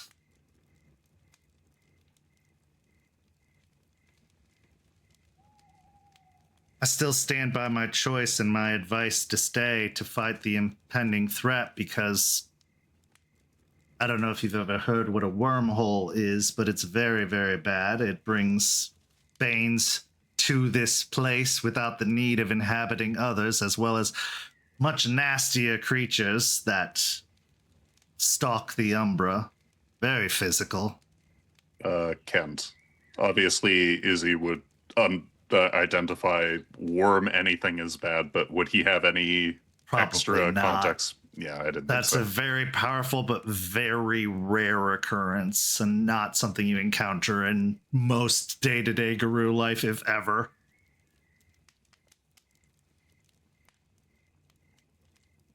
The Black Spiral Dancers and the Leeches were working together to wipe us out. But also, in the background, they were working together to set up a hive so dangerous and powerful it would have unleashed all kinds of nastiness onto the world. Unfortunately, while they were successful in their mission, it killed all of them. And those that stayed behind to guard the cairn, not trusting that the vampires wouldn't make a move, well, needless to say, they did make a move. And Bloody Mary, the worst of the leeches I've ever met, or most strong, led the charge. And so everyone here died too, except for Ryder. But he was one of the best fighters amongst us, and he was able to keep Bloody Mary at bay for 3 straight days, leading her away from the camp. What we didn't know is they'd sent in extra support to finish the job.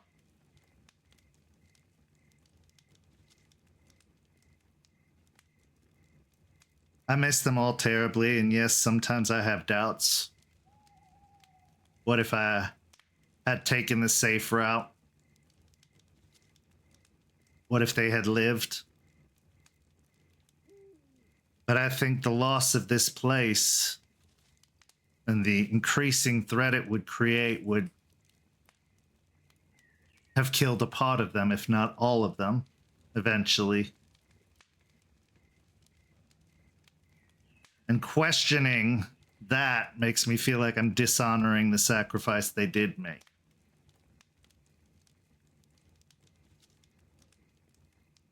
And I wish Brandon knew that. That I do care, but that it wasn't for nothing. They were able to survive and go off and join the cult of Fenris and come back with their panties in a wad because that wormhole got closed, because of the sacrifice the Sept made. Because I can't guarantee that would have been the case if they hadn't.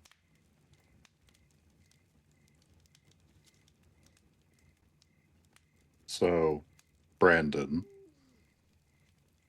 have you had the chance to talk with him at all since then? Well, he goes by Plato now, trying to distance himself. Okay, that name I have heard. I tried to reach out the last time they were here. He would have none of it. He wouldn't even answer to his own name, and in fact, demanded I don't call him that.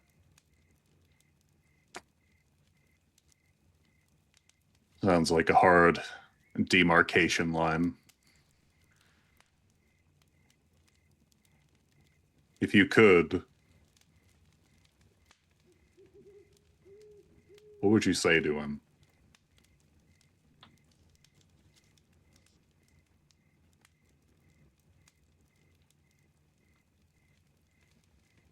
Would you believe that I've spent the better part of this past couple of years since they were last here thinking how to answer that question?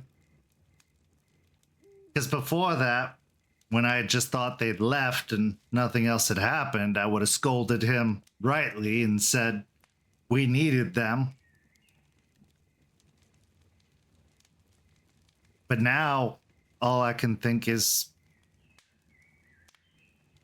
I'm sorry I failed him. Not in what I did with keeping or suggesting the others stay here and fight, but that I failed him as a teacher in understanding the importance of sacrifice in what we are. That not every battle will we survive, but others will survive in our stead and carry our memory to keep the fight going. Give them another chance, another opportunity to fight.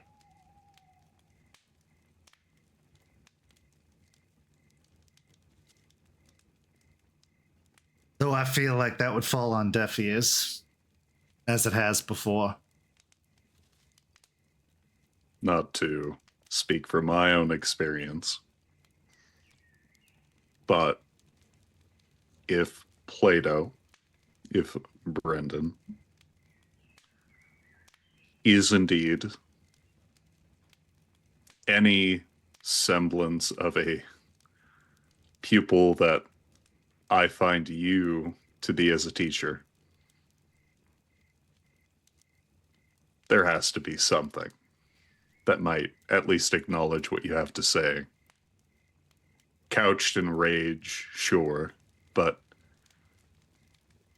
if he gleamed a single bit from you, I imagine there is at least a part of him that might have the wisdom in there to acknowledge that you're at least speaking true to yourself, right? Because when I came here, I had a very set idea of who, well, maybe not you specifically, Eliza, but everyone else in the Sept. You hear word, especially along the cairn routes coming down from the north. Pariahs, heretics, ooh. Well, they're associating with a brainwashing stargazer, so how could they not be? I know. Honestly, a miracle. The sun rises in the morning still, right? And yet, even with that ironclad perception, and what I thought of Charles all the blame and absence I put on him after years. He just spoke. And honestly, it took some people, Terrence, not to hide names. It took some people to prepare me for that. And after blow after blow, I knew I was still angry.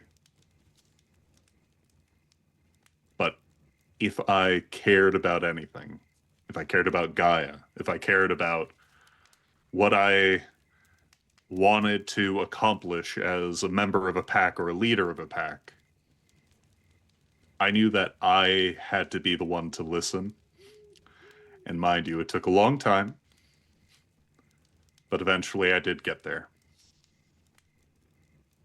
Now, Brandon may be different. He may be set. But this may be just the child of Gaia talking. Healing does require a lot of exposure,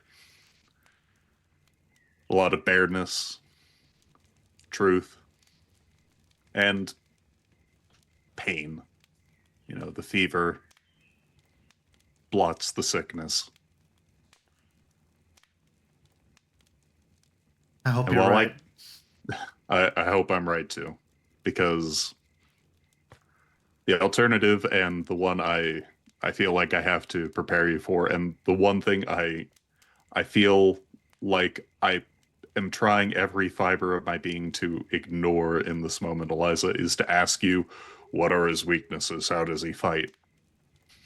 He doesn't. Which makes him all the more dangerous because clearly he's gotten others to fight for him.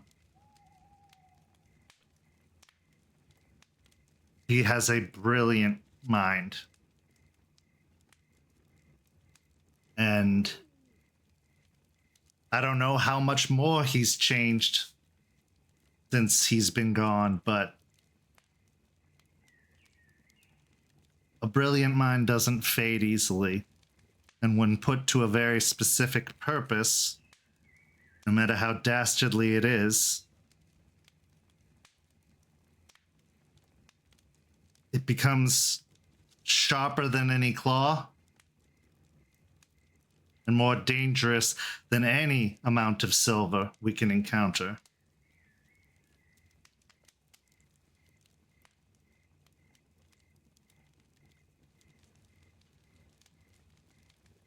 I guess. A lot of unknowns, especially in regards to the cult. I know we're making note of how large they've grown and the chip on the shoulder, at least the leadership has over the past.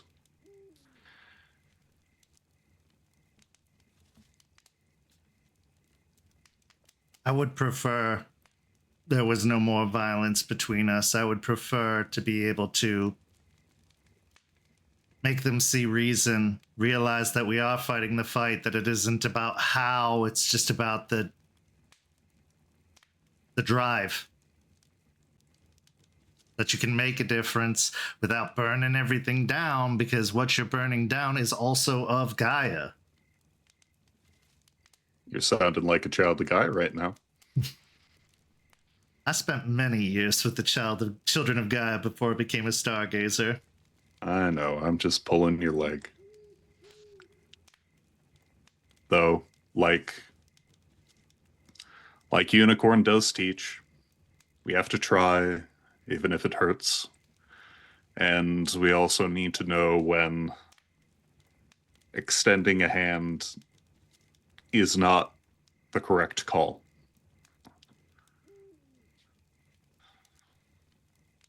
I owe Brandon that try. I do. I know what it's like to lose everything. Or at least what you thought was everything. And I know how hard it is to be brought back to realizing it wasn't everything. And it wasn't for nothing. And I'm hoping, in a pay it forward-esque way, I can take what this pack, this Sept has taught me, that it isn't ever too far gone. Because believe me, I was very far gone.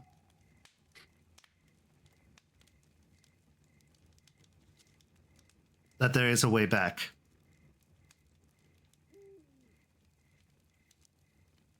Not to put you on the spot, but if there were a way to speak with him, would you like that opportunity? I have my ways. I've visited him in dreams. I've spoken directly to his mind. He shuts me out at every opportunity. But not face to face. Not yet. And I'm not sure there is a way that doesn't put everything else at risk.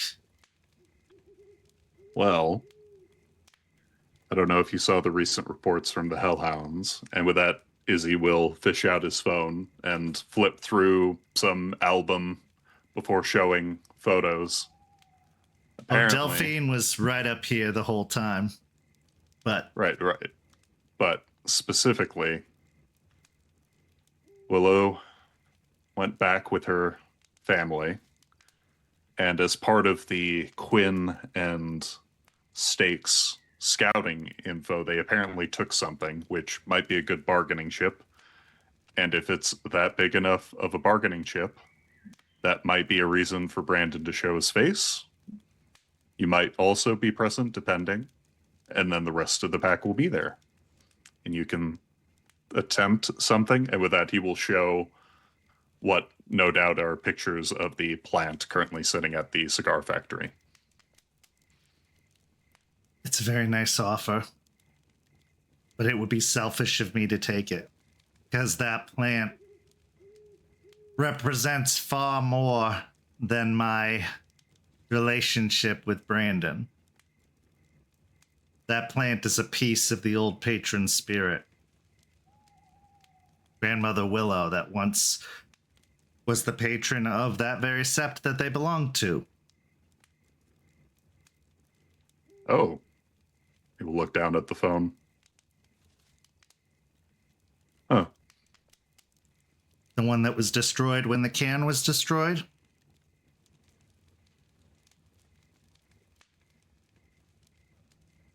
That's what's left of her. And if it's been in the possession of Fenris this entire time, it can't be good.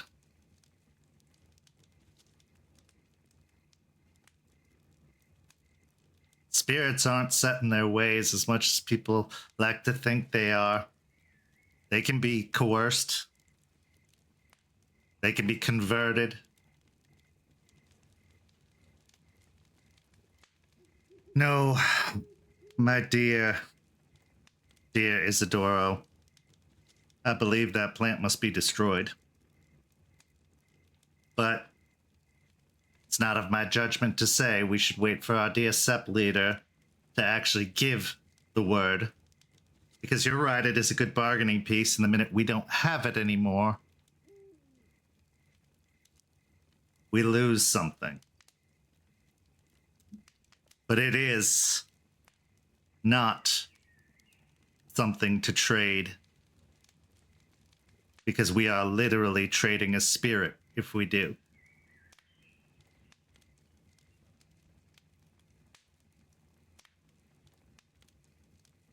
Izzy doesn't even really know what to say as he looks at the phone, hearing this very stark and foreboding description of what he assumed was, oh, this is just a funny little plant.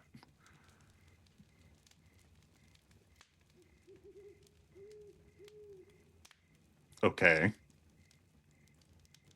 So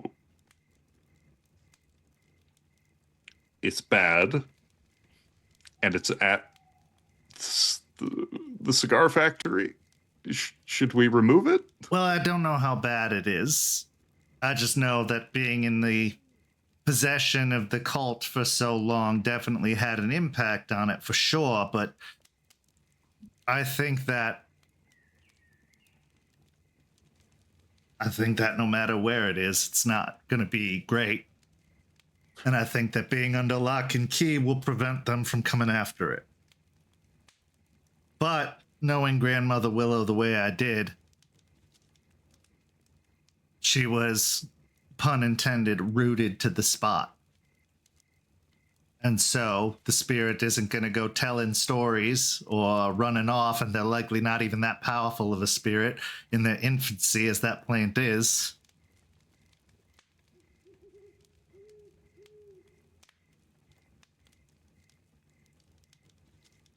But I do believe it should be contained somewhere that it can't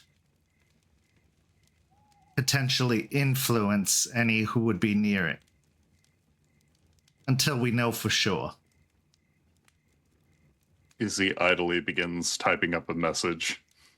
However, as he does so, he will continue chatting. So, this is a bit more complicated than I was anticipating, but that's my life, I guess.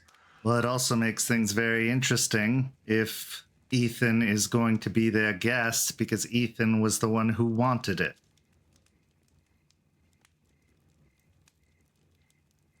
Why would he?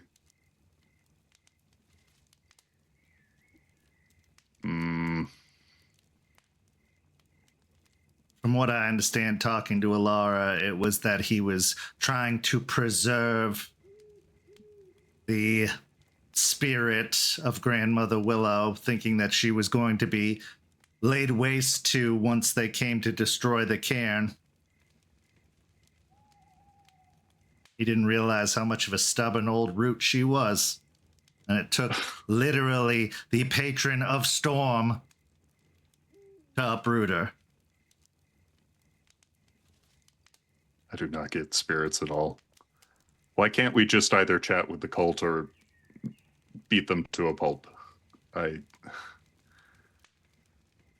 Because then we'd be no better than humans. I guess. Okay. And we wouldn't really know what we're fighting for. This seems like more work for the Theurges. More work for all of us. More worrying at the very least. Which means more gardening.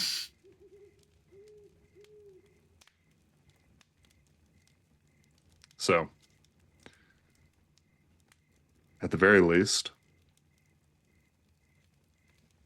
I don't want to make any promises, but as Wormfoe, I can have it be to where I can demand in some negotiation that Brandon gives you the time of day. He won't. Not under those circumstances. He is not one to be ordered about. Or negotiated. No, when the time comes, it will come, or it won't. I guess the last question I have for you, Eliza, is, and you'll have to forgive me for sounding old nation about this, do you mind if I got him? I would prefer not, but I've lived this life long enough to know that desperate times call for desperate measures, and a threat is a threat is a threat. Yeah, he's... So do I mind? Of course I mind, but will I be mad at you for it? No. It's just with the cult being what it is. Kidnapping Willow initially, now the There's apparently glyphs relating to maybe Fenris, or at least something relating to rage, which as far as I know is all about the cult. I don't quite understand the depths yet. A lot of stuff is being just pinpointed in on this fucking cult, and it's driving me insane. And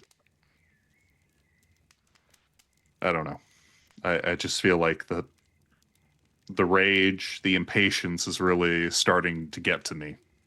And I'm a brand new worm foe.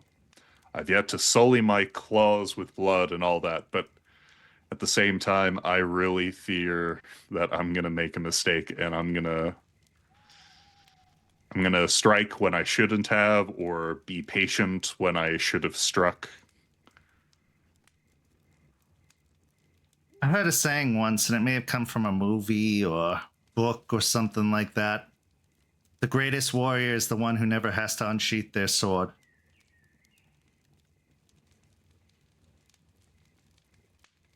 Don't think you're failing because you haven't gotten blood on your claws.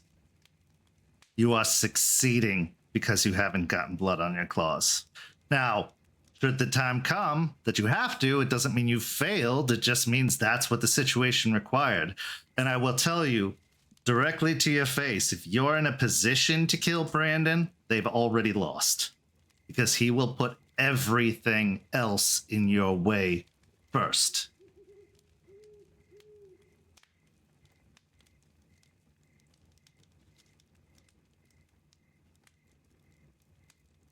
I'll take that to heart, Eliza.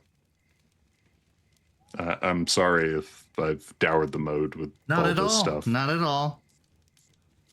It's always on my mind ever since they returned. And it feels good to talk about it, especially with someone who has no context about it at all.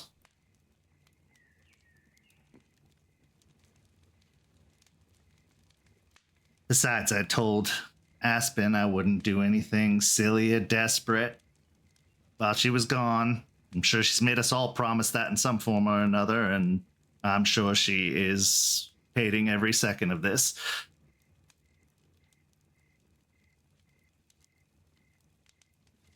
There are only two outcomes to you facing Brandon.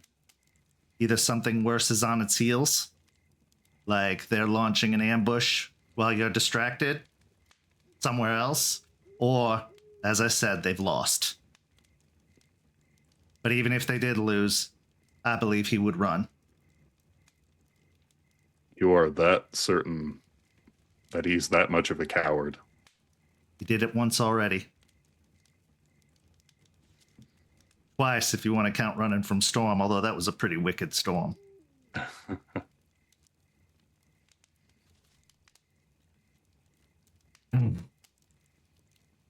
I enjoy our chats, Isidoro, and I'm glad that you feel that you can lean on me. And thank you for giving me an opportunity to do the same. Well, when the stars are out, there's nothing to do but chat to the night sky, right? Absolutely. He'll offer to clink the lemonade glass. He clinks glasses with you. Now, if you don't mind, I'd just like to look at the sky for a bit. You're more than welcome to join me, but it's another of my happy places.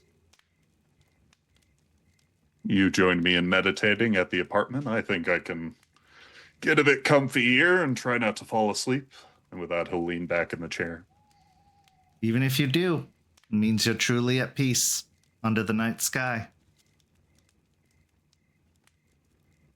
What is Isidoro thinking after this conversation with Eliza?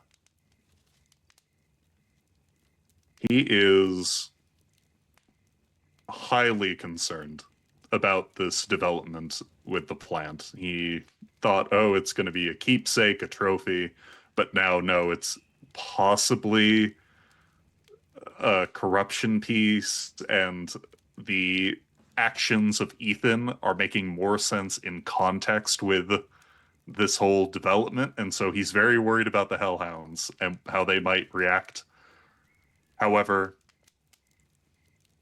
in the darkness of the night sky with the twinkle of stars, it seems to almost stretch out and partially ebb at the edges of that consternation. And as he feels his lids shut for a moment, he is no longer panicking at every shadow. He, much like he always does, feels himself entering into that blasé, meditative state where there is nothing but him and Gaia. When you want something bad enough for long enough, sometimes it takes finally getting it to realize it's not what you needed. Because when you want something for long enough, you build it up in your mind to be this overwhelmingly important thing that you're almost always disappointed when it finally arrives. But you don't know until you have it. We now transition to our final scene of this Peter Jackson extended edition version of Rage Across Tampa.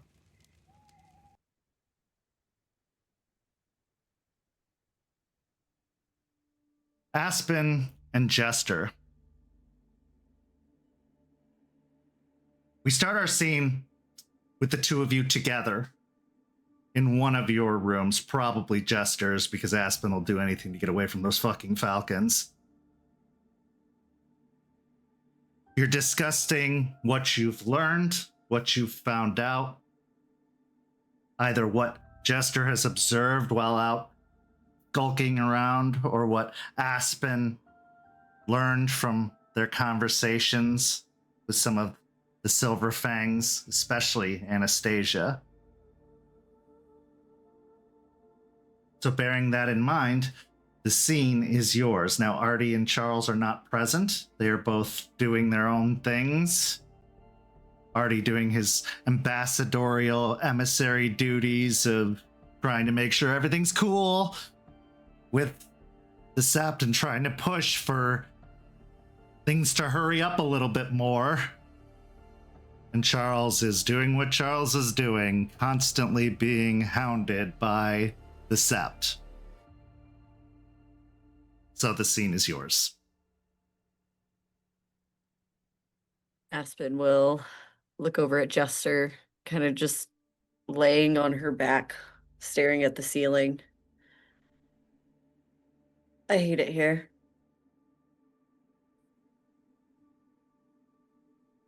Same. Not gonna lie, same. Jester will get up from where she's been sitting by the window and just go and lay beside Aspen. Also, no, you hate it with all the text coming in. How are you feeling? It is so hard being here. And I don't know, all of it is. It's a lot. It's a lot not being there. It's a lot being here. It's trying to figure out the pieces here, trying to pick up the pieces the best I can, at least give some pieces the best I can there. I don't know. Yeah. It's also pretty hard for me, at least, that I don't really have a lot I can do here. I get that too. Any news? Anything that can give us, I don't know, some headway? Iron Oath apologized to me, and we had a almost productive discussion. Kind of productive.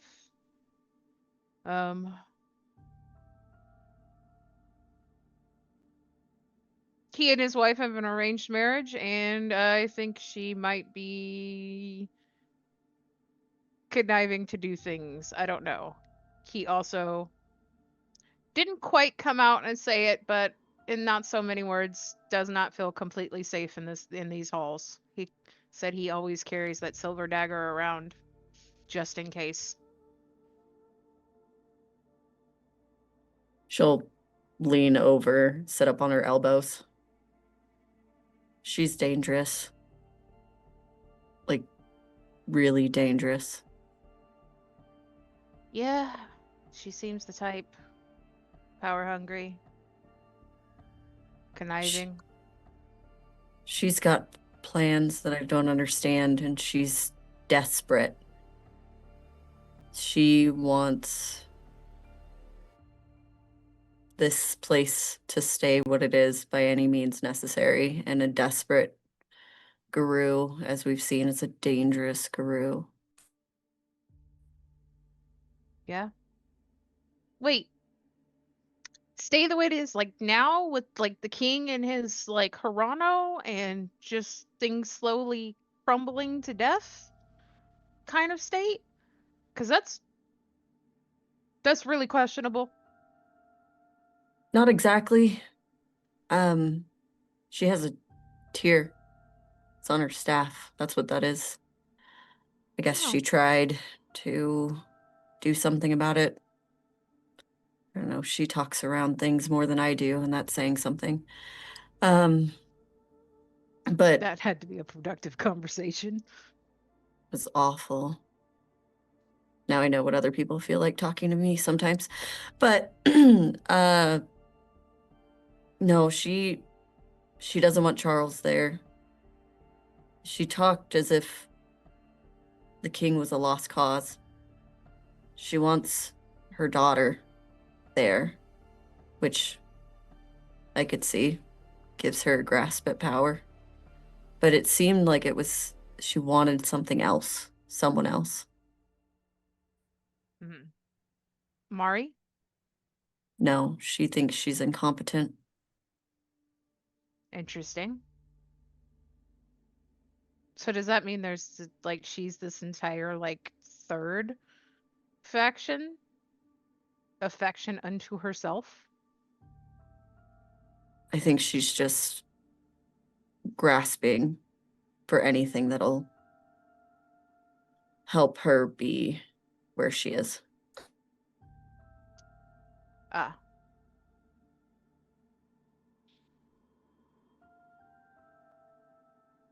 Could I have both of you roll me a wits and awareness check? Now, I will say, it's probably like 11:30 at night. Most of the house has gone to bed, other than the few that are on patrol, mostly Ghislaine, possibly assisted by Winter's Breath, who is very nocturnal compared to many of his brethren. Rage is 2? Yes. 3 I got successes. 3 successes. I Okay, got 3 successes for both of you. You hear a very soft tapping at the front door of the room.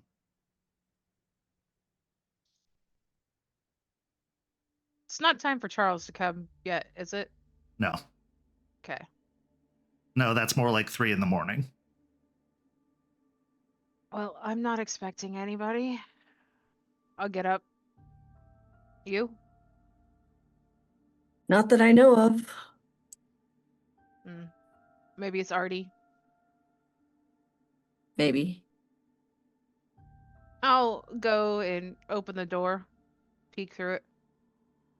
As you open the door, standing in front of it is Elias, who is looking nervously down the hallway both ways.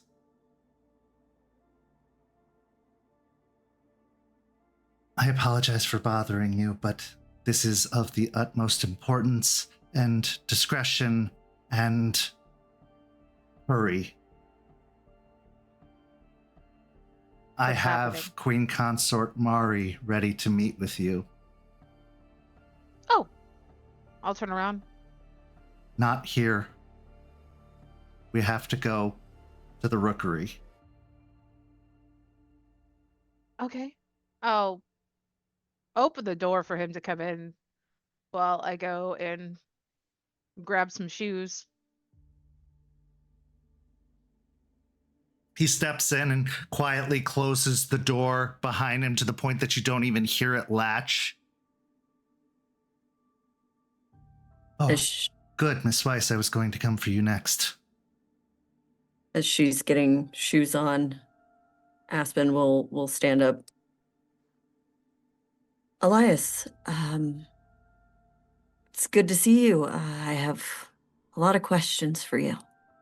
I'm sure you do, but unfortunately, this is not the time. I have been able to sneak away Mari Albrecht. She's believed to be in bed, and she has to return there very soon. But the few moments that I have afforded you should be enough for you to have conversation with her before I take her back where she belongs. Okay. But I will be happy to answer your questions if there's time. Okay. As you both get ready, you actually see he moves to one of the wardrobes in the room and opens it and pulls out two very thick hooded cloaks. And he passes one to each of you. He then takes out a little vial from his pocket and sprinkles a little bit on both cloaks. This should mask your scent, so no one knows what your movements were this evening. Okay. I can't tell you how much of a problem it would be if anyone found out about this meeting. So, keep that in mind. He then moves to the door, opens it very slowly, looking outside, and then after a moment, opens it the rest of the way and steps out into the hall, gesturing for both of you to follow. He takes you down the hallway, but not in the direction of the stairs, not in the direction of the foyer, a direction that you both believe to be a dead end on this hall. He ends up taking out some keys and unlocking another room and stepping in, and as you go, it's another room very similar to Jester's, meant for housing officials, but he moves over to the wardrobe and he pulls on it. And as he pulls on it, a door behind the wardrobe opens. He then leads you into what feels like the bowels of this estate. You can see the wood paneling from the other side. You can see what looks like possibly old insulation. You can see some of the piping that helps bring the hot water in from the spring. He takes you down a very rickety staircase in between the floors until you reach the ground level. He then walks you what seems the full length of the manor out to the other side, and then emerges outside, pushing aside a wood panel that looks like it matches the rest of the house. As he shoves it aside, the cool, brisk night air hits you. And as you climb out, he readjusts the panel back into place and quickly starts moving across the training fields, which at this point are empty and quiet, but also a reminder of your first impression that you made as you pass by the training area. And even without a wits and awareness, you can still smell that coppery blood that was spilt there. He moves past what looked to be some small dormitories, likely belonging to the Ghislaine, before approaching a building that looks very similar to a church. It's got a tall tower with a pointed roof, and it's modest in otherwise in its size. It doesn't compare remotely to the house. But as he slips in, you can see and hear the beating of wings of birds readjusting in their cages, messenger pigeons, but also a couple of owls and several falcons. He leads you through the cages until you get to a small area that looks like it is got a spinning staircase that goes up high into the tower where the birds would be released off of the top of the tower to go about their mission or business. He takes you up that staircase until you reach the platform where the tower is, and there you see a short, hooded figure kind of nervously fidgeting, looking out one of the windows where the birds are released. There's no sign of Brother Varga, who makes this his place, which is curious, but also, considering the clandestine nature of this meeting, probably arranged for him not to be there. The young figure suddenly starts and turns your way as you reach the top of the staircase. And Elias, taking up the rear, says, "It's all right. It's all right, Samira."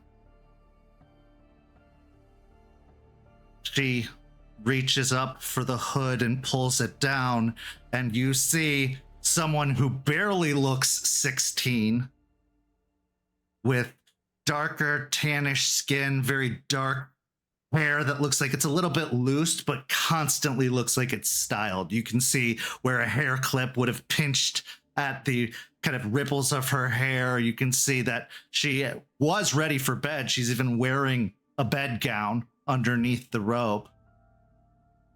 And she has bags under her eyes, but she seems wide awake at this moment. Elias looks to both of you and says, "May I present Queen Consort Mari Albrecht, also known as Samira Jabert."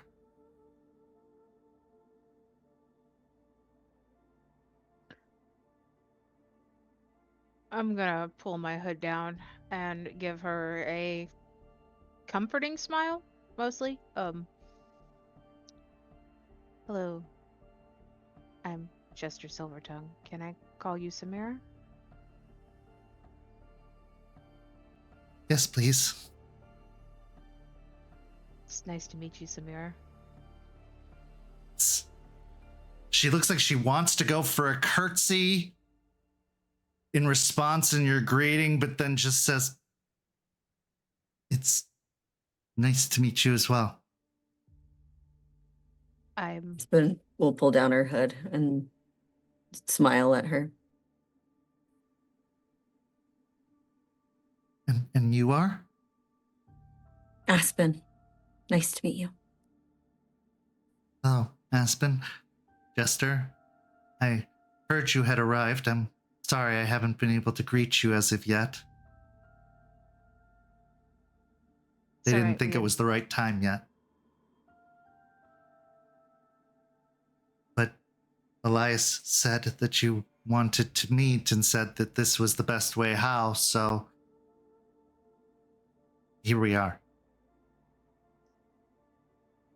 Oh, well, how long have you been here? Oh,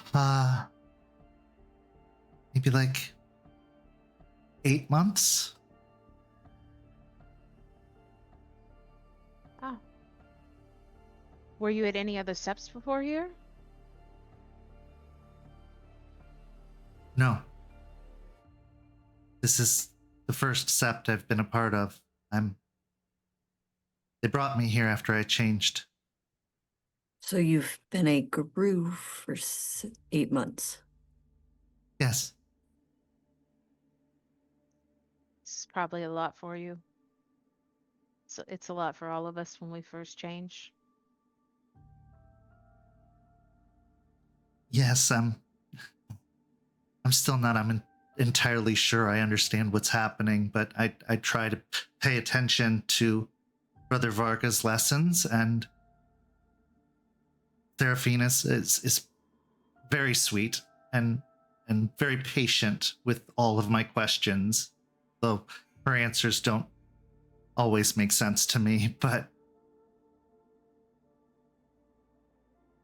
I'll look to Aspen. Well, maybe we could help answer any questions that you don't understand or have from an outside perspective, because I understand that most of you known as the Sept.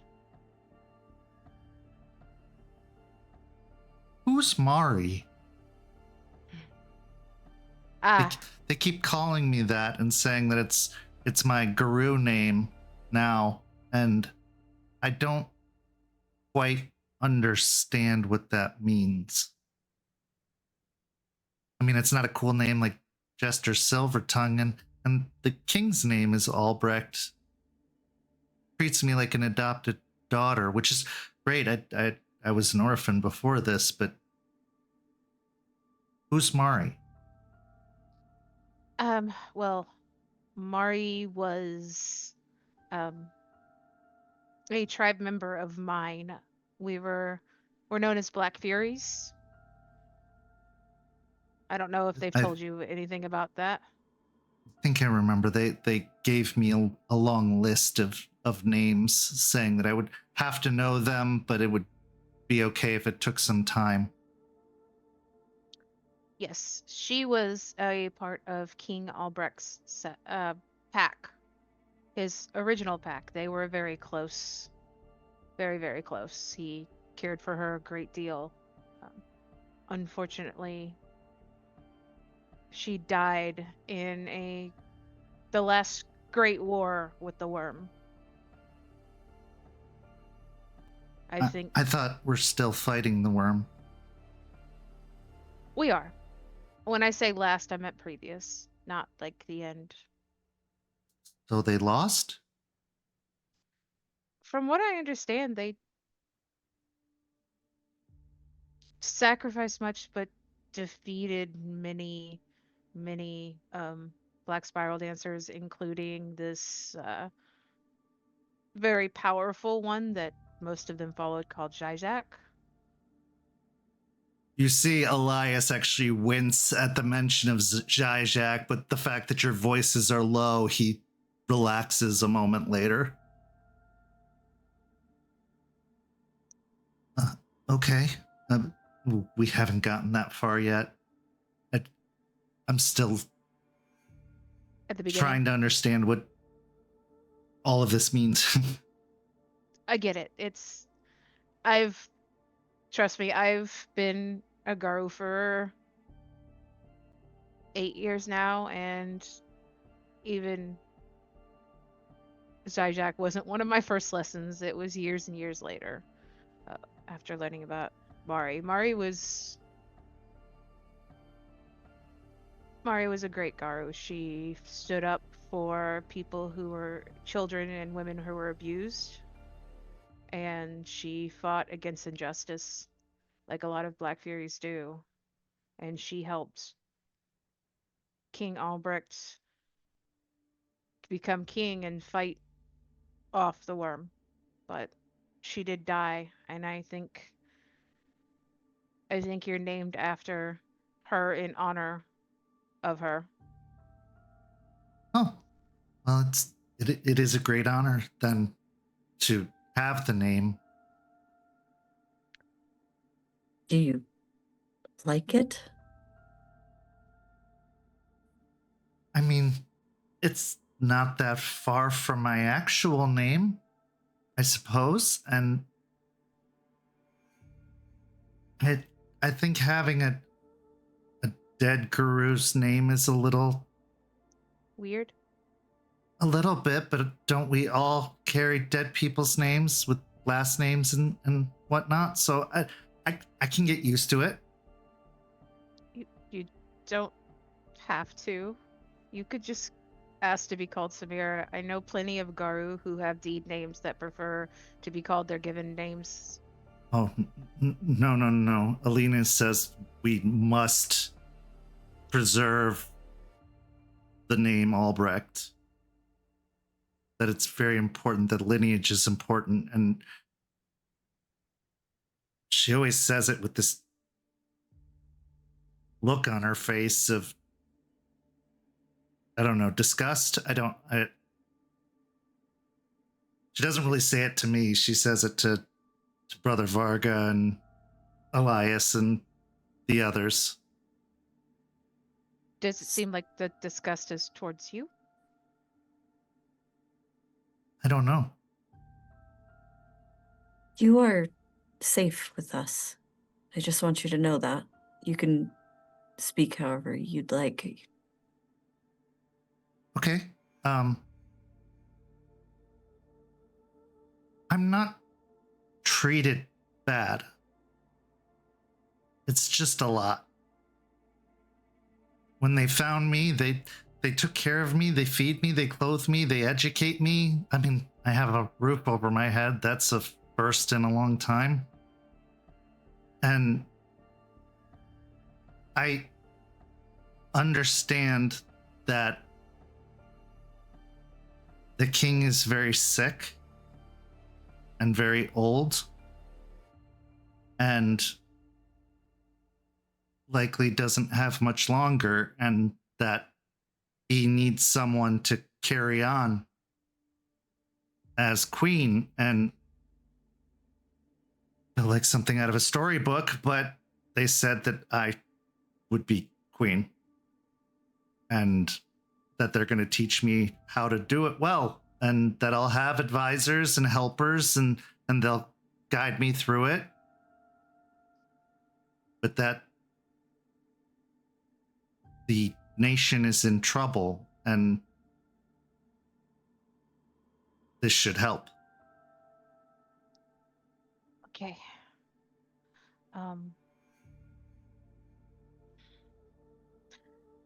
First of all, who all told you that? Well, I mean, Seraphine tells me that. Okay. Did Hmm. Go ahead. Brother Varga told me that when I was first brought here, but he's stopped saying it as much ever since the new people arrived.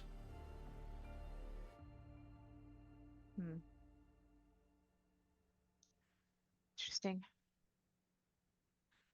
I guess you're the new people.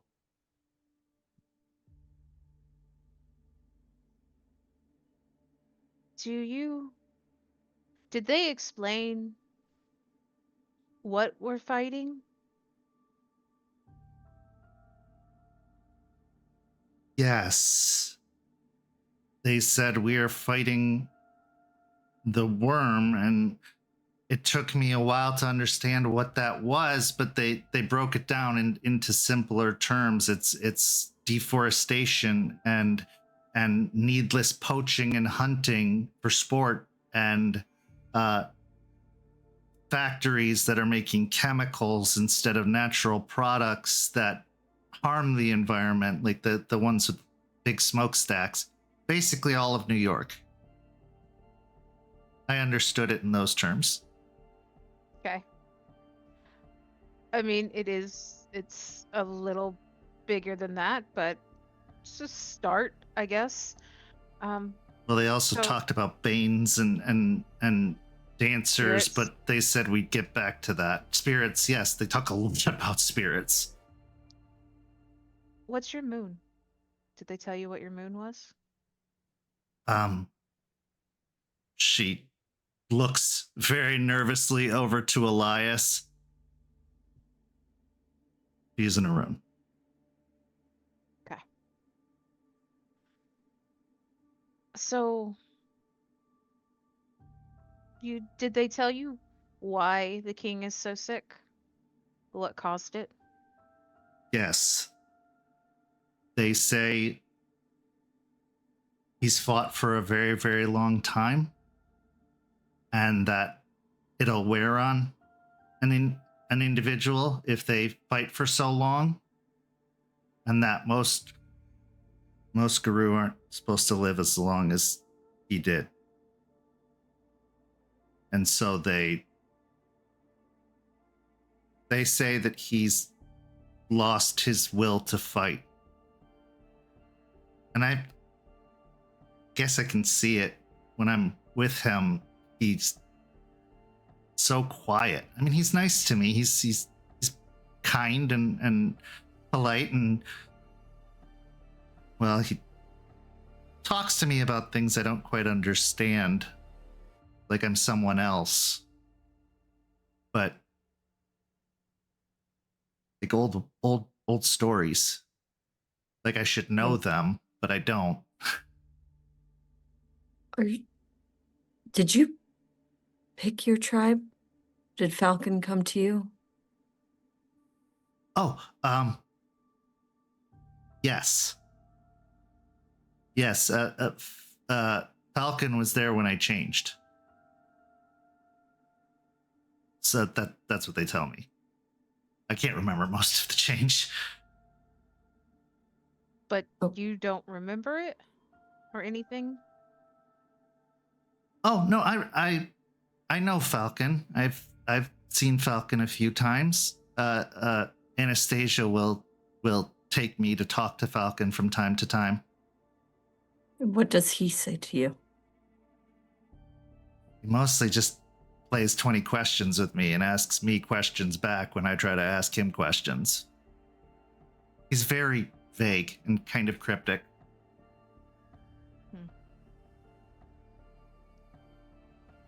Look to Aspen, checking her expression. She looks very disturbed by this whole conversation. The way she looks so young, the fact that she knows nothing, and that people are putting her in a situation that she is not equipped to deal with. She says that she's treated well and safe, and while that is to be believed, safety is relative, and it seems like she is being coerced, and that is not okay for any young person to be. So she is just kind of disturbed, deeply disturbed.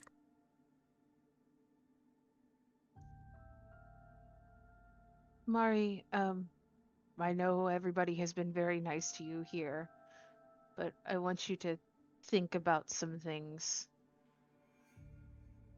Like what? First of all,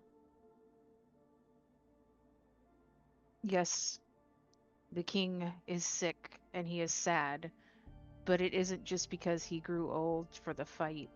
It's because he had to bear the weight of an entire nation fighting a losing war on his shoulders. And I think you need to think if that's something you want to have on your shoulders when you don't really know the entire situation.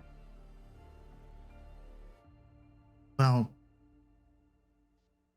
I don't know. I mean, for a long time, I was told it's what was needed, and I'm so grateful for everything that they've done. And if I'm the one who need, I mean, if not me, then who?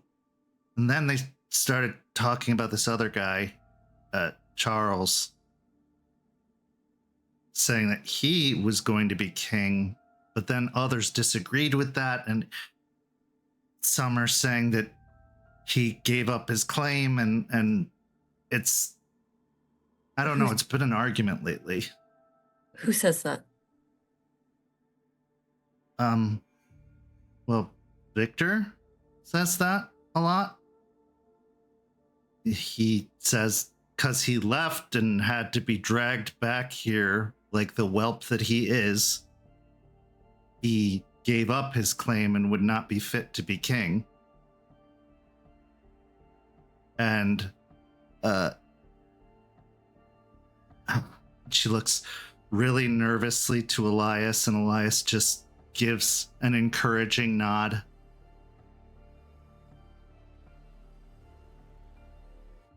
Anastasia says it when nobody's listening.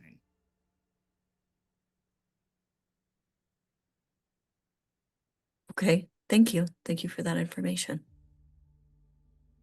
And yes, I understand what they tell you of who should be, if not you, but do you think that you know enough to be able to make decisions for an entire people? Like, do you think you could be president? It's kind of the same situation. I could learn to be. But do you want to? I know people are telling you that you should and that they're putting a lot of that on your shoulders and maybe a little bit of guilt. But is that something you want or have even ever thought about wanting?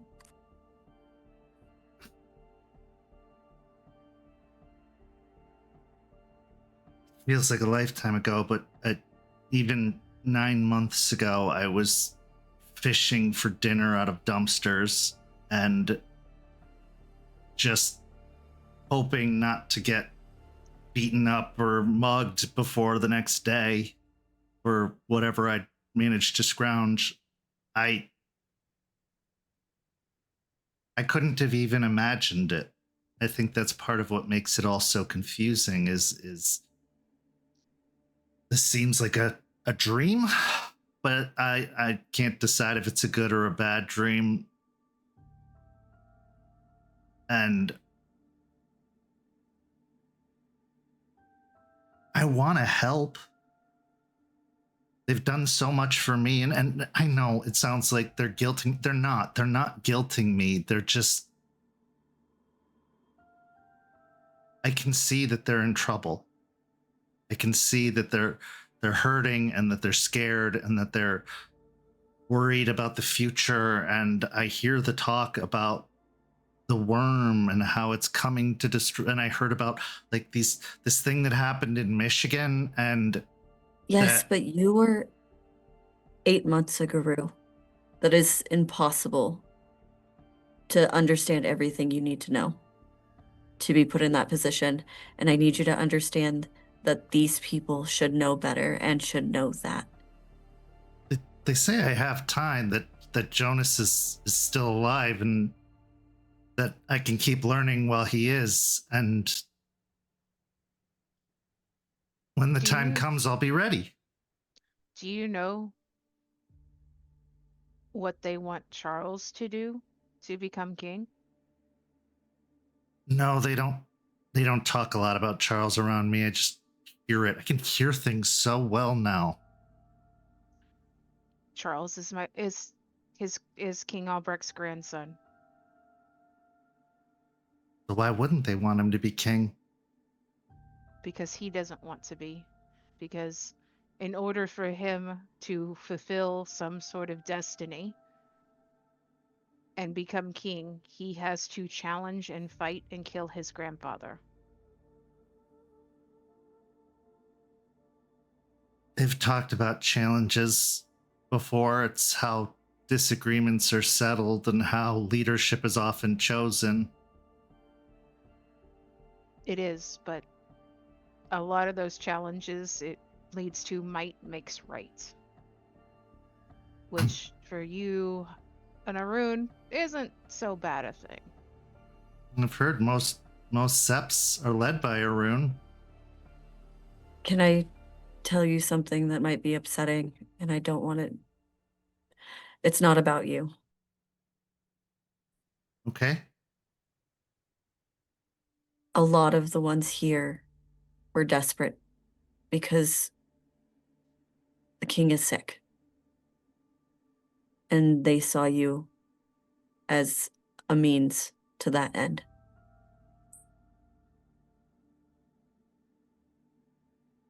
And now that Charles is back, they don't need that desperation. They don't need a fall guy. Or there's still perhaps some that still see you as a means to an end over Charles.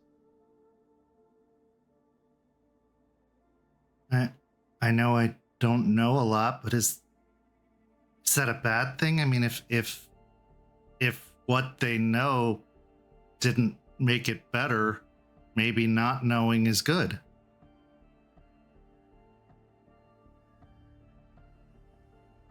They're using you. I don't think they're using me. They're very Sonari, nice. Nice people can still use you. In fact, I'm not saying they are, but some of the worst people hide it very well behind a smile and a polite gesture. Or a warm meal and a lavish bed.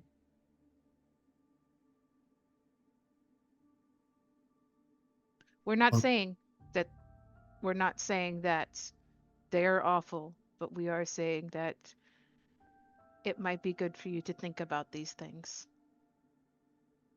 When I'm queen, I'll order them to stop.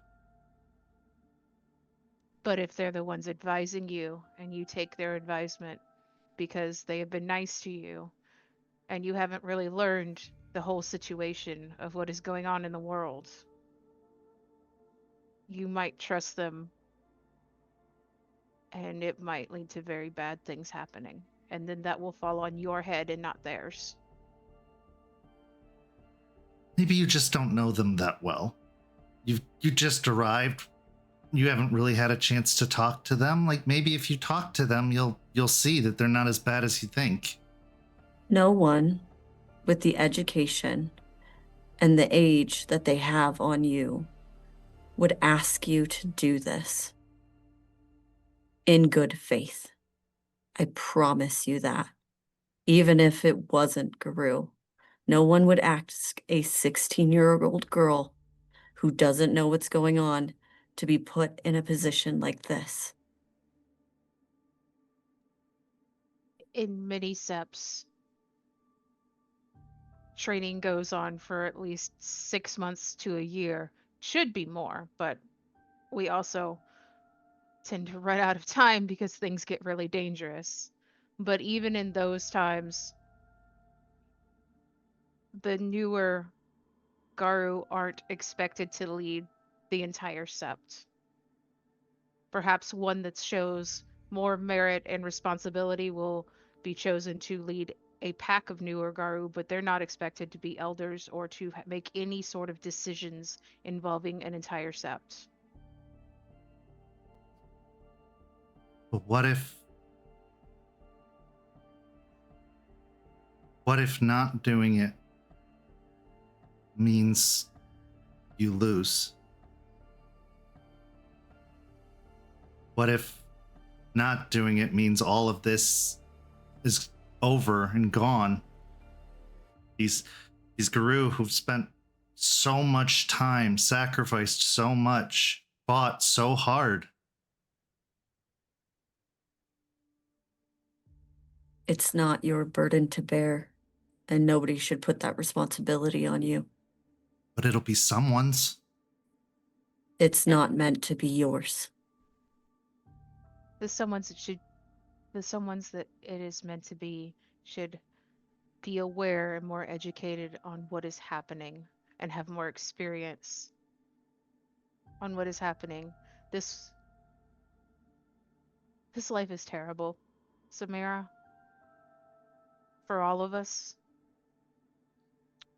And to put the weight of having to make the most difficult decisions on you who doesn't even begin to understand how bad things can get is not a boon.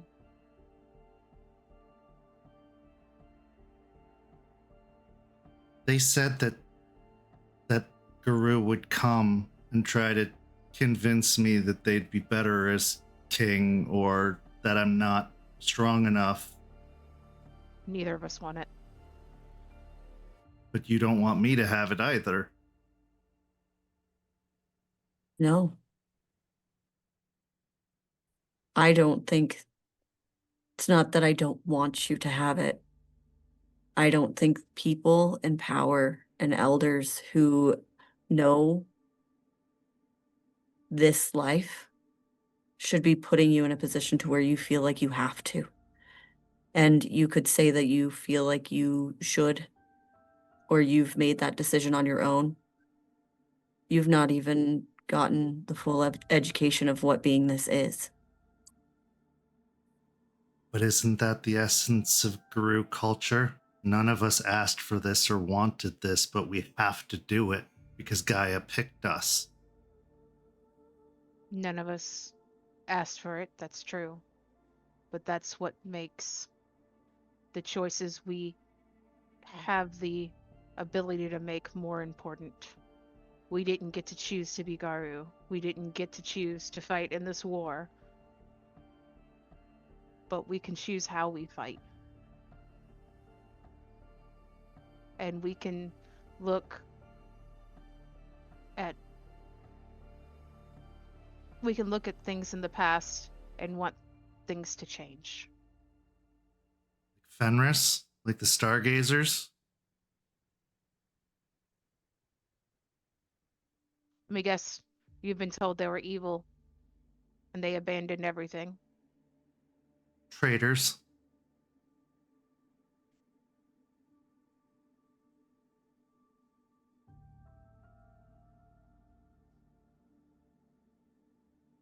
It's more complicated than that. Yeah. Far more complicated than that. Something that a lot of understanding is need to be known. Then uncomplicate it. You want Charles to be king, don't you? That's what all this is about, is to talk me out of No. it so that Charles will be king. No. Honestly, no. Everyone says it's so complicated, it's so complicated. Well, the longer you say that is more time it doesn't get fixed. I agree. Guru left the nation because it was broken. And it's not broken because people will left. blame the king and his fall for why people left.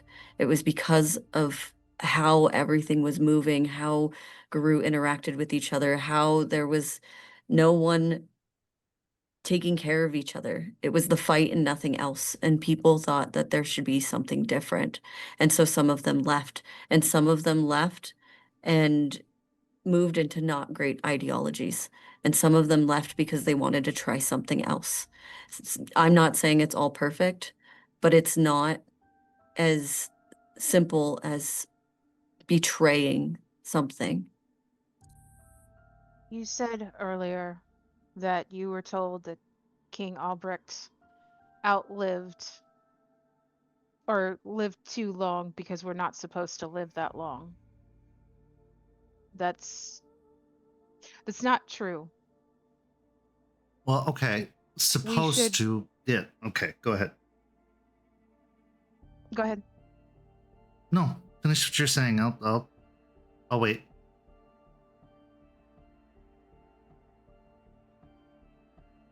I have heard stories that even beheading will not kill a Garu.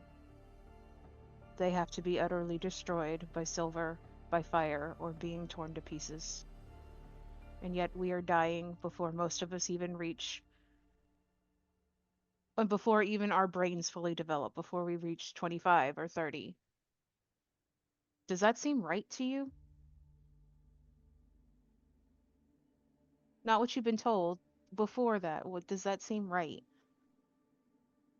I'm originally from Lebanon. Kids younger than me die all the time. In war. But does it seem right? No, but does war ever seem right? It's fair. But if we don't die, we fall to Hirano like the king, or the eternal rage of Hoglosk. And Fenris. Fenris isn't the only people. There are Garu within the nation that suffer it. It's not just Fenris, and it's not just the Stargazers that suffer from these things. This is a common thing because of what we face and what we fight. But I feel that if we had better support within the nation, and it wasn't just where we were all just endless soldiers fighting a war, where there could be better support for how we deal with the stuff we see, maybe we wouldn't have to die so fast or fall so fast. So be my advisors and help me change it. We can do it together.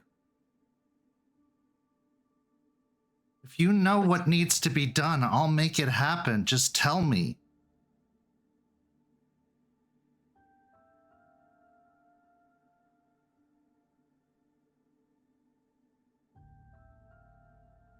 I look to Aspen. She's got that responsibility your tribe has.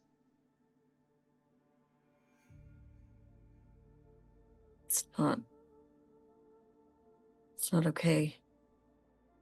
You're doing it. Just because they aren't calling you a queen doesn't mean you aren't the one in charge, making all the decisions.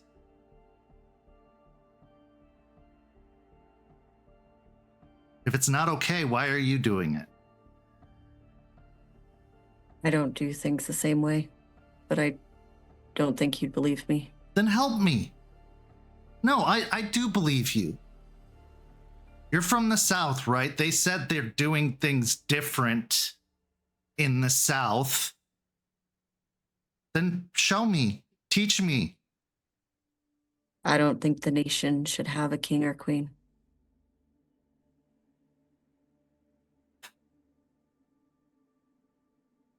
I don't think it's okay to put that burden on one person, whether they're a teenager or a full-grown adult. I don't think it's okay, and I don't think it works. And they're just setting you up, in my opinion, and this is just my opinion, they're setting you up to fail. There isn't a king or queen. There will be eventually. Why? Because someone will want it. Because someone will think they're right. And they'll take it by force if they have to.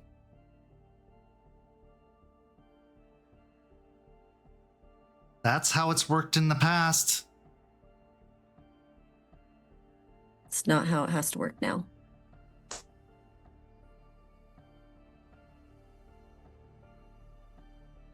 You may not have to, but it is. And it's going to. And it's going to continue to unless somebody changes it. Why do you feel so strongly about this?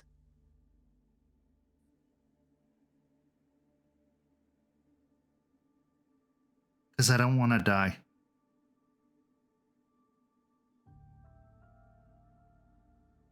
I don't want whatever big bad thing there is out there just kill me just because I changed. And I don't want anyone else to die either. And they're dying all the time. You're They've right. been dying. We don't live that long. It's not that we shouldn't, it's that we don't live that long.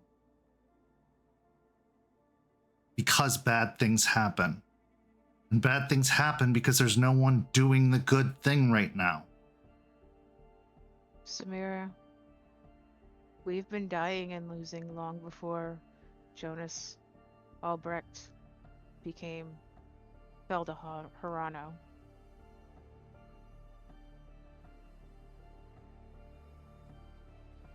I think one of the reasons that things splintered after the previous Great War is because the worm was still there and the fight continued. And it couldn't just be fought with one great battle. We have to really rethink how everything works in this We fight. don't have time. Then if we keep going where we are going to die. Even with a new queen or a new king, if things continue the way that they want things to continue, we are going to die. What do you want? What do you actually want?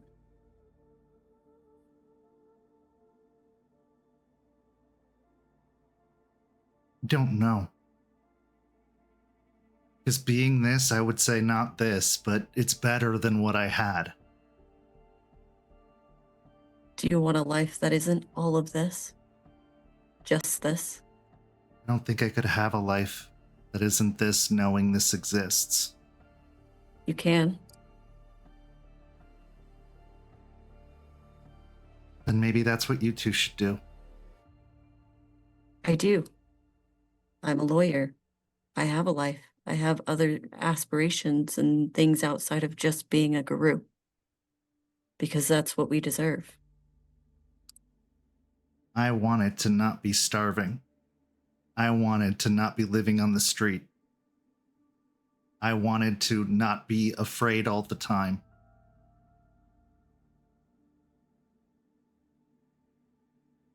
I want my mom and dad back, but I can't have that. I get it.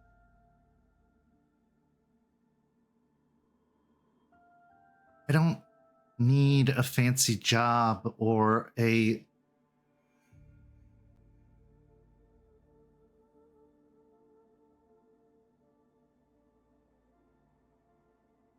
I'm glad you had the privilege to want things and to get those things. I didn't. So I am happy to just not be where I was. And now it sounds like I could have a purpose that could help a lot of people, a lot of Guru, the world. What better aspiration is that than that?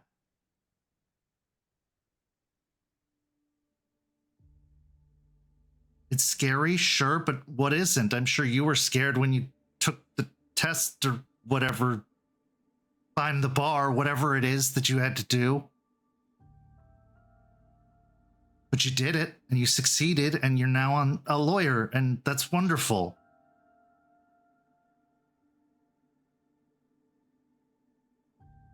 I can't go to high school and never thought about it because it wasn't an option for me. And now, knowing that I could get frustrated and potentially ruin everything and kill people, I'm not going to get that chance. So yes, it's nice to want things, I'm sure.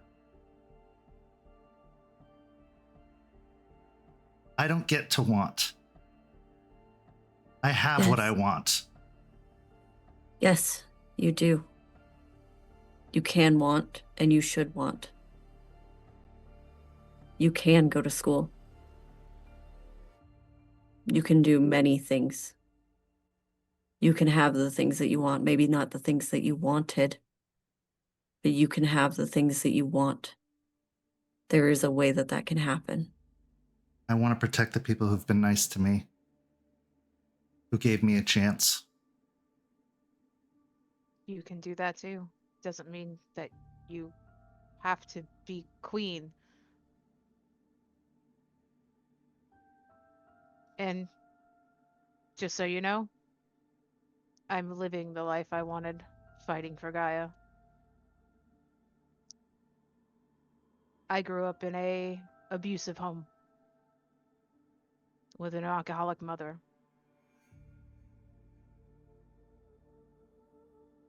And this was my chance at fighting for something worth it. But also I know I don't need to be queen to fight that fight and to do better and to make things better for all the Garu who are fighting.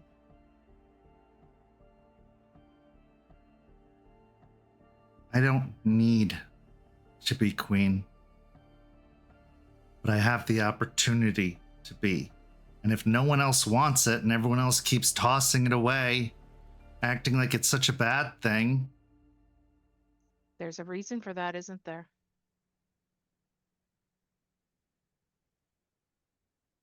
You're right, there will probably become someone who wants it, who wants the power that it comes with. And that's dangerous. But why does no one else, even your advisors, the people that promise they will advise you on things, the people who are of lineage, there's probably a reason they don't want it either. And what if someone worse than me becomes it because I said no?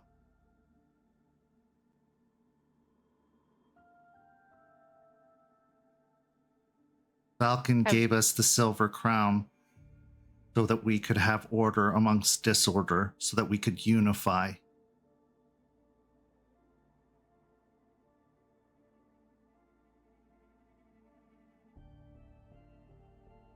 What if someone else abuses that idea? If not, I don't even know if the crown itself still exists, but the point is, they showed us the path to unity and order. And you're right, nobody can walk the path forever. And if I were to become like Jonas became, I'd hope they'd replace me too, because what we're fighting for is bigger than who sits on the throne. You're right about that. You're right about all of that. But someone has to sit there because someone has to be accountable for their decisions.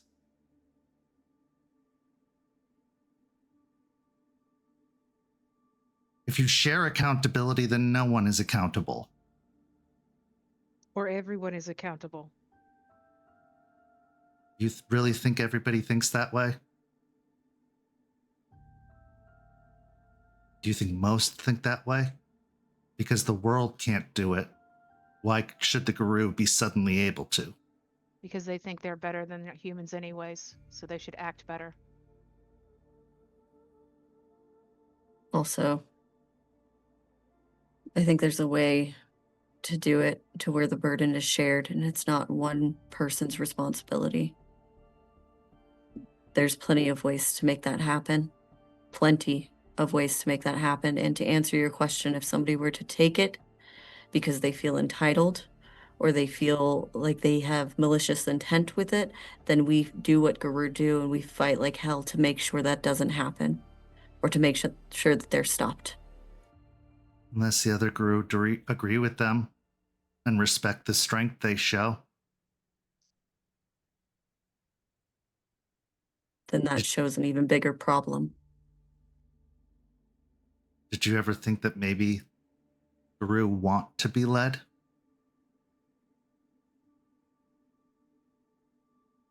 Just because it's not you two doesn't mean...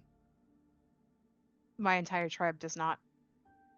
In fact, I believe my entire tribe told the people here that they would want to see the Silverfangs stripped of power, and that's why they would come back to the nation. Do they not have leaders? Yes. But they're leaders that are chosen, and usually if there's one, there's multiple that speak out against that leader if they think they are wrong. Do you think that the Silverfangs would allow that?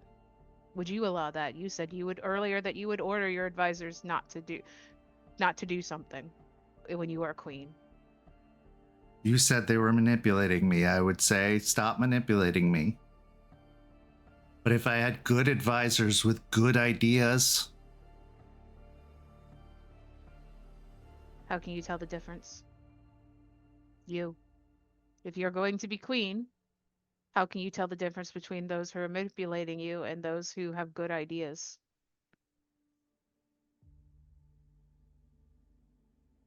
How do you know your idea will work? I don't, but I look at everything else, and it's worth trying instead of doing the same thing over and over again and failing and continuing to lose over and over again. I do know things have worked out well for our Sept. We have brought back 2 patron spirits from where they have been lost. We have fought off multiple incursions of the worm. We are thriving. I do know that it will be difficult to try to replicate what we have beyond it, because things become way more complicated when it gets bigger and we are small. For the people you hate so much, you talk a lot like them. Talking about all the things you've done, all the don't good hate you're them. doing.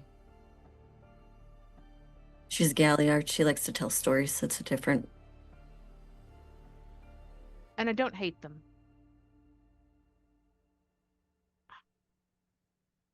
I just... Yes, you asked, why do I think it'd be good? I was bringing you reasons why I think it could work. Because from what I've seen, what we've been trying has worked. And it's like bringing proof.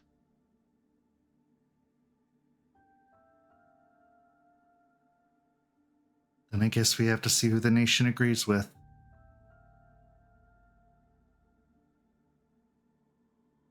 Because if it works so well, why aren't they with you? I hope someday they will be. But you do understand the definition of insanity. Oh, I do.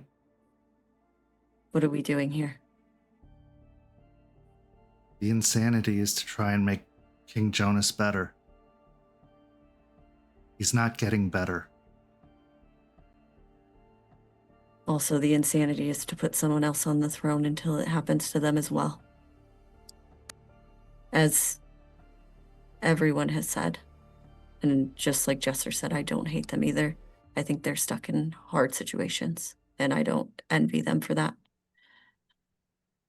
But even as they've said, nobody is meant to lead that long. So we just keep rotating the cycle and hope that it fixes itself. She stares at you, Aspen, for a long moment.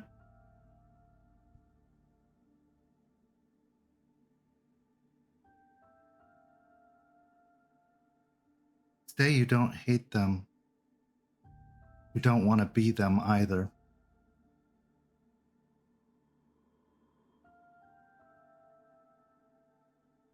I mean any of them.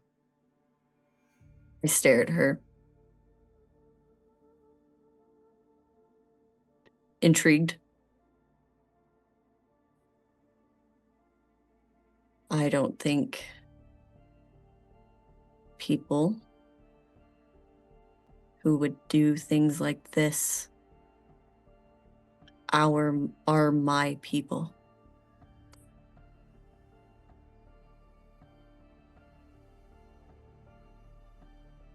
Then why are you still here? Because I care. Because I care about the Guru. Because I care about Gaia. Because I care about all of this. If I didn't care, I wouldn't be here.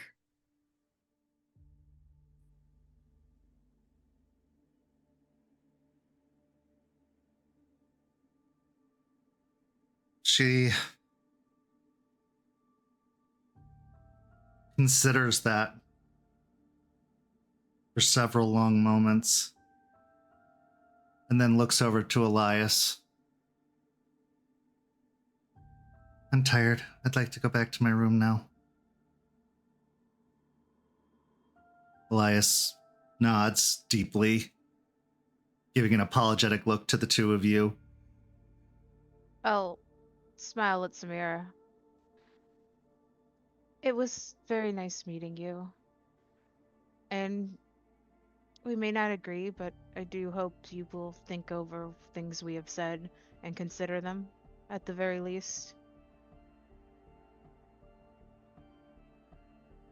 I hope that you're right. But I hope we don't have to figure that out on a battlefield.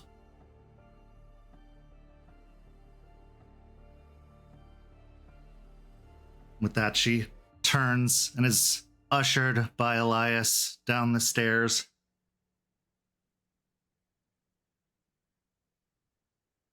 You saw the tunnels. Do you think you can find your way back? Yeah. And she'll just stare at Elias for a long moment. You're not saying anything I haven't said. But unfortunately,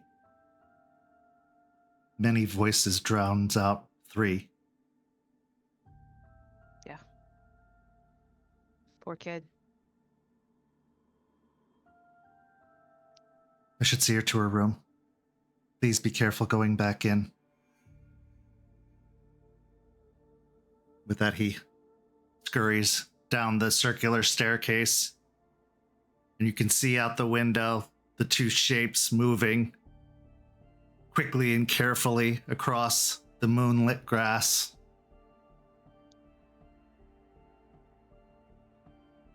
Are you sure you're okay? You have been acting strange here. I've noticed it. Some of the looks you give, some of the decorations, and the birds below. I'm angry. I'm angry that this is what's happening. I'm angry that a prophecy was given. I'm angry that people who are supposed to be my tribe are putting young girls in positions like this. I'm angry that they're fighting amongst themselves instead of doing what's right for Gaia and the whole reason we're here. I'm angry. I'll take your hand. Falcon talked to her. Falcon knows.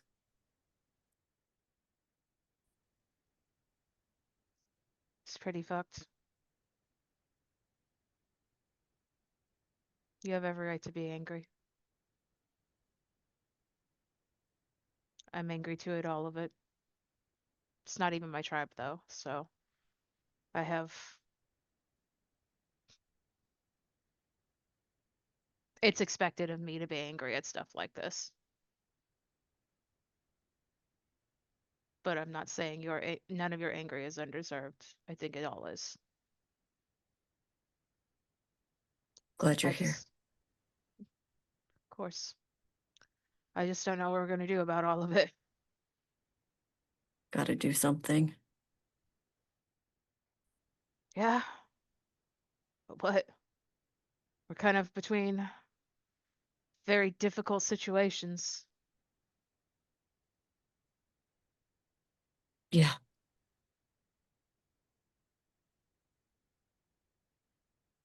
As the 2 of you return to your room,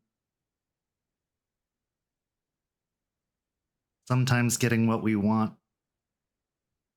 requires us to be angry to get there.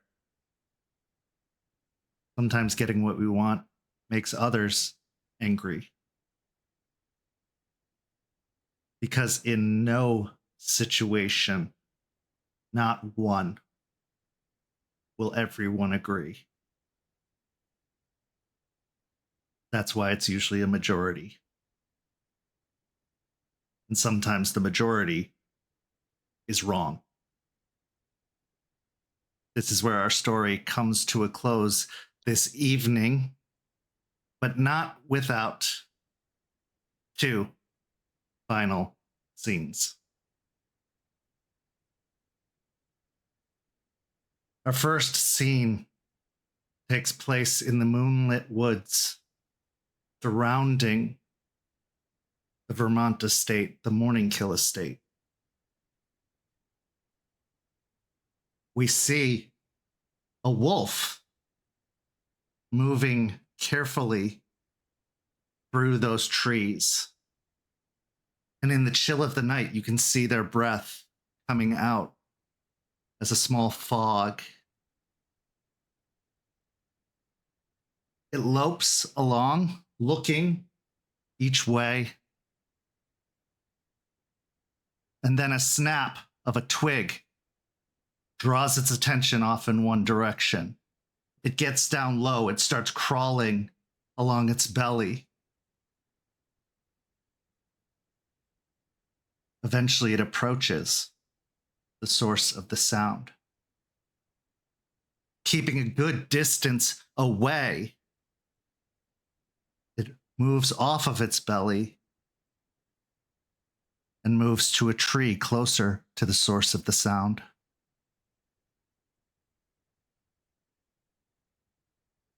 peeks its head around the tree, and it stares.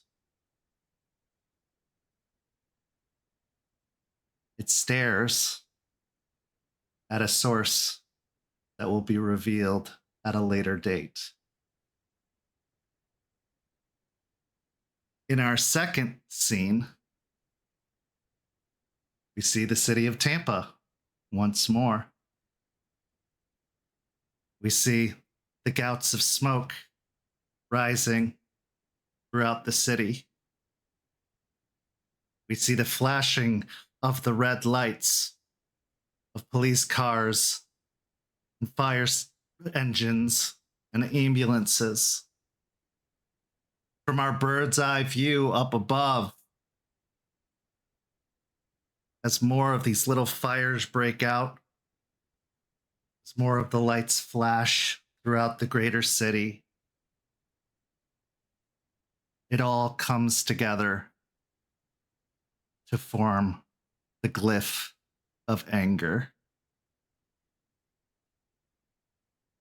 This is where our episode comes to a close. Thank you so much to these amazing players. Thank you to everyone watching at home. This was an extended edition of Rage Across Tampa, but I hope you were entertained and enjoyed it. Go follow St. Pete by Night on all of that social media listed down below. Follow the Discord link to join our community and sign up for the Ko-fi, because you really do support this channel for as low as $5 a month. And we try to make it worth your while. You'll see the Rosebud Thorns that I'm going to force these players to do at 4:30 in the morning because it's part of the job. So, you can help pay them back for that with your contribution of $5 a month and signing up for the Ko-fi. But for these amazing players, I'm Kent. Tune in to Hellhounds on Friday and Red Tide Rising on Sunday, and we'll be back for probably another really long episode of Rage Across Tampa next week, but it's entertaining as fuck, yo. So tune in for that, and we'll see you soon. Have a lovely evening, everyone.